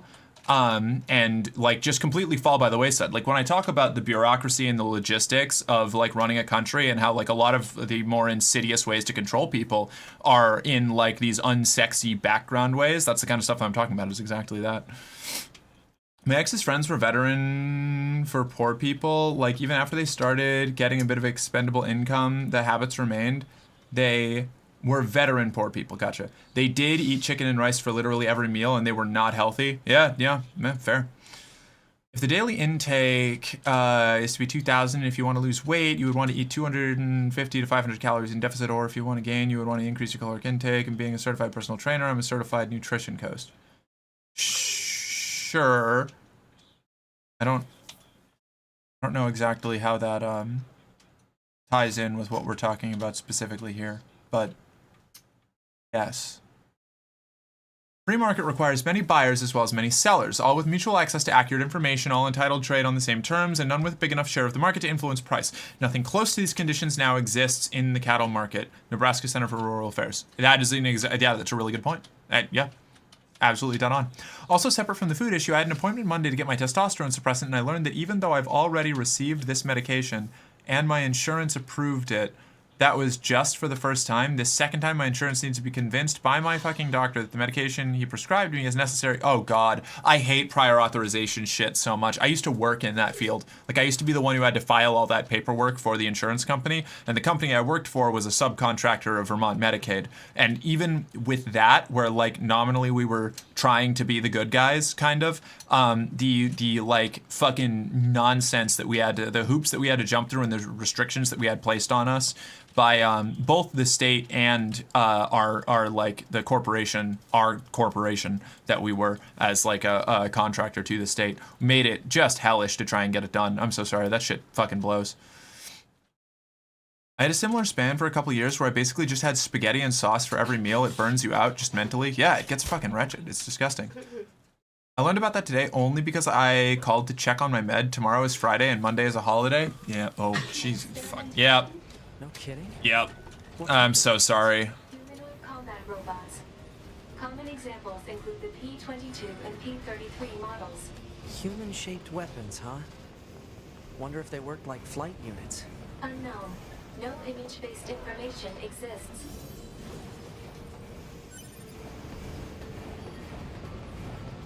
The useful rule of thumb is that 1 pound of body fat is 3,500 calories, so 500 calories equals 1 pound of fat per week, aside from people being widely varying individuals. Right.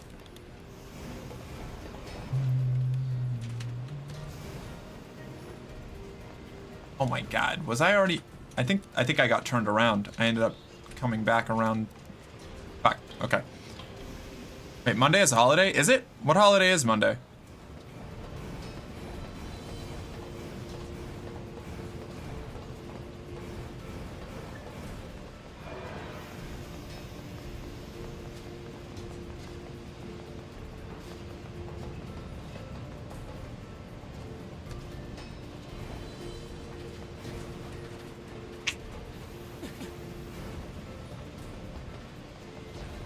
Massachusetts, it's Patriots Day, which should be a federal holiday, but I digress.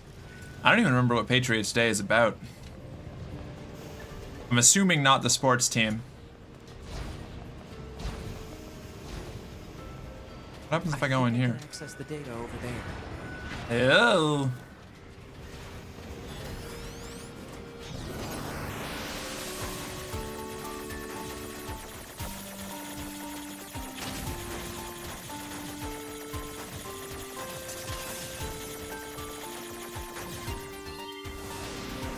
Patriots Day commemorates the battles of Lexington and Concord. Oh, yes. Okay, fair. That's a good holiday. Ow. Something about patriotism and patriotic people, I suppose. Specifically, the first actual battle of the American Revolution.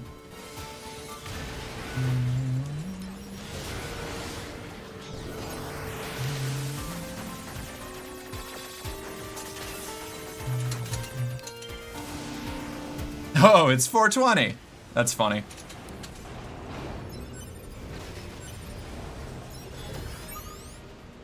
Data analysis freak updated. That's what 210 wanted. Now I just have to send it to her. Alert.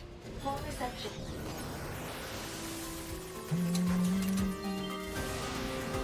Proposal. Oh, so it's still a work day? Yeah. Area with better reception. Got it.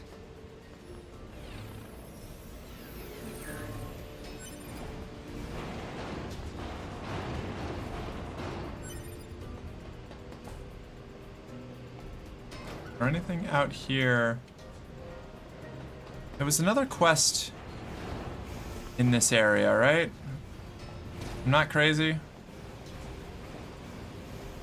Probably what that big red space is. Orange, red, red, orange, orange, red. Red, red. Ew! In Boston, they also have March 17th, which is Evacuation Day, commemorating the evacuation of the British ending the occupation of the city during the Revolution. Yeah, that tracks. Requested material obtained. Robo Dojo, red and white belt. Very cool. That was what the other one was.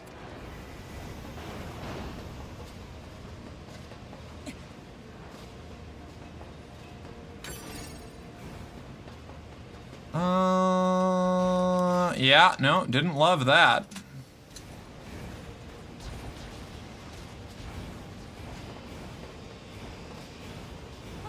I don't even know where I'm going at this point. I'm just kind of getting out of here, I suppose.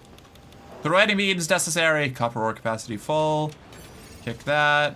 1,000 Gs. This cannot continue. This cannot continue. Upload that data to Operator 210. Affirmative. Operator 210 to 9S. Come in. This is 9S.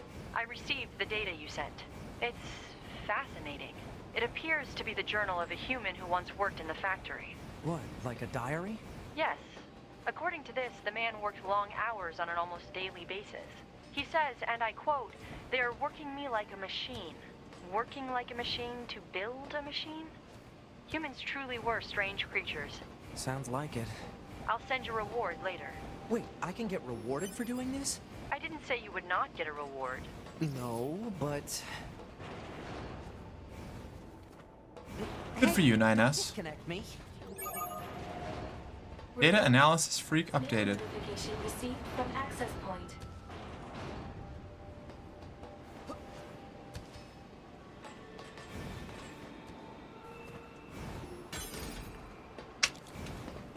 Recovery. Is there a... I don't think there is. I don't think that there's an access point anywhere on this side of things, is there? Factory furnace. Actually, okay. Wait, hold on. There are.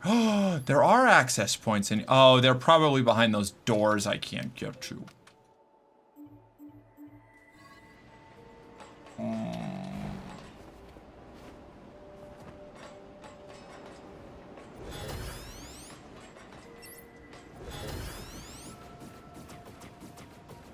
No?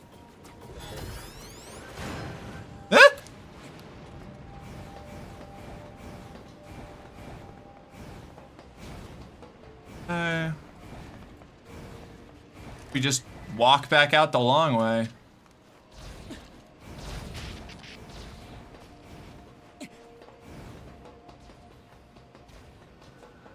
Woof woof, zoo pals make eating fun. Oh no. What is this? Is this like an Animal Crackers ad? It's the Boston Marathon on Monday. I'm not gonna move an inch Monday since the marathon is in my way to go to work. Honestly, valid. Justified crash out, I think. How was your day, Morg? It's been good. I spent like fully an hour and a half doing political ranting. So, you know, I probably lost a decent chunk of the audience there, but so it goes. Now we're back to just chilling and playing near, trying to catch up on quests. It's an essential childhood ad? I see. Good to know. This is also St. Patrick's Day. Folks get drunk and shout at British reenactors marching down the street. Yeah, that tracks. That sounds like Boston. God, I miss Boston. It's my favorite shit city, you know? Then again, I think like every city is kind of shit, probably, because every city I've lived in is at least some degree of shitty. I just have like favorite brands of shitty municipal region, you know?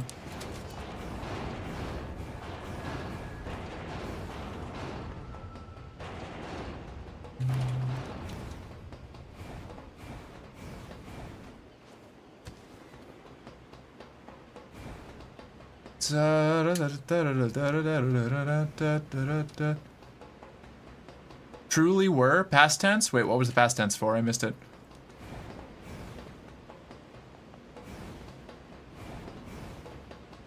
I forgore. Are you talking city in the general sense of large settlements or the US sense where even tiny places can be cities?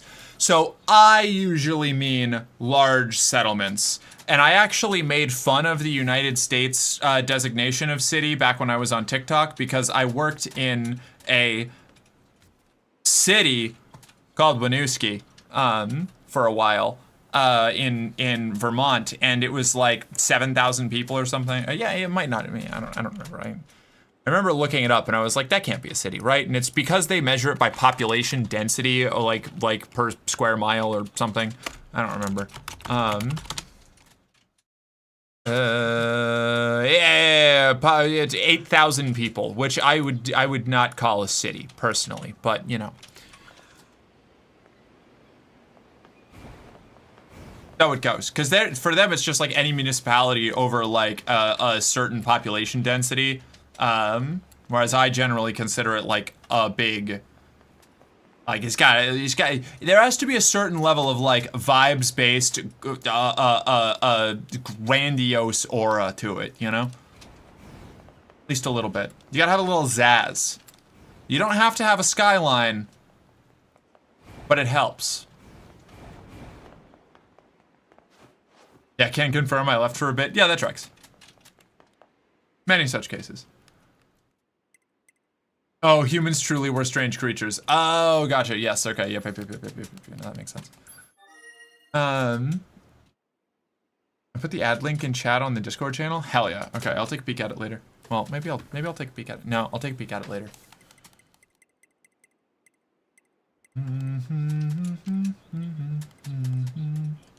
The Stream Talk channel has been helping me keep up with things a lot more because I can just like check that at the end of a stream and be like, ah, yes, the things that I need to look at instead of trying to track them all down. Yeah, the village I grew up had about 3,000 people, yet there's some cities in America that have less. If it's just a small enough area with enough people packed into it, yeah.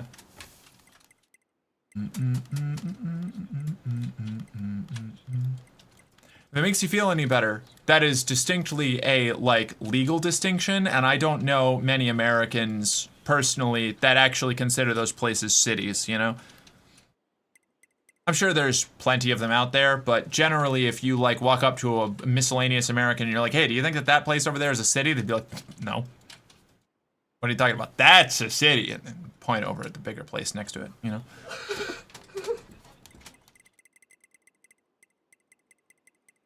You know about Sitka, Arkansas? It's absurd. On a technicality, it's 3,000 square miles, but a population of only 8,500, largest city in the USA. I didn't know about it, but it's fully unsurprising to me. That's so funny. Flooded City Coast, Royal Chamber, Castle Front. Where else?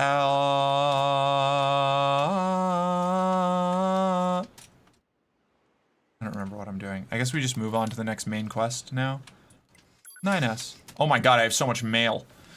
We received a new shipment of plug-in chips today, as well as other superb items that we would love for the fine members of Yorha to test. And as thanks for many years of kind patronage, we've made them available for a special price.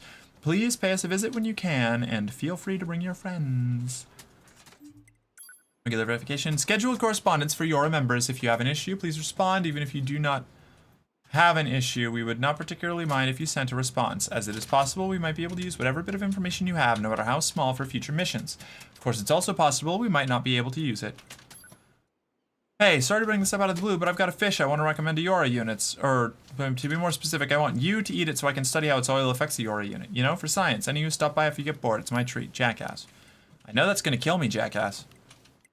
Under our attention, server capacity. Reward, Tech Manual 3, Medium Recovery 2. Sent the reward I mentioned earlier. Thank you, operator. Operator, can you help me place this call?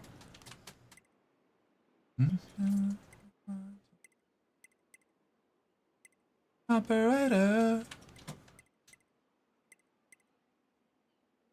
The Ruins Cave. No.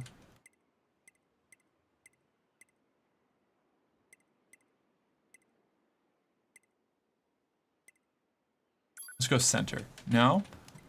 Near the tower. AK Alaska, not Arkansas. Sorry, that's right. I can't ever remember the designations, honestly. Which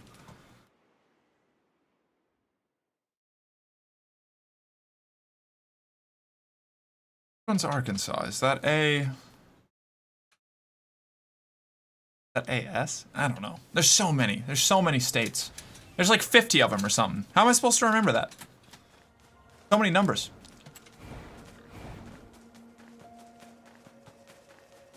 It's one of those things where, like, I used to have it all memorized, just like I used to have all the presidents' names memorized, and I just can't be asked to, like, to care anymore, you know?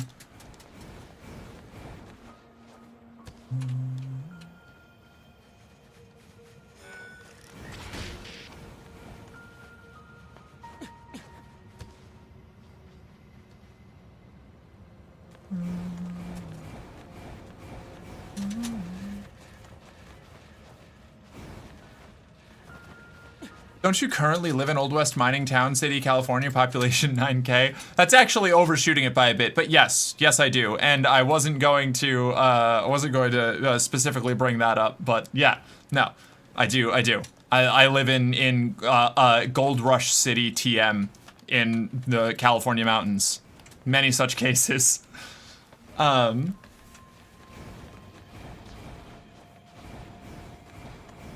Same kind of deal.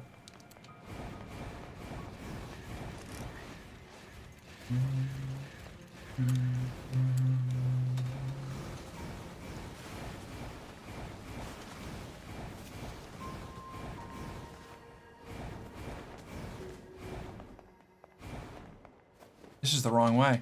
This is not where I wanted to be at all. This is not where you're supposed to be, man. You, Moose. I require your assistance.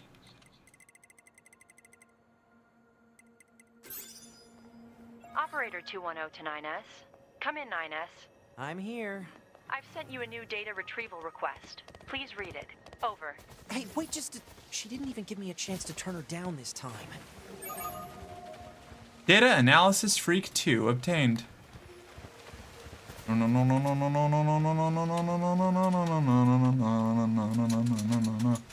we really? Moose! Goodbye, Moose.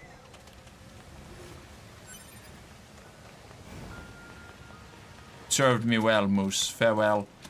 Are we going in this tunnel? This feels like a tunnel thing. Does this go to the flooded district? Can I just fast travel to the flooded district, or is this gonna bring me somewhere else? Has this always been here? Is this the same place that leads to the amusement park, or is this a different sewer? Do I still have a Canadian license to ride a moose? No, I'm breaking the law.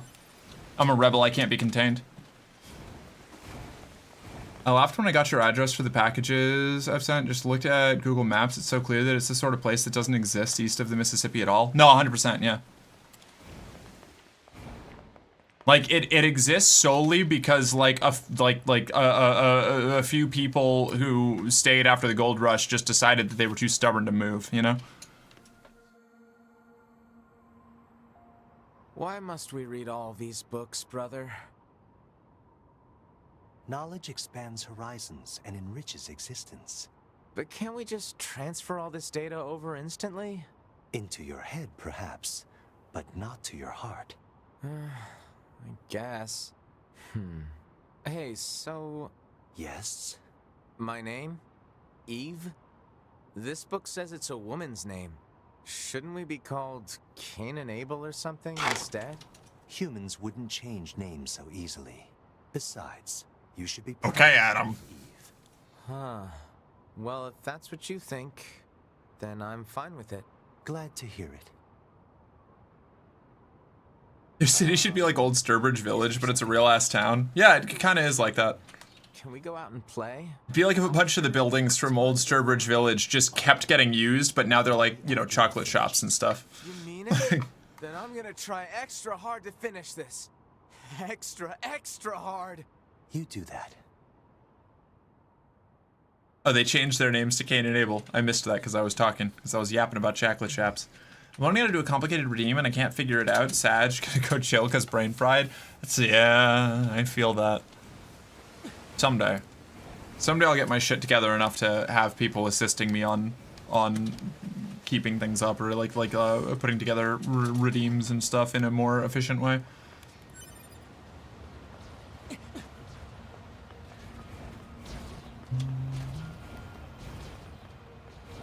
The bedrock here was bombed out in the last war. Looks like the whole city is starting to sink as a result. I cannot explain exactly how excited this shift to Linux has made me. Yeah? Hell yeah, glad to hear it.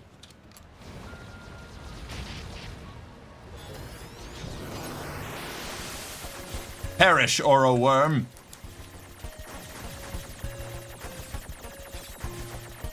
Just gotta circle strafe him. You can't keep up with the circle strafe.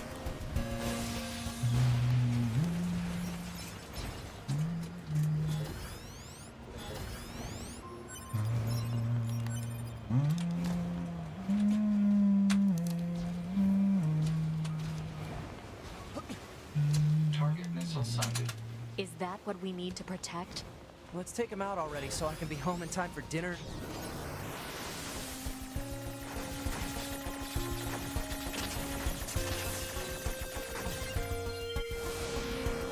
Androids don't need to bathe. As long as you perform regular cleaning and maintenance, bathing is unnecessary.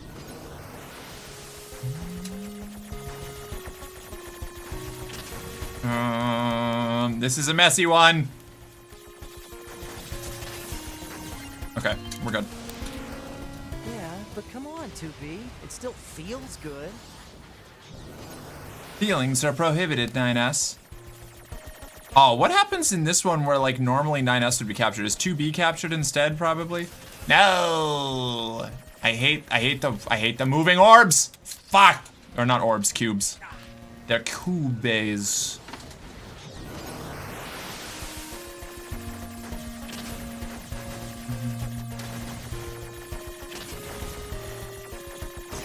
Fuck, dude. Oh my god. This one's difficult. Aha! An easier version. With a pattern I recognize.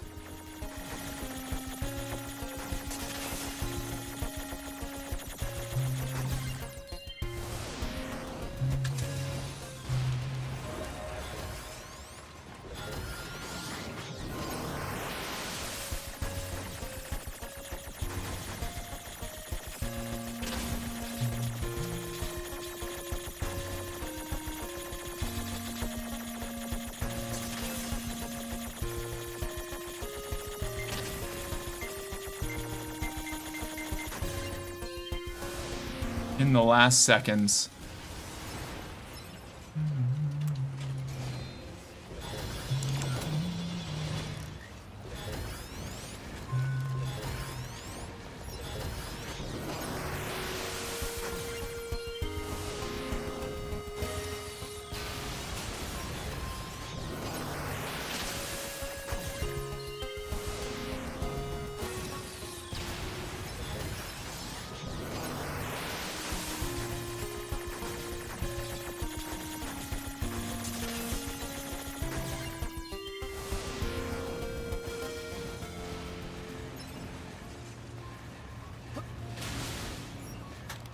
Machine core.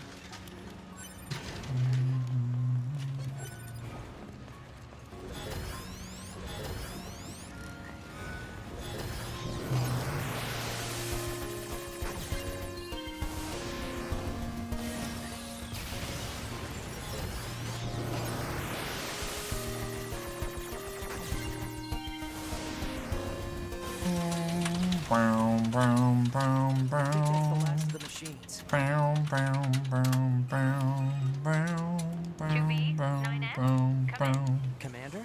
Emergency orders incoming. The carrier ship that was sent to resupply has come under attack.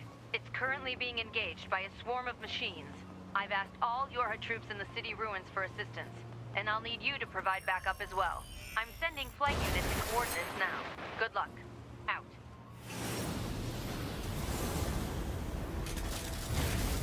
Dova Bear, hi! How you doing? It's good to see you. Total slave driver.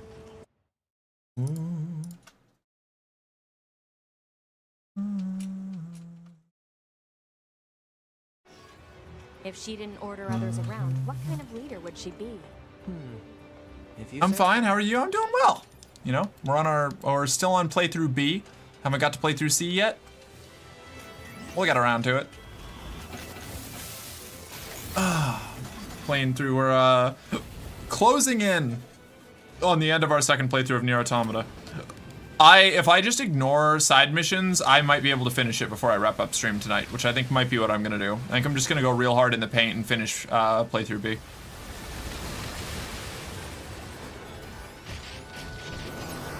Oh shit, I can hack? That's right, I can hack in space. Suppose you really like the game then? I do, it's been good.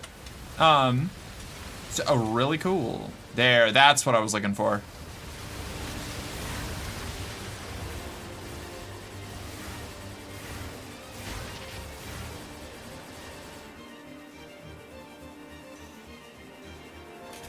Can't wait for Pragmata. I just bought it this morning. I saw that that's finally coming out. That actually looks really interesting.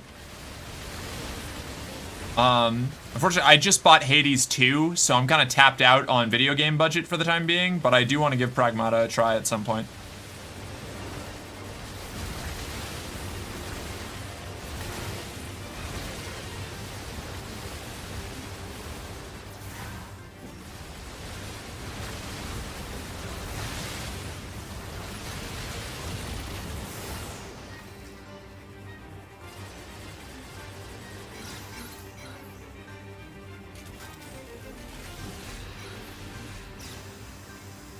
I forgot you can change, if you change your pod weapons, it changes your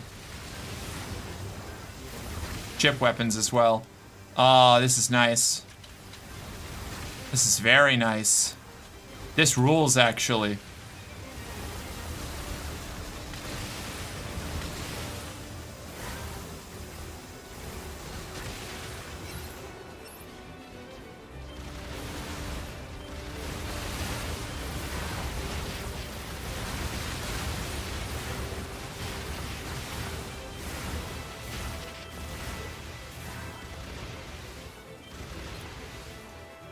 A lot of games coming out these days? Oh yeah, more and more.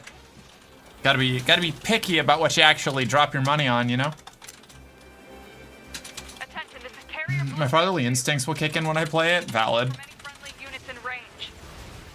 We've come under heavy fire from the enemy. Our escort ship has taken damage and is unable to engage. We're currently resisting with all remaining support fighters, but we can't hold them off for long. I repeat, this is Carrier Blue Ridge 2. We need immediate backup from any available android forces.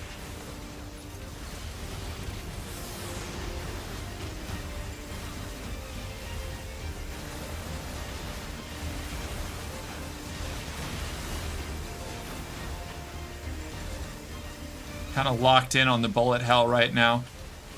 So I'm going to not be reacting to things much or reading chat until this is more manageable. Okay. No, okay, nothing new. I'm set. I'm locked in. We're good. We're well behaved. I'm picking up a large-scale enemy inbound. Looks to be 2.8 clicks southwest of us.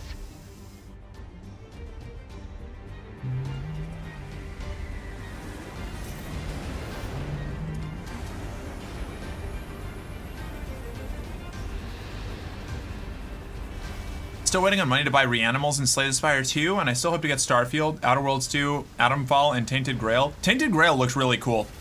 Seems pretty up my alley. I'd probably really like it. I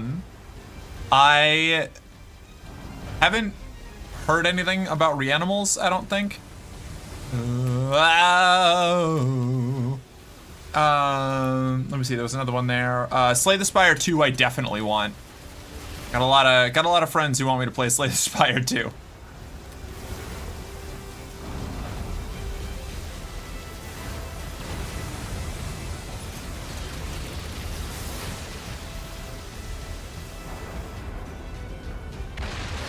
Goliath Flyer destroyed. Aerial unit destroyed. Reverting back to area recon. Hack it? Oh shit, you're right. That would have been a better idea, I think. What on? If it's that big, we should be able to see it. Wow, yeah, what could possibly happen here? I sure hope there isn't oh god, a giant snake whale! Who could have seen this coming? Not me. I haven't been here already. Well, that's new. Kyogre? Yeah, right.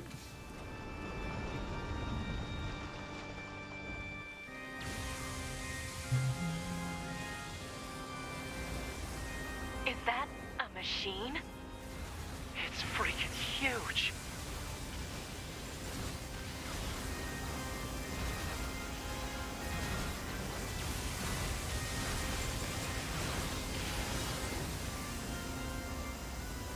That we're gonna try hacking. Crap! It's blocking close-range attacks with EMP blasts. We've got to find another way to damage it. Operator 210 to 9S.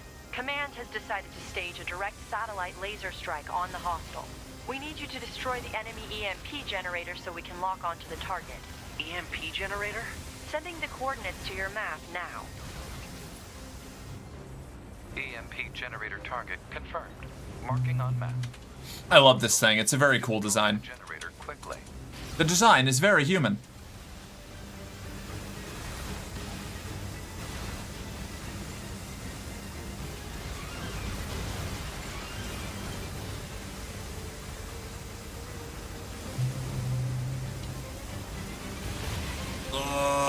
The angle changes are always really weird.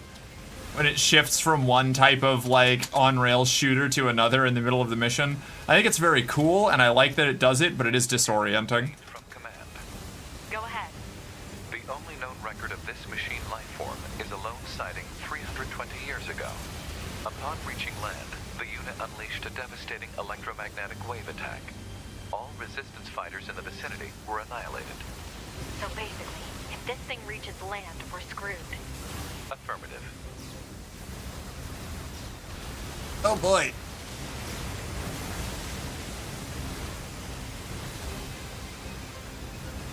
Auto heal really puts in a lot of work on these missions.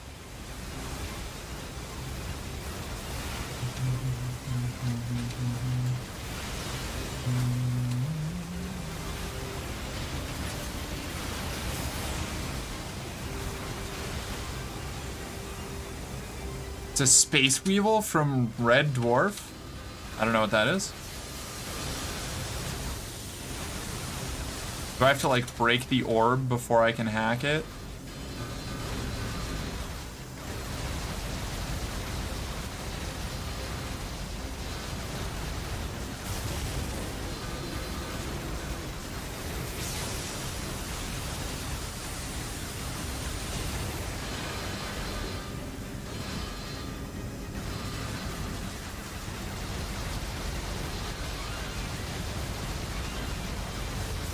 I'm totally fine. Nothing bad ever happens to the Kennedys. I'm gonna be all right. I'm gonna be chill. Very human, simple to use. Yeah, yeah. Thank you, Dovavere. I love that shit. It's very funny. Gets me every time. Nothing bad can happen. It can only good happen. I mean, this thing is a tank, naval ship, orbital strike base, and at the same time, any army would be effective against that war machine. Oh yeah. Yeah, this thing is devastating. It's an ace combat boss, you know?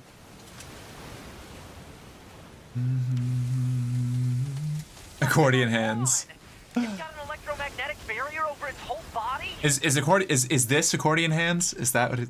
Is that what we're talking about? Yeah. Wow, the frame rate on this camera is nuts. Isn't that crazy? I feel so fluid every time. It's like just like waving and stuff.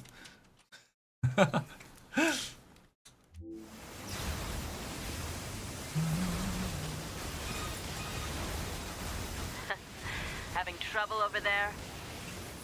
Are you Yorha?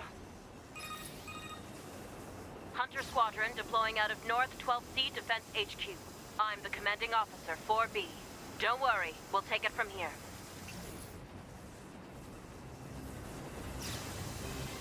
B, let's leave this area to the reinforcements.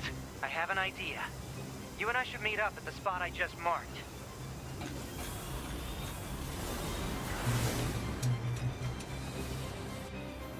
We've got mortars lining the shoreline here. All the EMP shielding in the world won't help against close-range mortar fire. Got it. I'll help aim.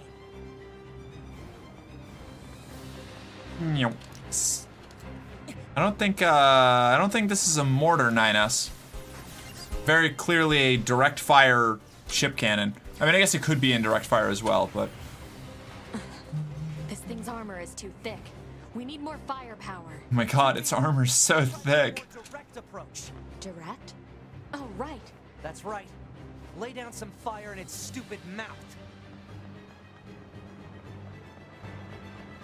Oh, and also I forgot more Moonlighter 2, but it's still in early access, so it can wait. I actually just picked up Moonlighter 1.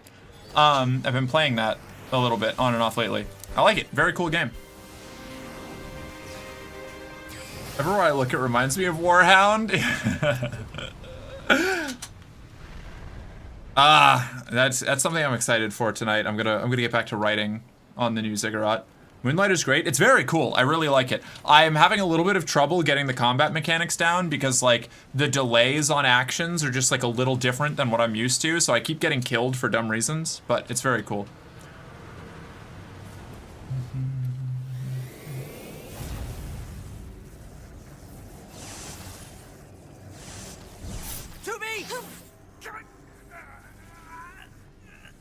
We gotta bail, 2B. This is bad.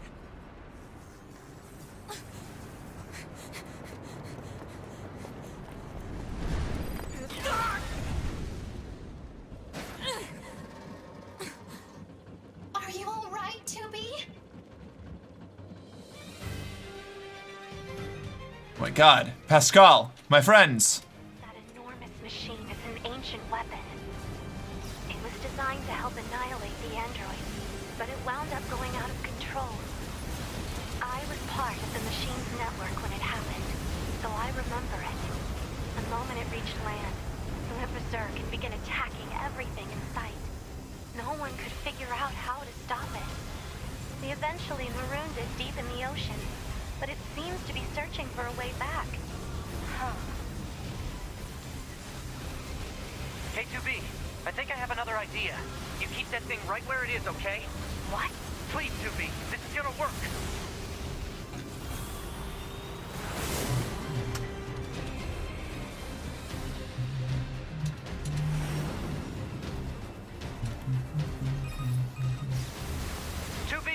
I'm going to see if we can use those missiles back on the shore. But I need you to destroy the EMP unit on that thing. Oh, and now it's that movie with the Gundams. Wait, which movie with the Gundam? You talking about Nausicaa and the Valley of the Wind? Because that's what it reminds me of most, is the ancient warrior from Nausicaa and the Valley of the Wind. But I wouldn't call that the movie with the Gundams. Then again, I'm a fucking weeb, so I would not call any mecha Gundams that weren't explicitly Gundams.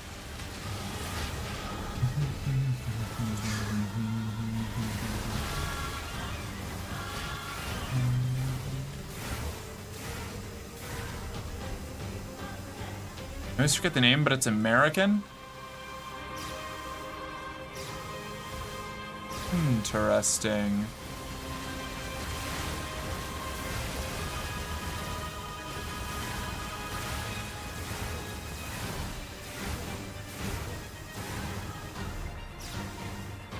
American, I'm guessing American movie featuring, like, mechs.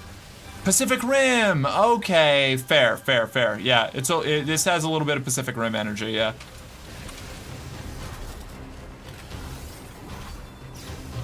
Pacific Rim rules.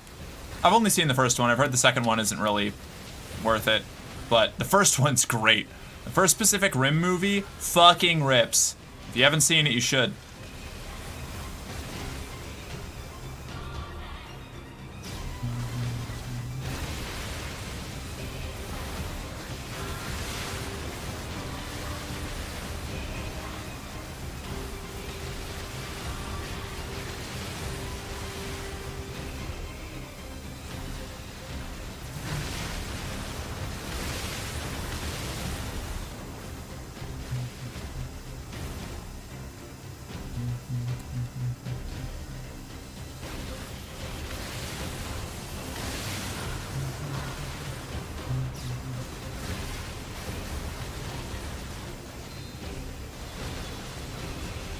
Right, I can just hack this guy.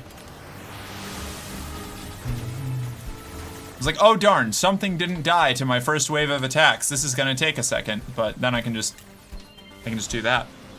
We're done with it.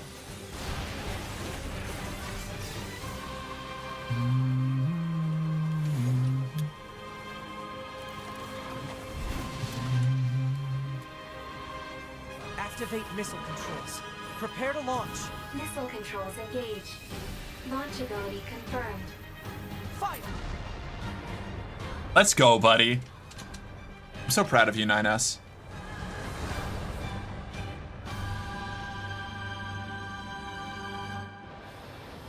I didn't think this would be so hard to control. Now we're playing Bayonetta. A collision at this speed is not recommended. Well aware, thank you.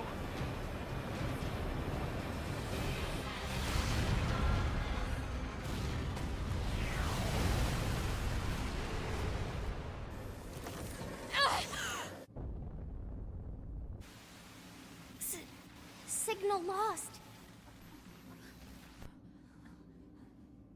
Just like the Death Star. Search and rescue party for the missing Yorha members at once.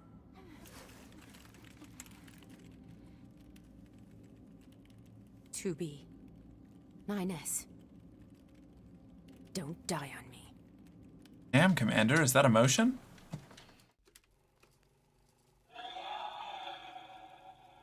The child held sway over enormous strength. But sadly, he was also a little bit broken. He spent his long days hurting those around him. He tried his best to be good and kind. But despite his efforts, things never seemed to turn out. They told him he was unwanted. They abandoned him in the deep, dark ocean.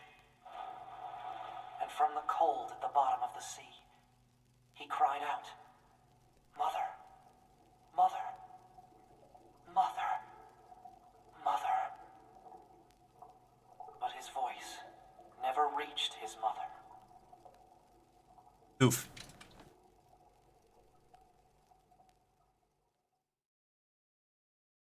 Oof.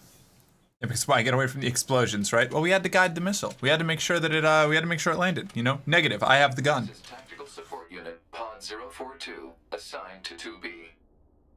This is Tactical Support Unit Pod 153, assigned to 9S. We pods often participate in the same bug. battles.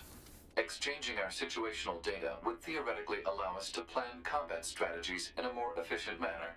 Proposal: data should be transferred regularly between Pod 042 and Pod 153.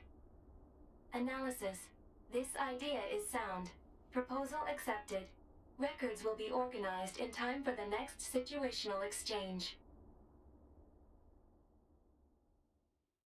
Mommy? Sorry, Mommy? Oh my god. Is this hacking space? How did I...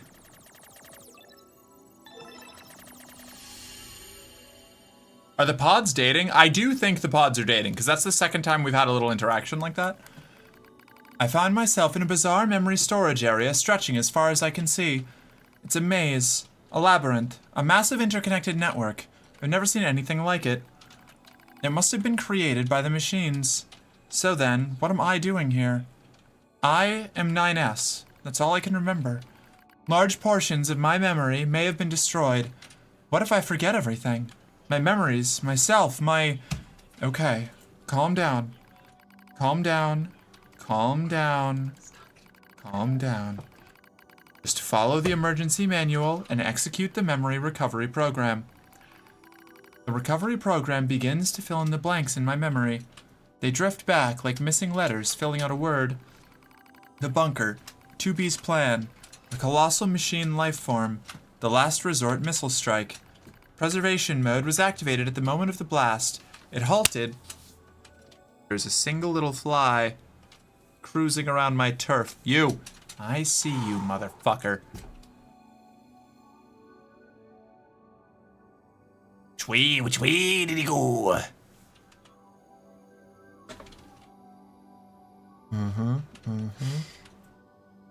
No, fuck. Lost it again. Shit. Keeping an eye on you. Alright. Preservation mode was activated at the moment of the blast. It halted most of the safeties the network had in place.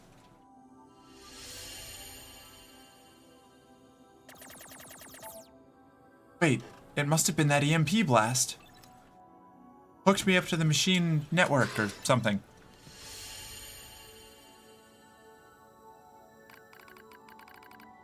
It took a while, but the recovery program managed to restore most of my memory functions.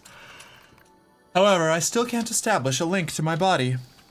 Well, I guess there's nothing else to do but examine the surrounding memory space. It looks like the machines gathered and stored a lot of info in here. It all seems pretty random at first, but on closer inspection, I learn how it's all connected. There are a variety of entries, such as data on human history and philosophy, but what's really strange are the records of machines stored next to those. In the politics category are records of the machine's own governmental endeavors. They tried all sorts of things, absolute monarchies, republics, democracies, and that wasn't all. They also engaged in other scholarly pursuits such as philosophy, mathematics, science, and social criticism. It's like the network was copying every possible human behavior and discipline, almost as if...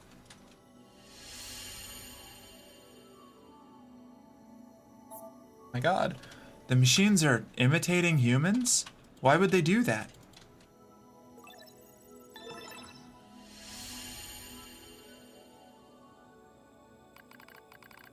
I dive deeper into the records. I can find no indication of the machines creating new cultures or values. They only imitate human behavior. The strange thing is, if a unit fails, it fails in exactly the same way next time. For example, if a machine forms a dictatorship that eventually collapses, it won't try a new type of government, it just forms a new dictatorship. Or if it plants crops and they die, it just tries the same thing again, and again, and again, and again. They keep performing the same behaviors. They don't ever learn. When it comes to combat, the machines show overwhelming adaptive behavior and evolutionary speed, so why do they insist on imitating humanity? More specifically, why do they imitate their failures? It's almost as if the objective is failure itself. I sense a change in the data, some kind of movement. I hone my perception and hold my breath. I hear something, a distant voice. And now, all androids... There's something there. Something clearly intelligent. Lurk, falling asleep? Well, get some good sleep, CRJ. Thank you for hanging out as long as you did. I hope you enjoy hearing the sweet sounds of the stream as you drift off to sleep.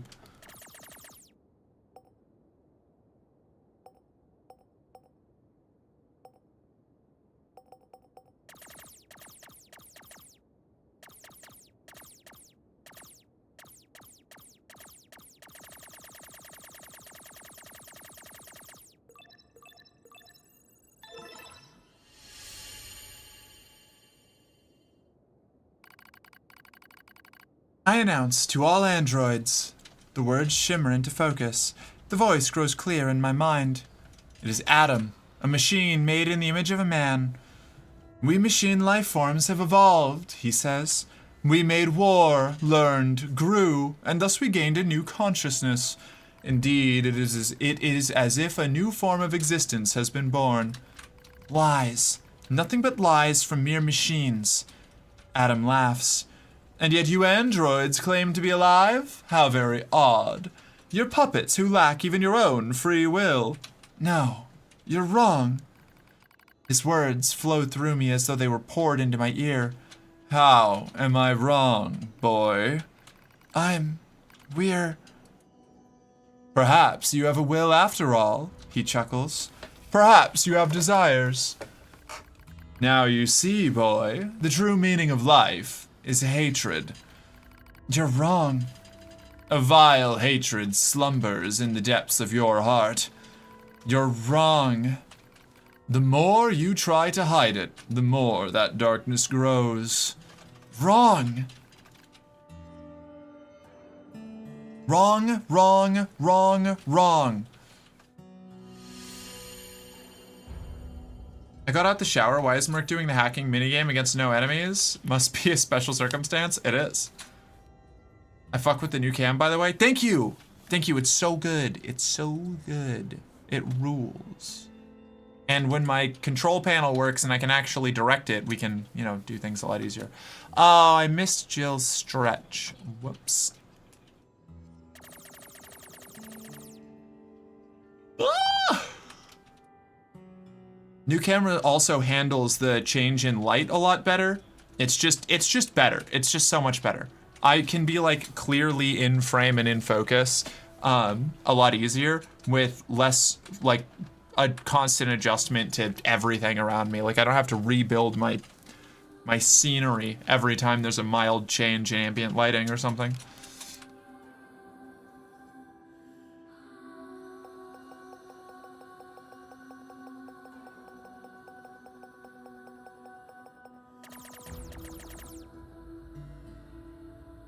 Where are the rest of the nodes that'll let me do some cool stuff? Get some more story pieces and we're gonna roll around and we're gonna hack some stupid thing. Here we go. Okay. Circ? Circ? Circ? All who live are slaves to desire. Such internal appetites are what give our lives meaning. Some seek beauty, others serenity. For me, hatred is the... I'm not like that. Ha ha ha ha. Oh, yes, you are. You do not trust anything. You want to destroy everything. You have lost hope in everything. You want to obtain everything. You want to be loved by all. You're thinking about how much you want to be, aren't you? Reality stained by lies. Stop. Stop it.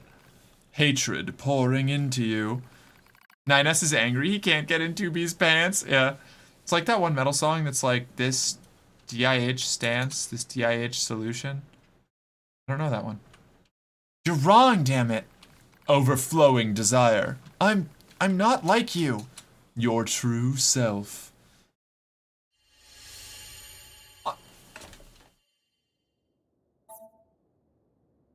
We're not the same. Stop it. Stop it. It's not my fault, okay? Damn it. Stop it. Stop it. I know.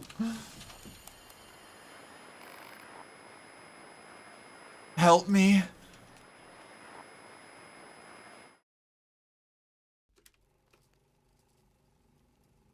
Each of the machines treated their treasures with great care.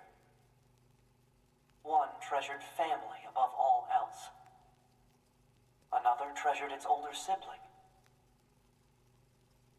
Another treasured its own beauty. But one more machine treasured something unique above all else. Hate.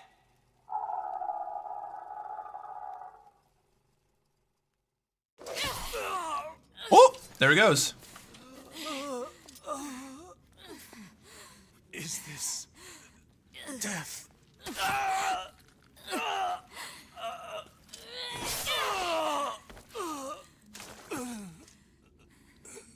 So dark.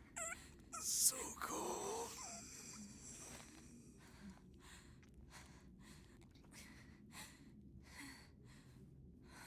Oh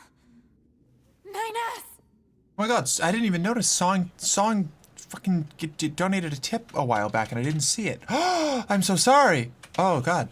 I'm gonna have to thank Song later.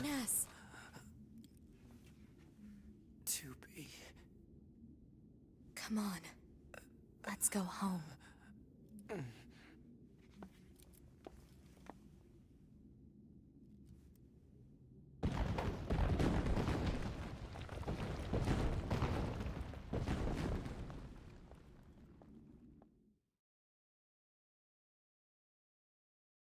Right, and then we get the Eve fight, and that's when 9S really gets fucked up.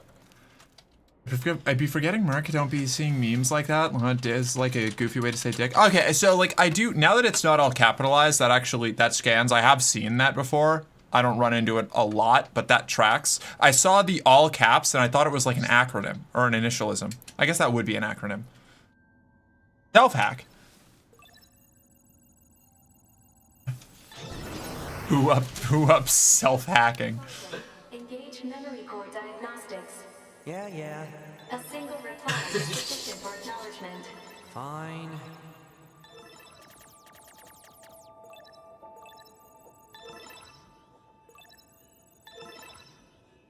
This is the explosion. Falling block sound is exactly the same sound effect as explosions on Command and Conquer Tiberian Sun. Engage visual sensor diagnostics. Didn't notice that. Engage visual sensor diagnostics.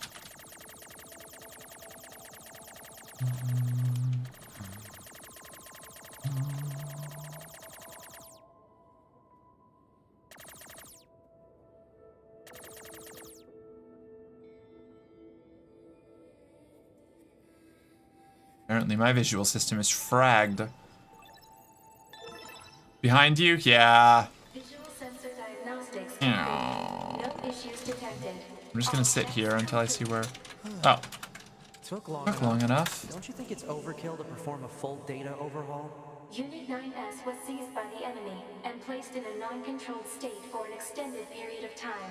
There is a high probability of corruption by an enemy logic virus. All right. Cram it. Anyway, I just... We gotta get you glasses? Yeah, it's on the list.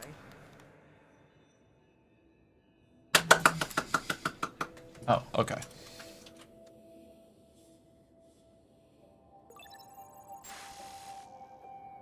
Huh? What was that? Unknown. Halt the data sync. Alert.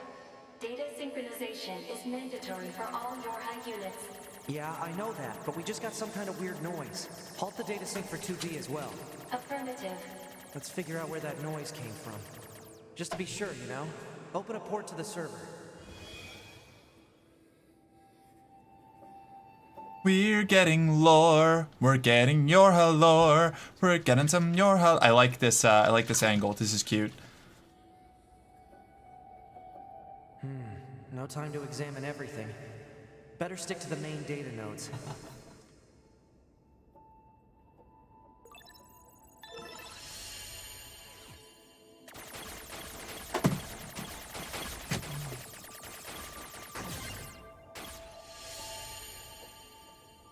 Detected.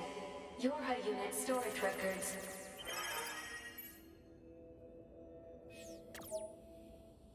Archived obtained. Yora body storage All this records. heavy security. All the black box data has been deleted, but it looks like everything else is here.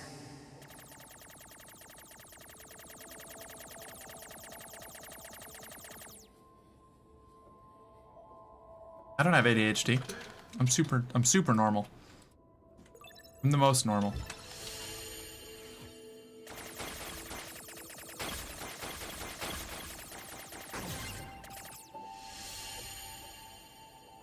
Detected. Access log to Council of Humanity's lunar server. Unit 010 empty. Purified water, repair materials. What's a barrier doing here? Looks like records for supplies shipped to the moon. Strange. There were a ton of empty containers. That's weird. Why would they do that? A new port just opened.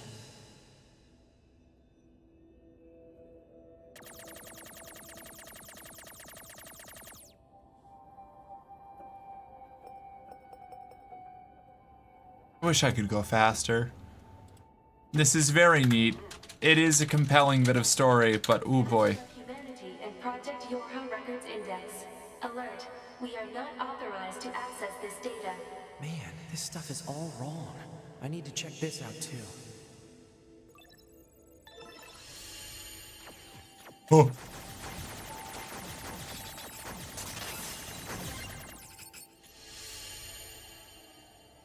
An attack barrier? Really? Why the heck would they install one of those in this server? Note that these documents are classified level S confidential and are not to be disclosed to any persons affiliated with Yorha aside from the commander. Index, Project Yorha outline, Yorha forces, Yorha unit combat system, bunker administration, chain of command, Council of Humanity Development Department, backdoor, support units, black box, resistance communications network. Permission is to be received from the designated parties responsible for each entry prior to viewing. Let's see. Looks like info about how the Council of Humanity was formed as part of Project Yorha.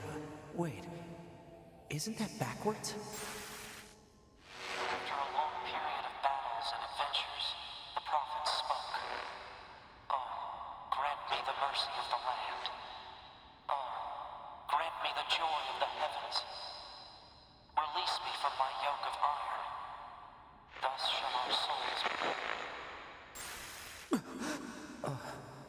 What was that? Crap! Did they find me? Negative. Emergency backup request from 2B. Close the server connection and activate my body. Affirmative.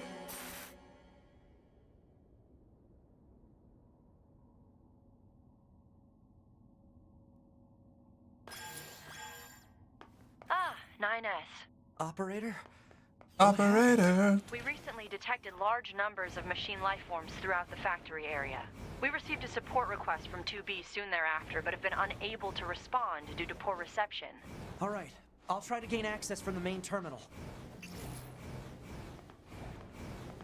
Use of server administration room requested.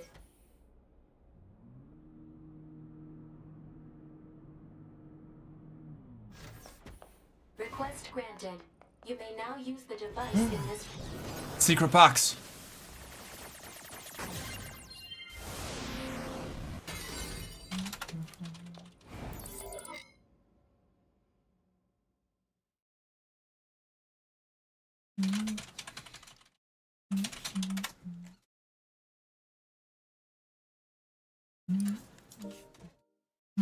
Two B's black box signal is still up and running.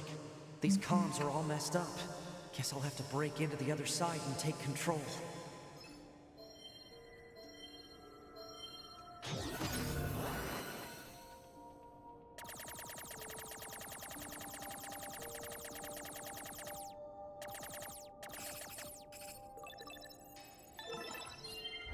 Hacking complete.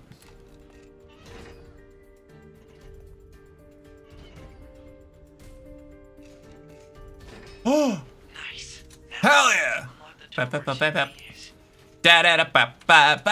I'm a little machine guy, just a little bitty robot dude. This is where the cult is hanging out right now. That machine looks a lot tougher than this one. I should hack it and take control of it now while it's not suspecting anything.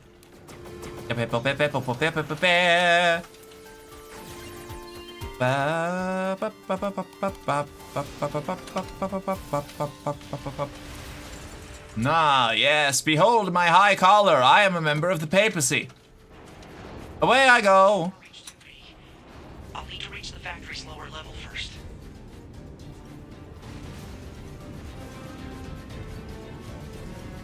I'm just a freaky little guy with a torch and a dream.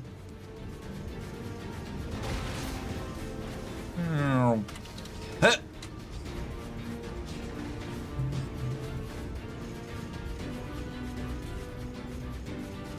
Greetings, friends. I am one of you. Do not fret. I want a gun.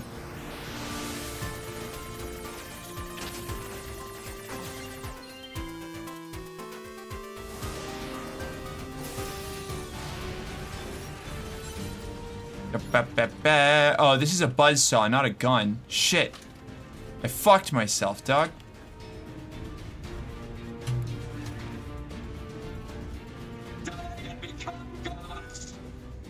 Dude, what? Chill out, my guy.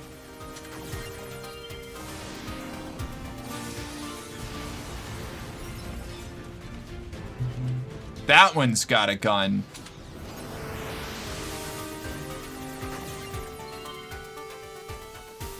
Back to the torch guy, they moved faster? Yeah, I'm going to go back to a torch guy if I can find one that I can actually conquer, because for exactly that reason.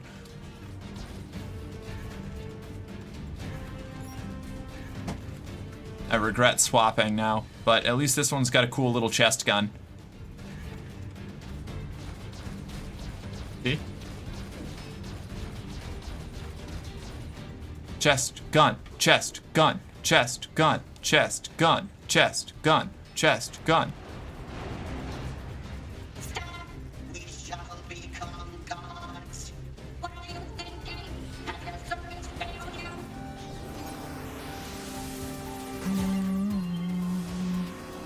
We shall become gods. We shall become gods. This is gonna be a massacre. I should call her.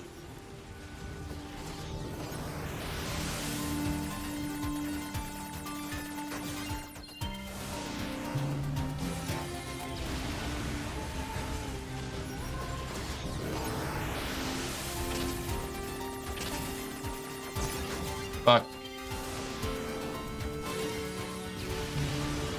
Fuck! Not what I meant.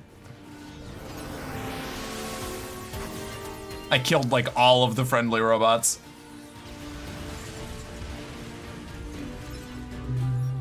The target designation on the hacking in this is not great. What happened to everyone? You. Fine, don't let me have the big axe, friend. I don't care, I'm not mad about it. Leave me as this dinky little gun-chested fool. Sproing. Sproing. Sproing. Sproing. Look at all these broken machines. A few still look usable. Better send these coordinates to the bunker.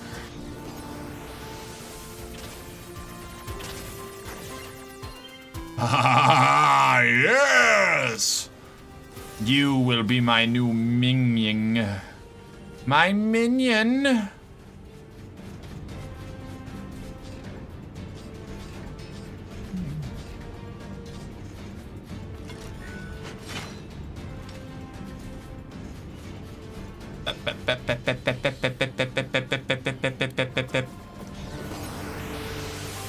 Behold, you work for me now. Let's go. We're heading out, my guy. You and me. We're gonna slice it up. We're gonna. Whoa! All right. No, we're good. We're good. We're good. We're good. We got real legs now. Oh, you're huge. You got even bigger feet than I do. Fuck. No, don't hurt me. Ow.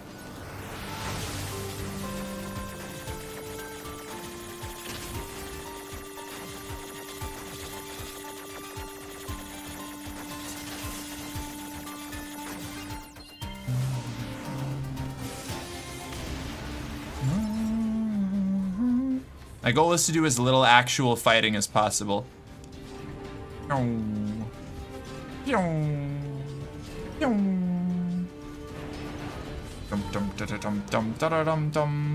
still look usable.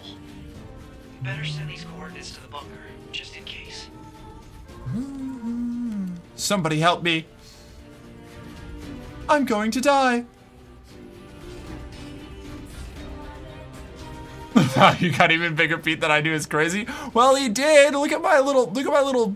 I got itty bitty teeny tiny little steppers, and that guy was like, he was fucking schmoovin'.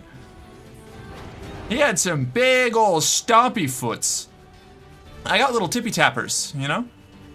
I just Just saying, I could do with having some bigger robo feet. I don't understand why that's so weird. Oh, you look like you can fly.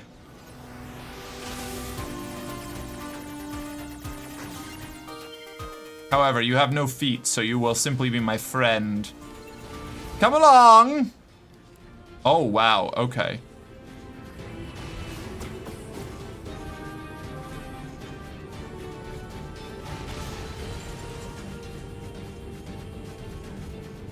This is suboptimal is what this is.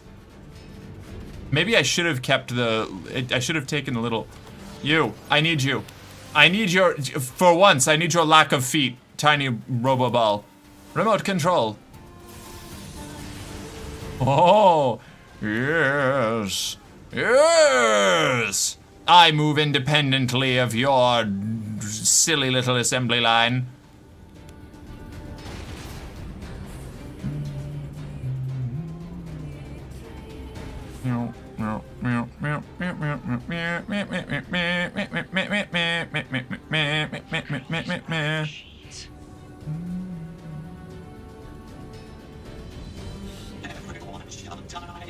Just good. All right, you need to have your attitude checked, my guy. Very well. So long, friend. Pushes flying bot into the crusher. Yeah. Not my fault. That's a little double axe wieldy guy. But I think I like this big machine axe more still. So we might have to get on more, we might have to go on more moving bits. We shall become oh no! You get away from me, friend!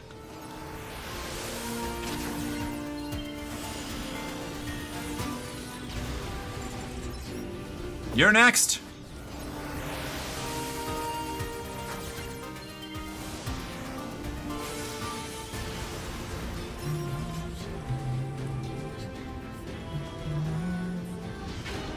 I got that big swing. What have we got for this? We got the side swing. Oh. Regular swing. Okay. Very cool. I like this little axe ball.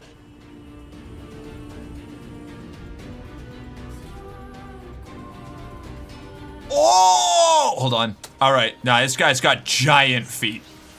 This is a Bigfoot having robot. We're going to be so powerful. We will be like gods.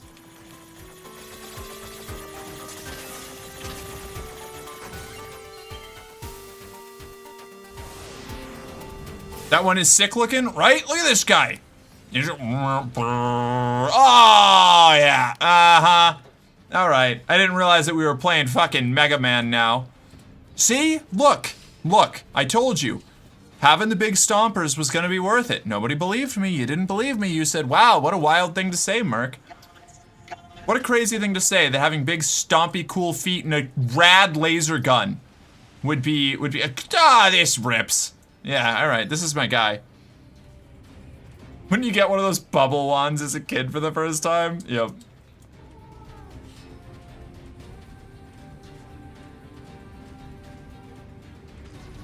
I'm gonna spray a bunch of these just to really get my point across, you know? Now if anybody shows up, they'll take my preliminary flak fire. Got our fucking lead curtain going up. Our ionized plasma curtain. Intercepting projectiles. Behold, small robots, I am your god. I can get 2B and everyone else out of here.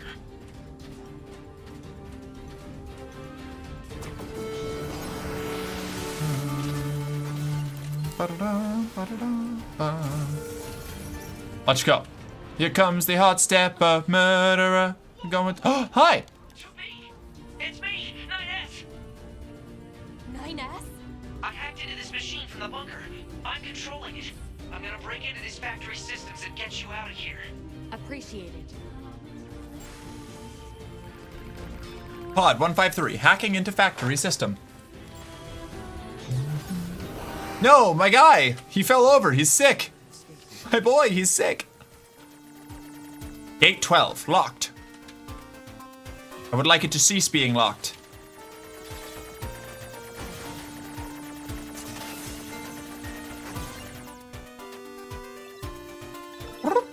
Unlocked. What's down this way? 2B, keep going straight. Will do. What are you? A secret, perhaps? Project Gestalt Report 1. The proliferation of the white chlorination syndrome that emerged in 2003 alongside the appearance of the giant and dragon has continued unabated, and outbreaks are now being observed on a global scale. Despite being researched in laboratories across the world, not only have there been no breakthroughs in the development of a vaccine to prevent infection, we have yet to ascertain how it even spreads. However, many technological breakthroughs have been made as a result of research conducted into the Maso particle that was discovered at the same time. We are confident that the technology it enables, the separation of the soul from the body, and the independent preservation of both, will be the final defense against the unprecedented threat to humanity we now face. Now that the project has passed from preparation into the main implementation phase, we have given it the official name, Project Gestalt. That's, I think, the events of Near Replicant. Or, I think Near Replicant takes place, like, immediately after. Like, the little bit I know about Near Replicant, I think it is about Project Gestalt. Like, that's its whole deal. Or, like, you're like, people in the wake of, I don't know. Stuck in, like, a simulation because, like, your souls are separated from your bodies or whatever. Who knows? I don't know the specifics. Keep moving. All right.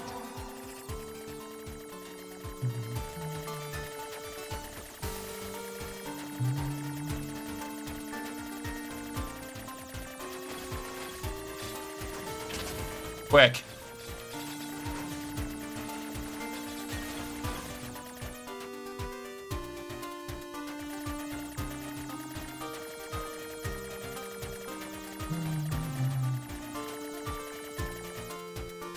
Another secret button?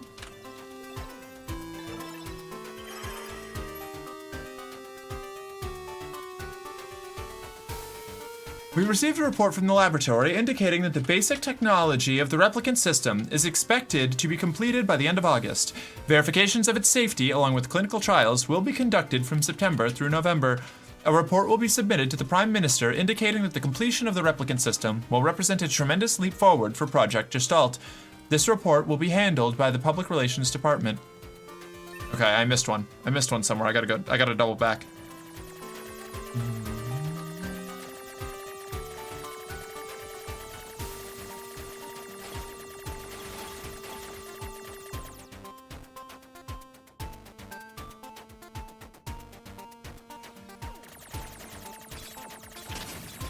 Ew.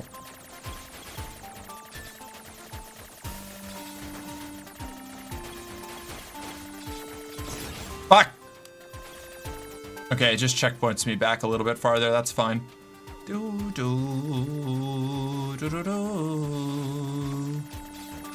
I'm so bad at just dodging these, like, singular little purple orbs, despite being really good at the big swaths. Oh, I don't like this. Project Gestalt Report 2. Protests in opposition to the spiritual preservation method that was disclosed at Level 1 information related to Project Gestalt have sprung up in all areas. The committee continues to receive formal complaints from our research team regarding the collection of biased data as a result of the Gestalt process being conducted on the sick and elderly. The number of civilians having undergone the Gestalt process remains at 4. A public relations department will be established in order to better control information and improve our image. We will also consider rescheduling the project itself if such an action is deemed necessary.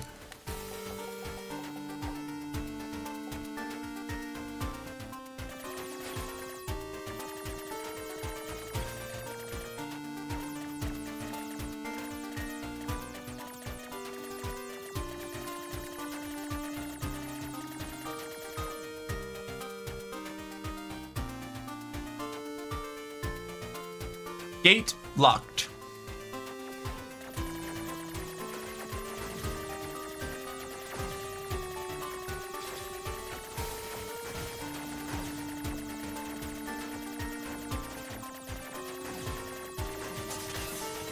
Fuck.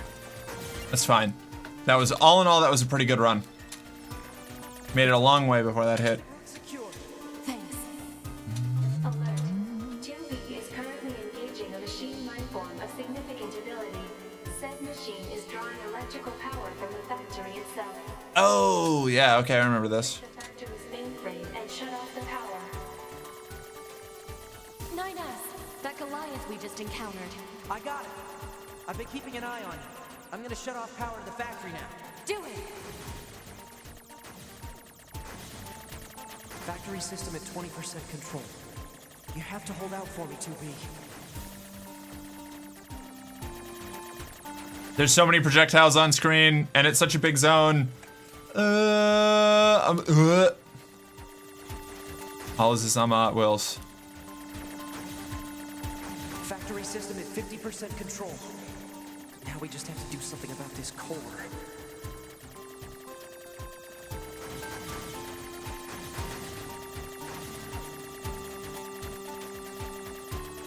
Oh, I do not like these waves. I'm gonna go down. Yep. Fuck. Gotta stay on the orange side of things. 90%, 92, 95, 98. 1, 2, 2B. 3. There we go. Shut down the electrical grid. Now I stand alone as the laser beam projectile boy. I gotta go sleep. It's 5 a.m. Good night, everyone. Good night, Dova. We're gonna be closing out in like a half hour here anyways. Thank you for sticking around as long as you did. Can't wait to see you again.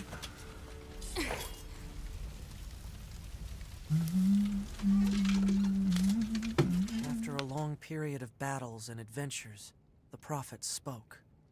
Oh, grant me the mercy of the land. Oh, grant me the joy of the heavens.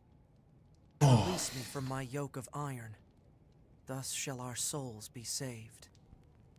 Forever and ever. Forever and ever.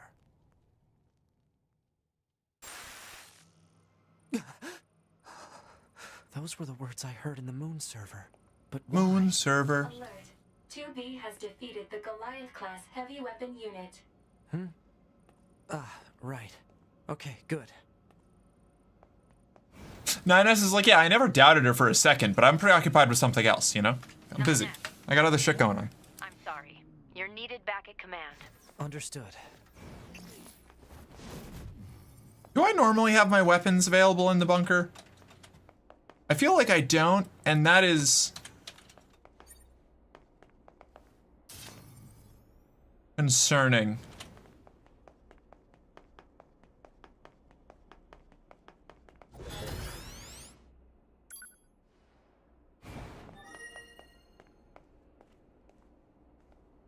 It's fine, it's fine, it's fine. This is fine. We're fine. Quite a trail when you access the main server. That's what I wanted to speak with you about, Commander. I Yes, found Commander? records stating that the Council of Humanity was established as part of Project Yorha, but I'd always heard it was the other way around. I think the commander might not be wearing pants. I'm kind of here for it. Yes. You go, installed Commander. The Council of Humanity's server on the surface of the moon. But that means Mankind no longer exists. I called it from jump. They're all dead now. To the moon at all. Any transmissions received from the moon are just dummy signals we set up in advance. The only thing there is a small bit of data relating to the human genome. But why would you? Humans were already extinct when the aliens attacked. All the details are stored on this memory chip. If you want to look at it, I won't stop you.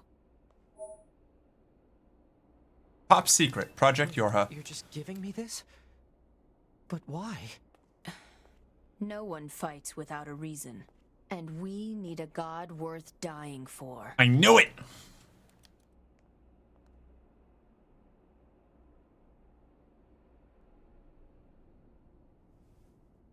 What Knew it. path will you take?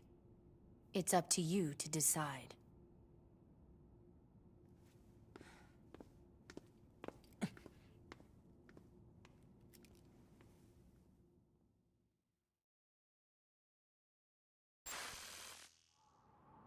Why? Why did you have to die? It's not fair! My only brother. In the Android Society, commanders don't wear pants. Oh, hold on. I might be able to get on board with this this military government, you know? You might have me. Much like the military-industrial complex, being able to win me over if they can just plug me into a gigantic mech suit. I feel like if our commanders are hot women who don't wear pants, I might be able to be swayed over to Yorha, you know? I have no values actually.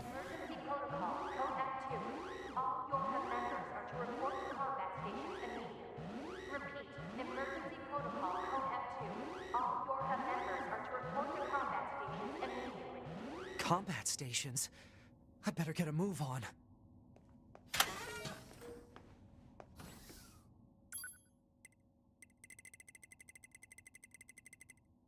Right, this shop sucks.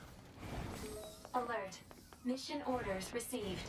Rendezvous with and support Unit 2B near the Resistance camp. Any details?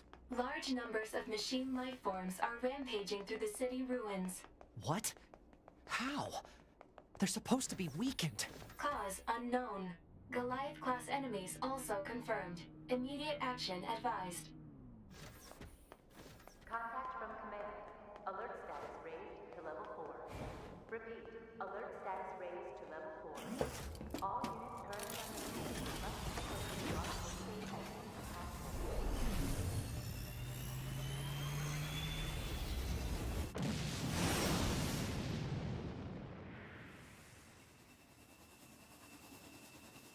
Oh, sweet. What? I was just about to say, I think it's really interesting that these things are capable of re-entry, even though we've never seen it, and now we get to look at it. currently being jammed. We better hurry.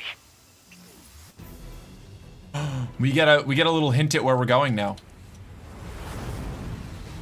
No, never mind. Greenland, perhaps? Somewhere in Europe?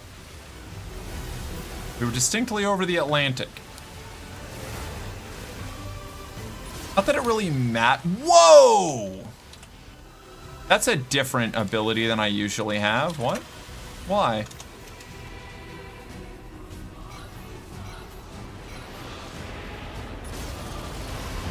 Oh, I see. More Goliath units. Goliath-class enemy removed. Black box signal detected nearby. She is likely engaged in combat. Can all my different pods, do they all have separate missile cooldown? Damn, that was sweet, 9S. You okay?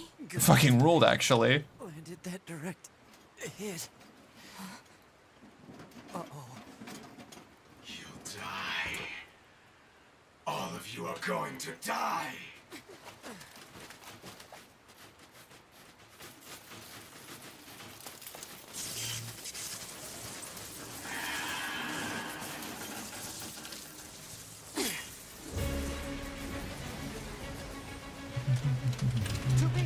You okay? I'm fine. Let's take this bastard down. Right.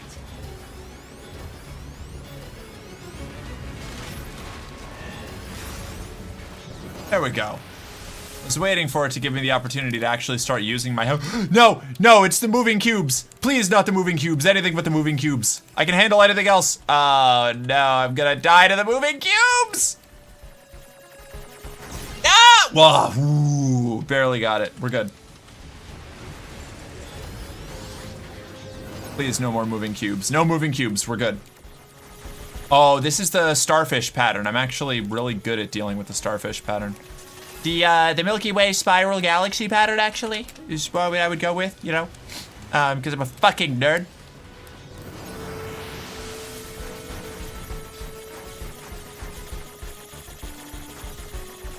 Something, something, spiral life forms, row, fight the power. No! They took away my cover. Those bastards! They singed me. Alright, very good. You're a starfish? I don't believe it. No, I'm not. Far from it.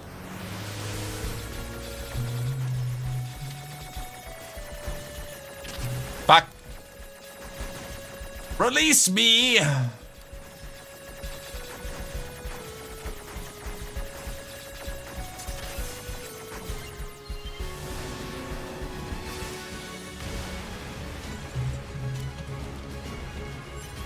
Wow.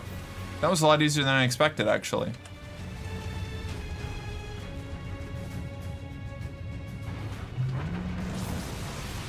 Did I miss everything? Well...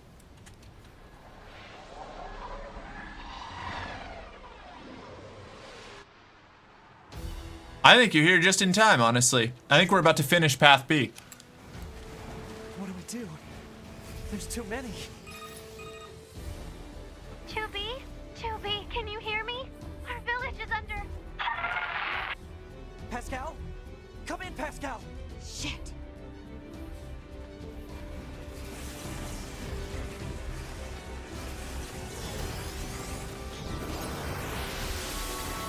Ayo, prove it. Chris, you've been to the After Hours streams. Alright? You know how hard I work just for, like, some basic attention.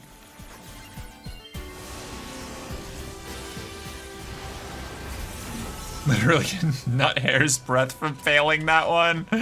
Yeah. You're a sea hair shy of getting sea-sucking shocked, good buddy. I don't like this. All right, we're good. We're good. We're good. We're back out. We're on the curve. We can spiral. It's near the center. We're good. We're good.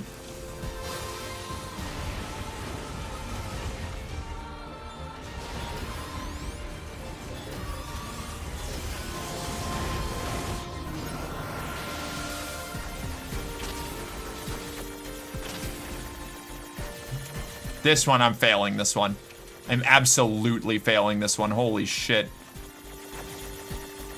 Unless I really lock in. Oh my god, never mind. I'm perfect. I'm flawless. I've never made a mistake in my life. All right.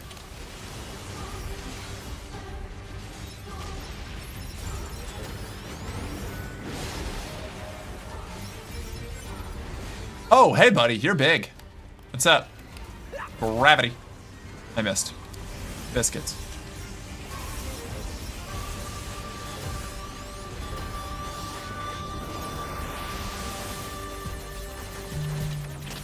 Ow. Ow, ow, ow, ow, ow, ow, ow, ow, ow, ow, ow.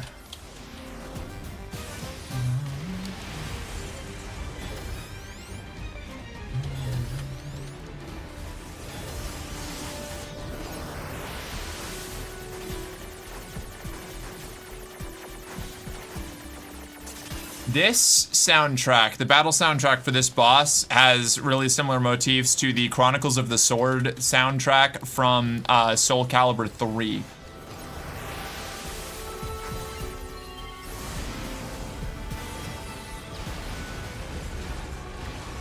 Deep cut to end all deep cuts. It's not that deep, I suppose.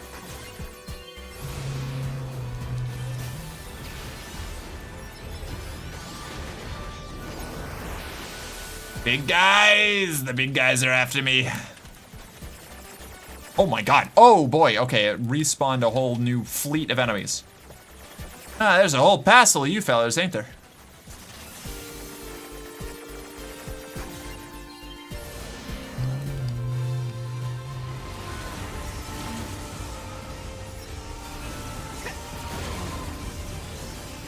Why would you retarget that one? I don't, the hacking targeting of this game drives me fucking insane. I can only imagine what this must be like playing on higher levels when you can't lock on, because that's what I do when I get really frustrated by my targeting scheme. Because it's like the only way to reasonably target the thing that you actually want to hit. At least for the hacking projectile target thing.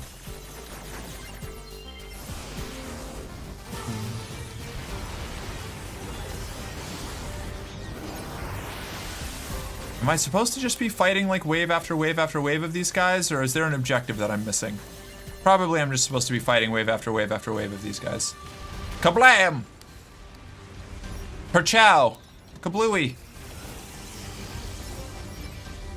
I want all of your loot. Now that I know it carries on between runs, between routes. Small recovery, broken key, small recovery, broken key, large battery. God motherfuck, you have got to be fucking kidding me, dude. I mean, you could just attack them the old-fashioned way. 9S is really bad at that. I don't even have a heavy attack. And heavy attack is how you do most of your damage. If I was 2B, I'd just be smashing everything. But 9S, it is like infinitely more efficient to just hack everything. Like that's his whole thing. That's his whole deal. No, the fucking, even when the cubes aren't moving, they still get me because I'm weak. I'm weak and bad. I'm bad at this, motherfuckers. Kablam! Or chew? Hacking does do a ton of damage. Yeah, no, it's like an unreasonable amount of damage. It's fucking crazy.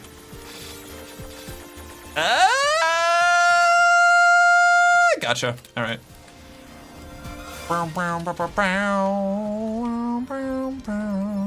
Like it would have taken me a million years to beat that guy. Oh my god, there's another one. Like let's see what the damage looks like here.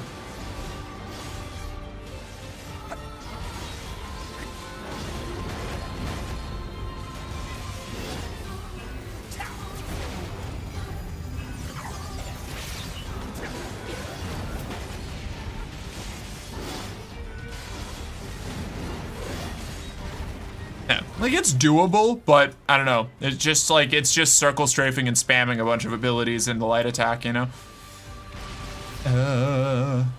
If there's any more, the hack also does AoE damage, which I don't really have a lot of access to, so when it's more than one target.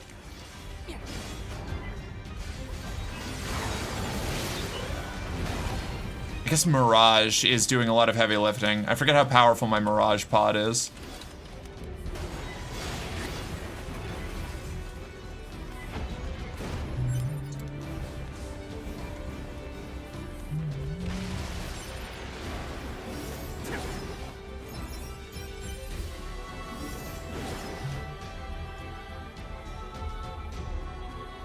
Am I like supposed to be going somewhere or? Did I just waste a whole lot of time? I feel like the fight was originally in this pit. Was it not? Eh. Hello, strange machine space worm. Hey, Engels buddy, you want to help me out here?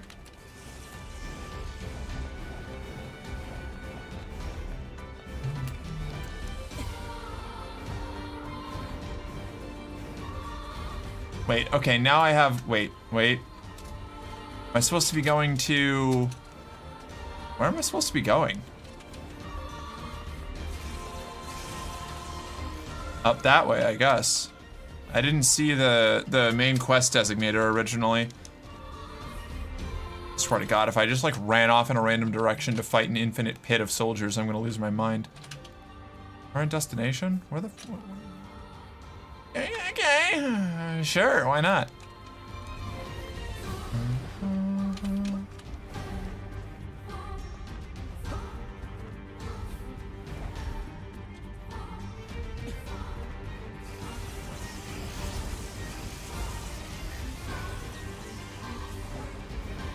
Is it Pascal's village? Is that where we're going? Is this what you were talking about, Misty?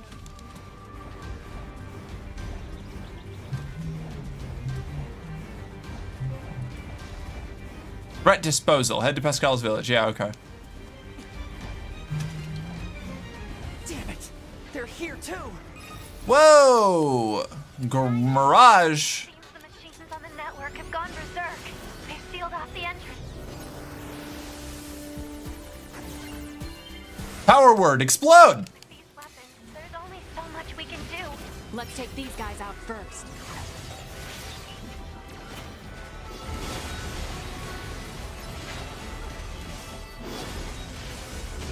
Any of you left? Send more, maybe? Bot be gone? Is there is another one of you. Okay. Hey, buddy. Mirage Pod is really putting in a lot of heavy lifting here. Did I do this? I feel like I did fight this guy. at this place? Or did I do it coming from Pascal's village? I don't remember. There's like, everything's so similar, and then they change it in just a couple critical ways. I remember really despising this little wormy dude, though. Like, because, okay, all right. Okay, let's be reasonable here. The cube. Oh God, I hate the cubes. Oh, I hate the cubes. No cubes for me. For Chew. Again? You want more? You want more hacking? I can do more hacking. I'm gonna, oh I'm getting my fucking shit shellacked on this one. Yee! I'm so bad at the little 4-corner cylinders. No! I got too cocky. Got a little too penisy there. I almost had it too.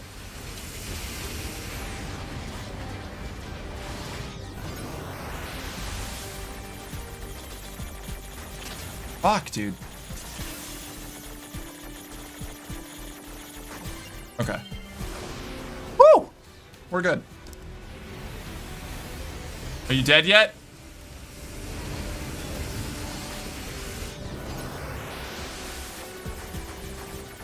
No, cube. Cube, stay away from me. Motherfucker. I hate the cubes. I hate the cubes. I hate the cube. I hate the cubes. I hate you. I hate you, cube. I hate you, cube. Oh my God. All right, where's my, oh, this is the melee shield. Did I get rid of the projectile shield? Fuck. No, it's the moving cubes again, please. Please, my greatest weakness. Anything but the cube. Anything but the cube. All right, I'm good. Oh, but the cubes love you? Well, it would be nice if they stopped killing me on touch. It's generally seen as poor quality in a partner. Generally. I can be into it under the right circumstances.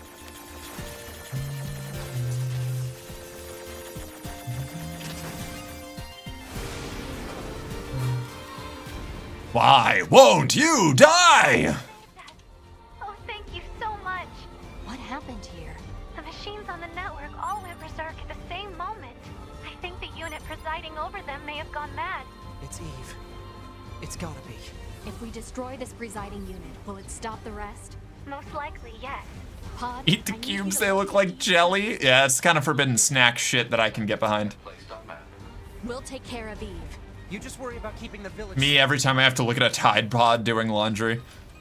I could just eat the cube. Oh, now we go. Okay, yeah, sure. Now we go back to the crater. Why not? Brother, my brother. Brother. Brother. Be one with the cube. Here And you are. Here you are. I know you two feel the same. That this world is utterly meaningless. All right, you scrungly little twink. As far as I'm concerned, my brother was everything. My brother, my lover, my clone. And now, everything must die!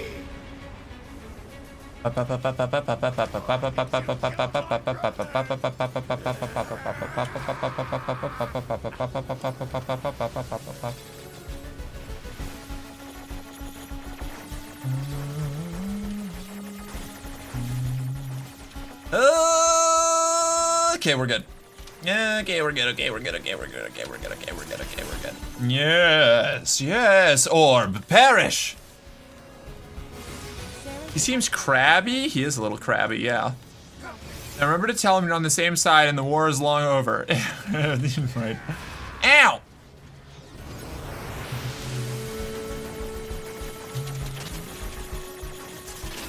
Dog, friendly fire! Friendly fire! Ow, I backed into the cube. Oh.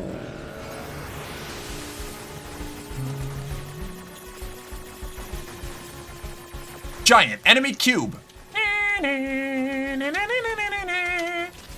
Now, see, That was a completely unforced error. There was no reason for me to hit that cube, and yet I did. I'm cube bound. I'm a cubeaholic out here.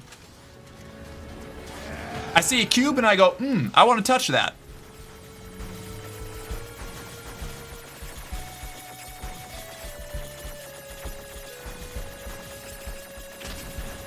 See, I didn't even, in trying to dodge the sphere, I got myself eaten by the cube. The thing I hate about hacking is that it can cut off dialogue. Yeah, same. That is a little maddening. No, it was a 4-corner cylinder. They're cube adjacent. They're cuboid in structure.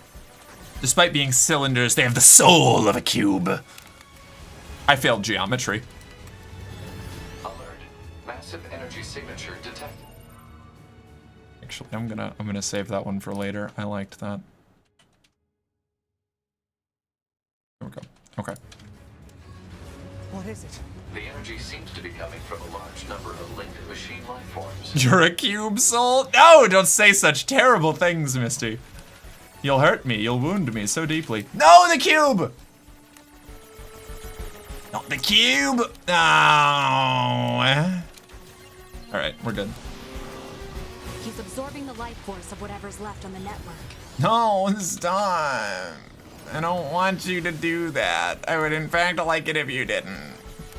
Oh God, there's so many spheres. At least, see, but these are spheres. I can manage this. The spheres in the arrow cylinders, they're okay in my book. It's only the 4-corner cylinders that have cube souls. I'm going to try hacking into Eve and shut. This game is just peak. I love this game. It's very good. It does leave me very prone to existential ranting, so I don't actually, like, every stream I dedicate like at least 1 hour of every stream. Like, whoa, whoa, whoa, whoa, whoa, whoa, whoa, this is a guy. There's just fully a dude in here. Stupid barriers.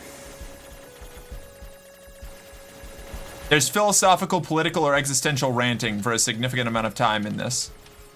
Oh. This game was a real challenge to do a cosplay. God, I want to cosplay characters from this so bad. I just don't have the funding for cosplay yet. I'll get there.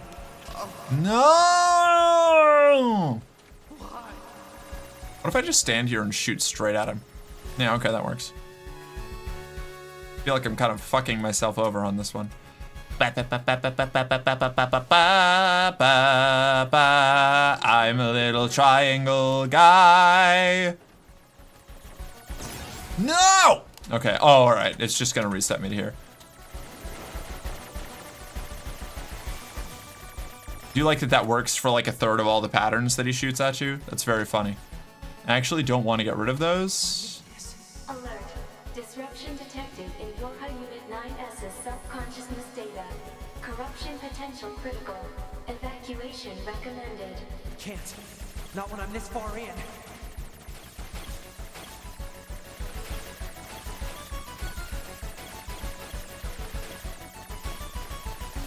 My brother was everything to me. My life was contained in our moments.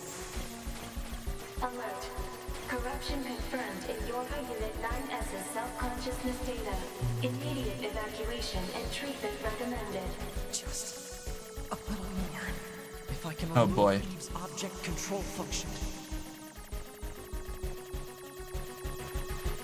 9S over here doing the most again. Yeah, I didn't realize how much of like a fucking Atlas character 9S was here. Like, 2B is out there doing like a whole bunch of really kick-ass shit, but all resting on 9S's work, you know? Didn't want you to be hurt. I especially didn't want to lose you. So let's go somewhere quiet. Together, my brother.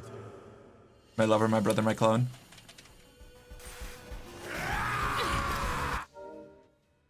You become cubic, you are rectangular. The world has 4 corners. Time is a square cube with 4 corners, north, south, east, and west. And time is cubic, you see. Nanus is like a yapping puppy though, and I find that very endearing as a yapping dog girl, you know? 2B is a combat unit, 9S is a recon unit. Yeah, no, I know. I just didn't realize exactly how much heavy lifting 9S was doing to keep us alive, you know? It's funny because some people who play are like, 9S is just a leech that 2B has to carry, and I'm like, no, wait, really? Are you kidding me? No. 9S is your logistics guy, you know?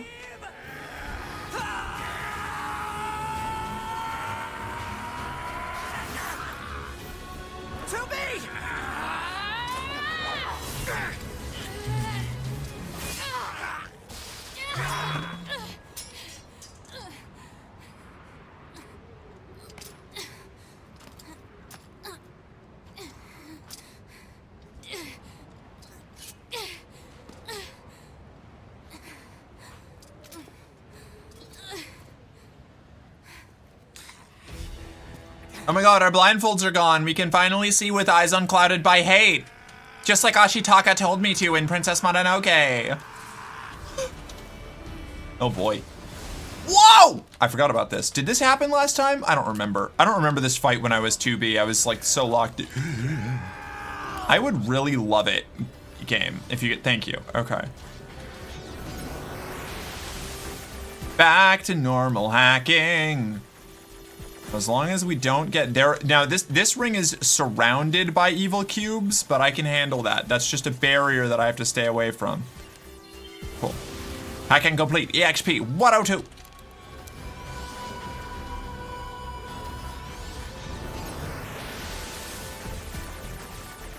Okay, these are arrow cylinders. Those are easy to handle. These cubes are obstacles. They're going to probably hurt me. Maybe not. Maybe I can get away. Ooh, wide around the cube, wide around the cube. Don't get near the cube or it'll sting you. Alert. NFC. What? What are you? Combat no longer operable. Close range combat no longer operable. Oh boy. What am I supposed to do there? Oh, nothing. I'm supposed to do. What? Really? What do you like? What do I do? You just detonated me, made it so that I can't dodge or move it more than whatever. Whatever. Swear to God, if it sets me back to the beginning, I'm gonna lose my shit. If I have to see another fucking cube.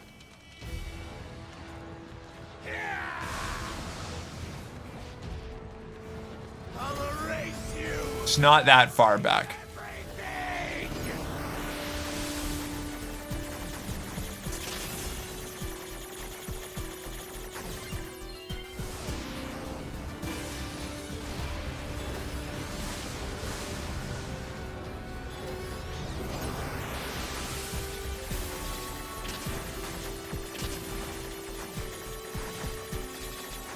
See, these are 4 corner cylinders. They're cubic souls.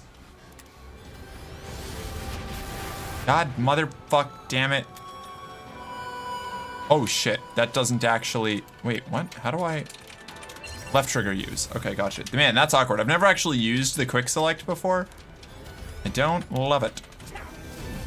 No, that's a melee shield. We don't actually need that. There was an intersection where I grew up called 7 Corners.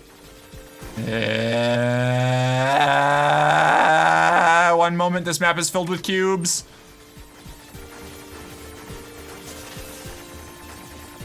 Oh, the cubes. Oh, the cubemanity. 7 Corners. Little did I know at the time that I was dealing with anti-merc. Yeah. Alert. NFCS destroyed. Close range combat no longer operable. Weapons. No. Item. Skills. Pod programs. Missile. Pod. Give projectile shield. Ow. Fuck, dude. Why are you not working? Why are you not working? Why? Oh my god. Ah! I hate it here. I hate it here. I hate it here. God, this. Okay. All right. Okay.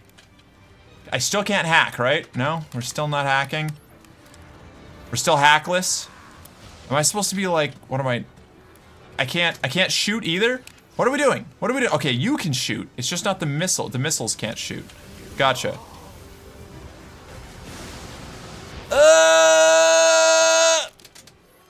You, items. What's cure all, heal all? Restores 100% and cures all status ailments. I don't know if this counts as a status ailment. What we are going to do is large recovery, ranged attack up, ranged defense up. It's all because of you! Like, I just, like, what do I do about that guy? What do I do about that, friend? What are we here for? What are we, just to suffer? All right, I'm good. I'm fine. I'm fine.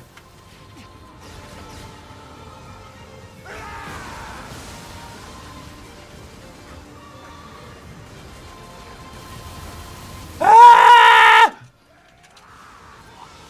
Orbs! I'm good. Marcus hack-a-lackin'. Wait, what? No, we did it. Brother.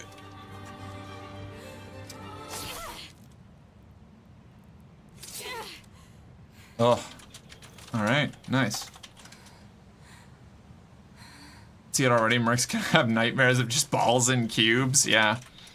Yeah, typical. I feel like I had weird dreams last night related to, right, I'm going to a Magic the Gathering pre-release tomorrow, and I had a dream that we got there, and we got bait and switched, where they were like, oh, actually, we canceled the event, but we're keeping your money. You can go to this unrelated draft event down the street for free, though, bye. And I was like, hey, that's not what I wanted. Why would you do that?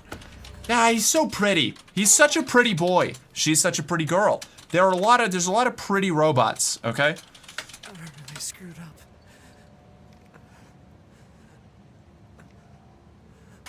The eyeliner is just, I'm such a sucker for eyeliner. Corrupted when Eve detached from the network. No. It's okay. Strangle me, 2B, it's the only way. Backup data from the bunker. But you'll lose you. Look into my eyes as you choke the life from me. Guess so, but we can't. Give me a little smooch on the forehead Data to the as the life passes from my lungs. 9S.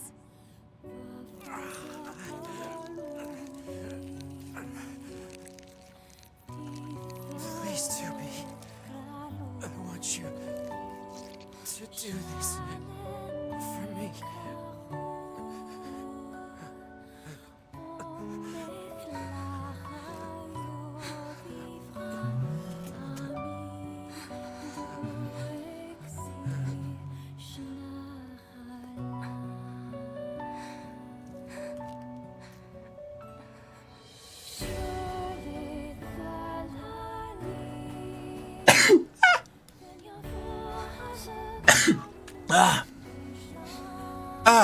Sorry, I get sneezy when I'm turned on. Who the fuck are these two? This is new.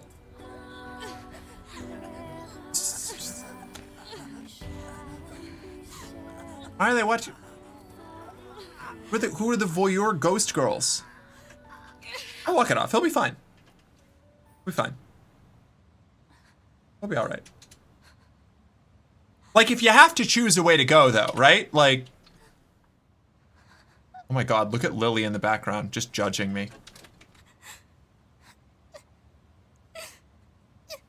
He'll walk it off. Yeah, he'll walk it off. He'll walk it off. It'll be fine.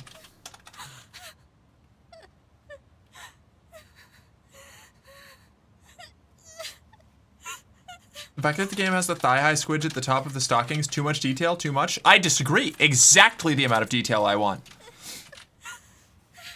It's perfect.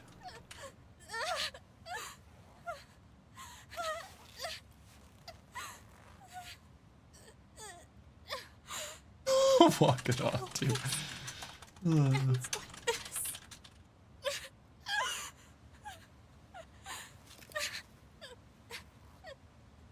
Having a bad day.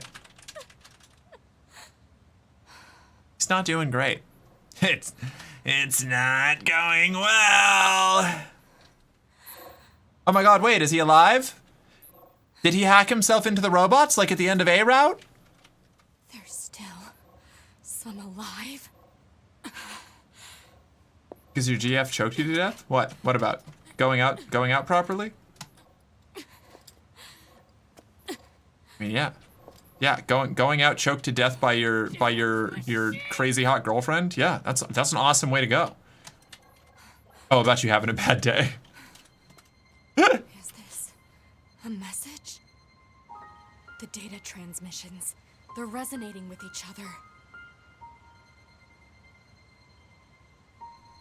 Hi, Trash Panda, what's up? You came in right at the end. We're finishing, we have completed Route B. Now we're gonna, that means Saturday I'm gonna start Route A, I'm guessing, because that'll be, or Route C, I don't fucking know. I feel like most of my comments can be related to the most tame possible answer. Yeah, probably.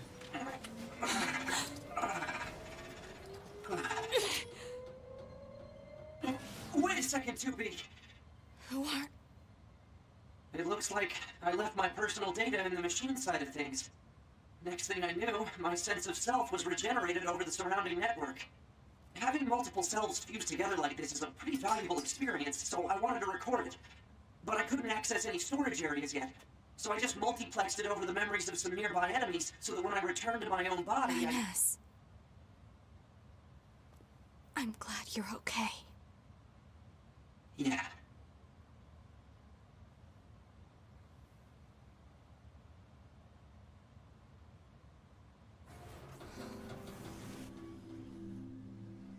And so, the final battle with Adam and Eve came to an end. This battle Emotional upskirt shot. effect on the outcome Let's go, Yoko Taro. 2B and I. Our battle will continue for some time to come. But that's another story. For another day. Near Automata. Or not to be. B route complete. So now you've done the heroic playthrough and the sad playthrough. Now for the Yoko Taro Exponenza. Yeah, this is the one where we play as A2, right? And we are going to just be off on like fucking crazy town, like crazy noisy bizarre town shit. 1999, bizarre summer.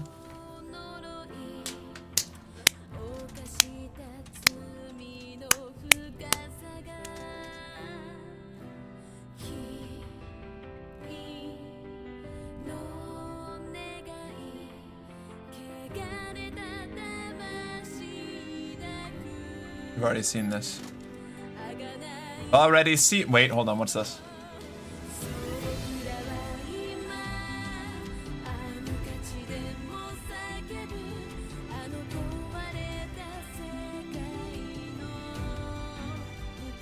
Are we gonna get lore here, or is it just emotional wide shots?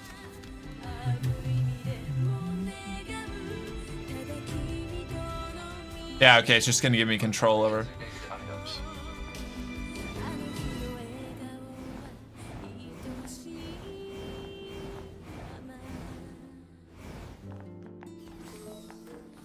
Nines. Hey, what you got for me? 2B. I was waiting for you. I needed to give you this. I will spoil nothing. I know nothing about this A2 thing you're speaking of. Look, Misty, I got hairstyles in the arena. There are hair colors, and it said only usable by 2B and A2. And that means I'm definitely playing as A2 because we've run into A2 in both playthroughs, and both times she's like, "You don't have any idea what's going on. I'm a Metal Gear Solid character," and then fucked off, backflipping into the woods, never to be seen again. We're playing as A2. That's what the last perspective is, you know?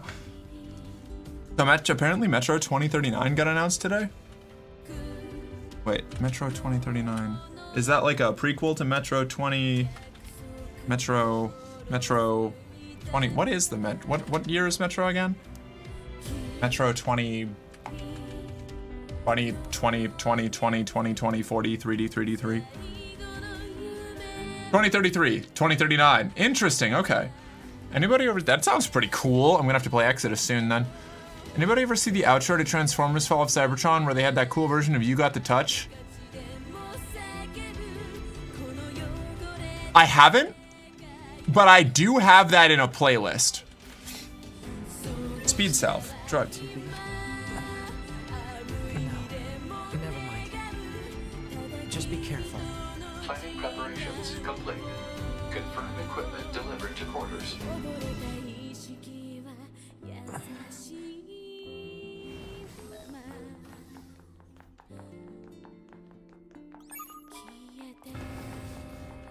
You've got mail.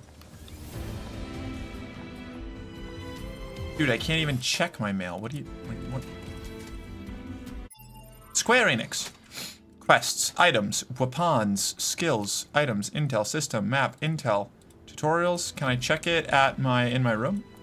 You've got mail. You've got mail. You've got mail. A new battle begins. Achieve ending B. Preview. Remember your pain. The pain of having your homeland stolen. Uh-oh. We will never give up our struggle. We will take back the seas, the skies, the land. Uh-oh. Take back our world from the scourge. Hey, that's our new player character. I can't wait to be her. We will not fail in this mission. Oh boy, 2B in battle armor is frightening. Yeah, this is fine. Glory to mankind. This is great, yeah. There's no way this ends badly. So is like Route A like the meaningless code? Okay. So Route A is like, we learned our lesson and figured out that massacring all the machine life forms is bad. Route B is like, we did it. We massacred those machine life forms and we should do it more actually. And then Route C is going to be us like fighting the Route B ending, right? This seems fine and totally like it's not going to be an issue. Yeah, we'll be totally cool. It'll be awesome. I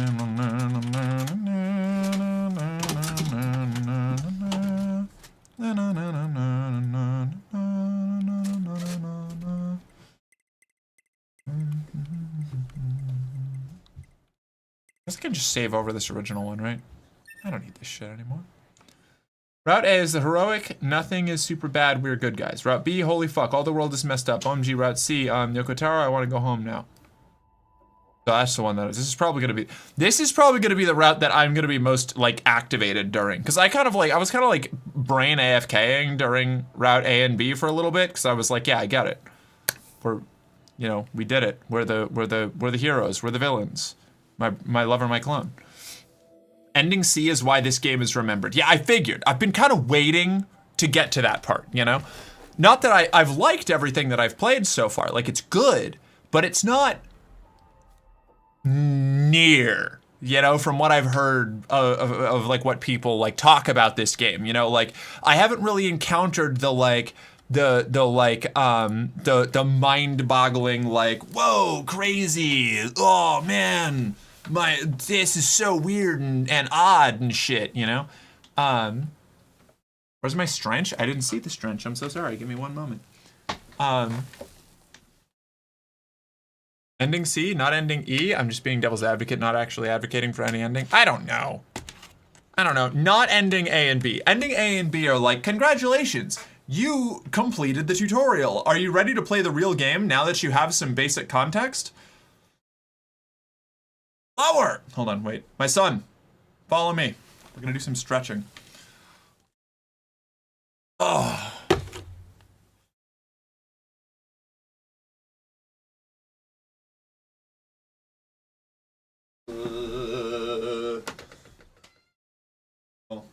Yeah, Lily, that is my chair. Look at this. Look at this little freak. Well, we're not gonna bend down. Hold on. Down lower, down lower, down lower. Behold, my cat. I'm not giving you anything. You don't get shit. Lower? How much lower, Hook? Are we going like this? Is that what we're talking about? Yes, Lily. Thank you for jumping down here. Wait, no.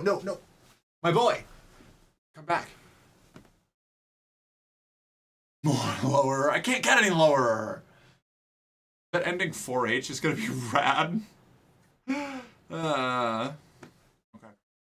We'll do our quick little stretch here.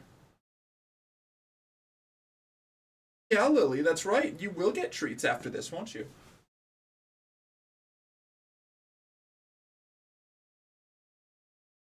Landra. Can't use that kind of language. That's illegal. But through the floor? No.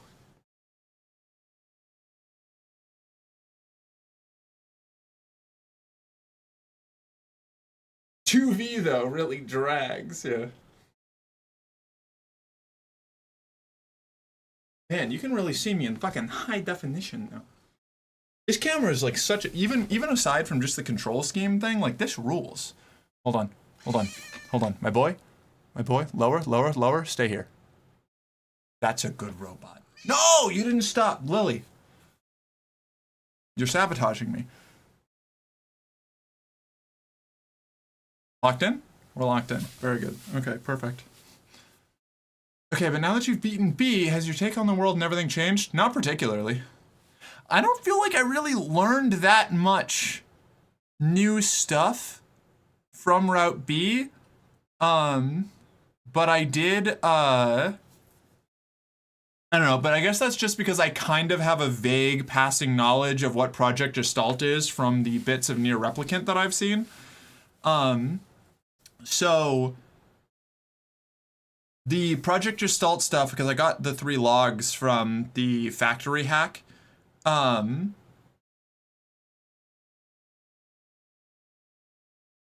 that's interesting information, but I kind of already knew it. So I don't think I've really developed, I don't think my perspective has changed all that much. I was right about no humans being on the moon though. That was pretty cool. Mark, did you hire a, yes, this is my robot son. I'm still working on a name. Still working on naming him, you know? But yeah. I have a child. And he controls my camera. He's great. I'm really a big fan. Works for real cheap, too. It's basically just an upfront hiring cost. It's on a gimbal, so I'd call it Gimpy? No, I don't like Gimpy. It's just like Lester. Like I was just, Faith suggested Lester. I'm not calling my son Lester. And Gimpy sounds like I'm insulting him every time I say it, you know? I'm not doing that. My mother-in-law's cat is named Lester. Wretched. I mean, like, sorry to any of the Lesters in the chat, but never really not a name that I would want to have, personally. Did you just turn tracking back on? No, you're good. Okay. Why not just call him Cam? That's cute. Cam is cute.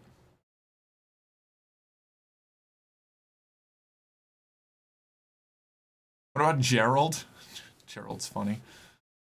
What about my boy? I mean, my boy is going to be his term of address anyway, you know? I'm glad Cammy went through his rebellious phase. Cammy is also cute. I don't know. Well, everybody, I'm gonna find somebody to raid. Let's take a peek. Let's see what we got. I need to take a shower tonight or tomorrow. Like, my hair is getting fucking dingy. Look at this. Look how clear the picture is, though. You can really see the lines in my skin. What are we doing here? Where do we want to go? Oh yeah, hold on, wait. Here's the raid message. If you don't have a sub, just copy the words. What do you mean? What do you mean I'm not signed into Twitch? Oh boy. Oh, hateful. Hold on. Let me do it over here. Okay. Rev is doing Hunt again? It's fair. We could probably swing by Rev. I haven't played Hunt in a minute. Damn. Let me take a look at who's up and running. Who's up and running? I will consider Rev.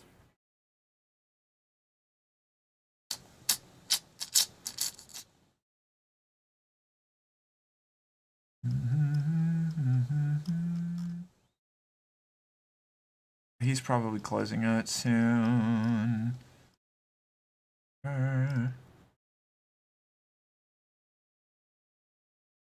Move on, anomaly.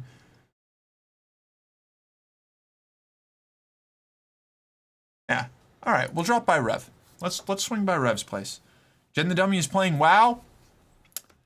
That's unfortunate. Sorry, I don't like WoW. I'm not a WoW girl. I'm not a WoW girl. I don't, you know. Lots of people are up. Lynx, Eva, Pappy, Blossom, Charvana. Yeah, I'm going through the. I was looking through my list. I have a list. All right, everybody. Let's grab this. We're gonna start the raid. We're gonna drop in on Rev Eldridge, playing Hunt Showdown, which I need to get back into at some point. Thank you all for being here. Remember, whether you're a regular chatter, a lurker, somebody who just swings by for a little bit, or hangs out for the entirety of every stream, you all are what make us able to keep doing this, and I really appreciate it. You're the bedrock of this whole operation, you know? So thank you. I appreciate it. We'll catch you on the other side. I'll see you around. Bye.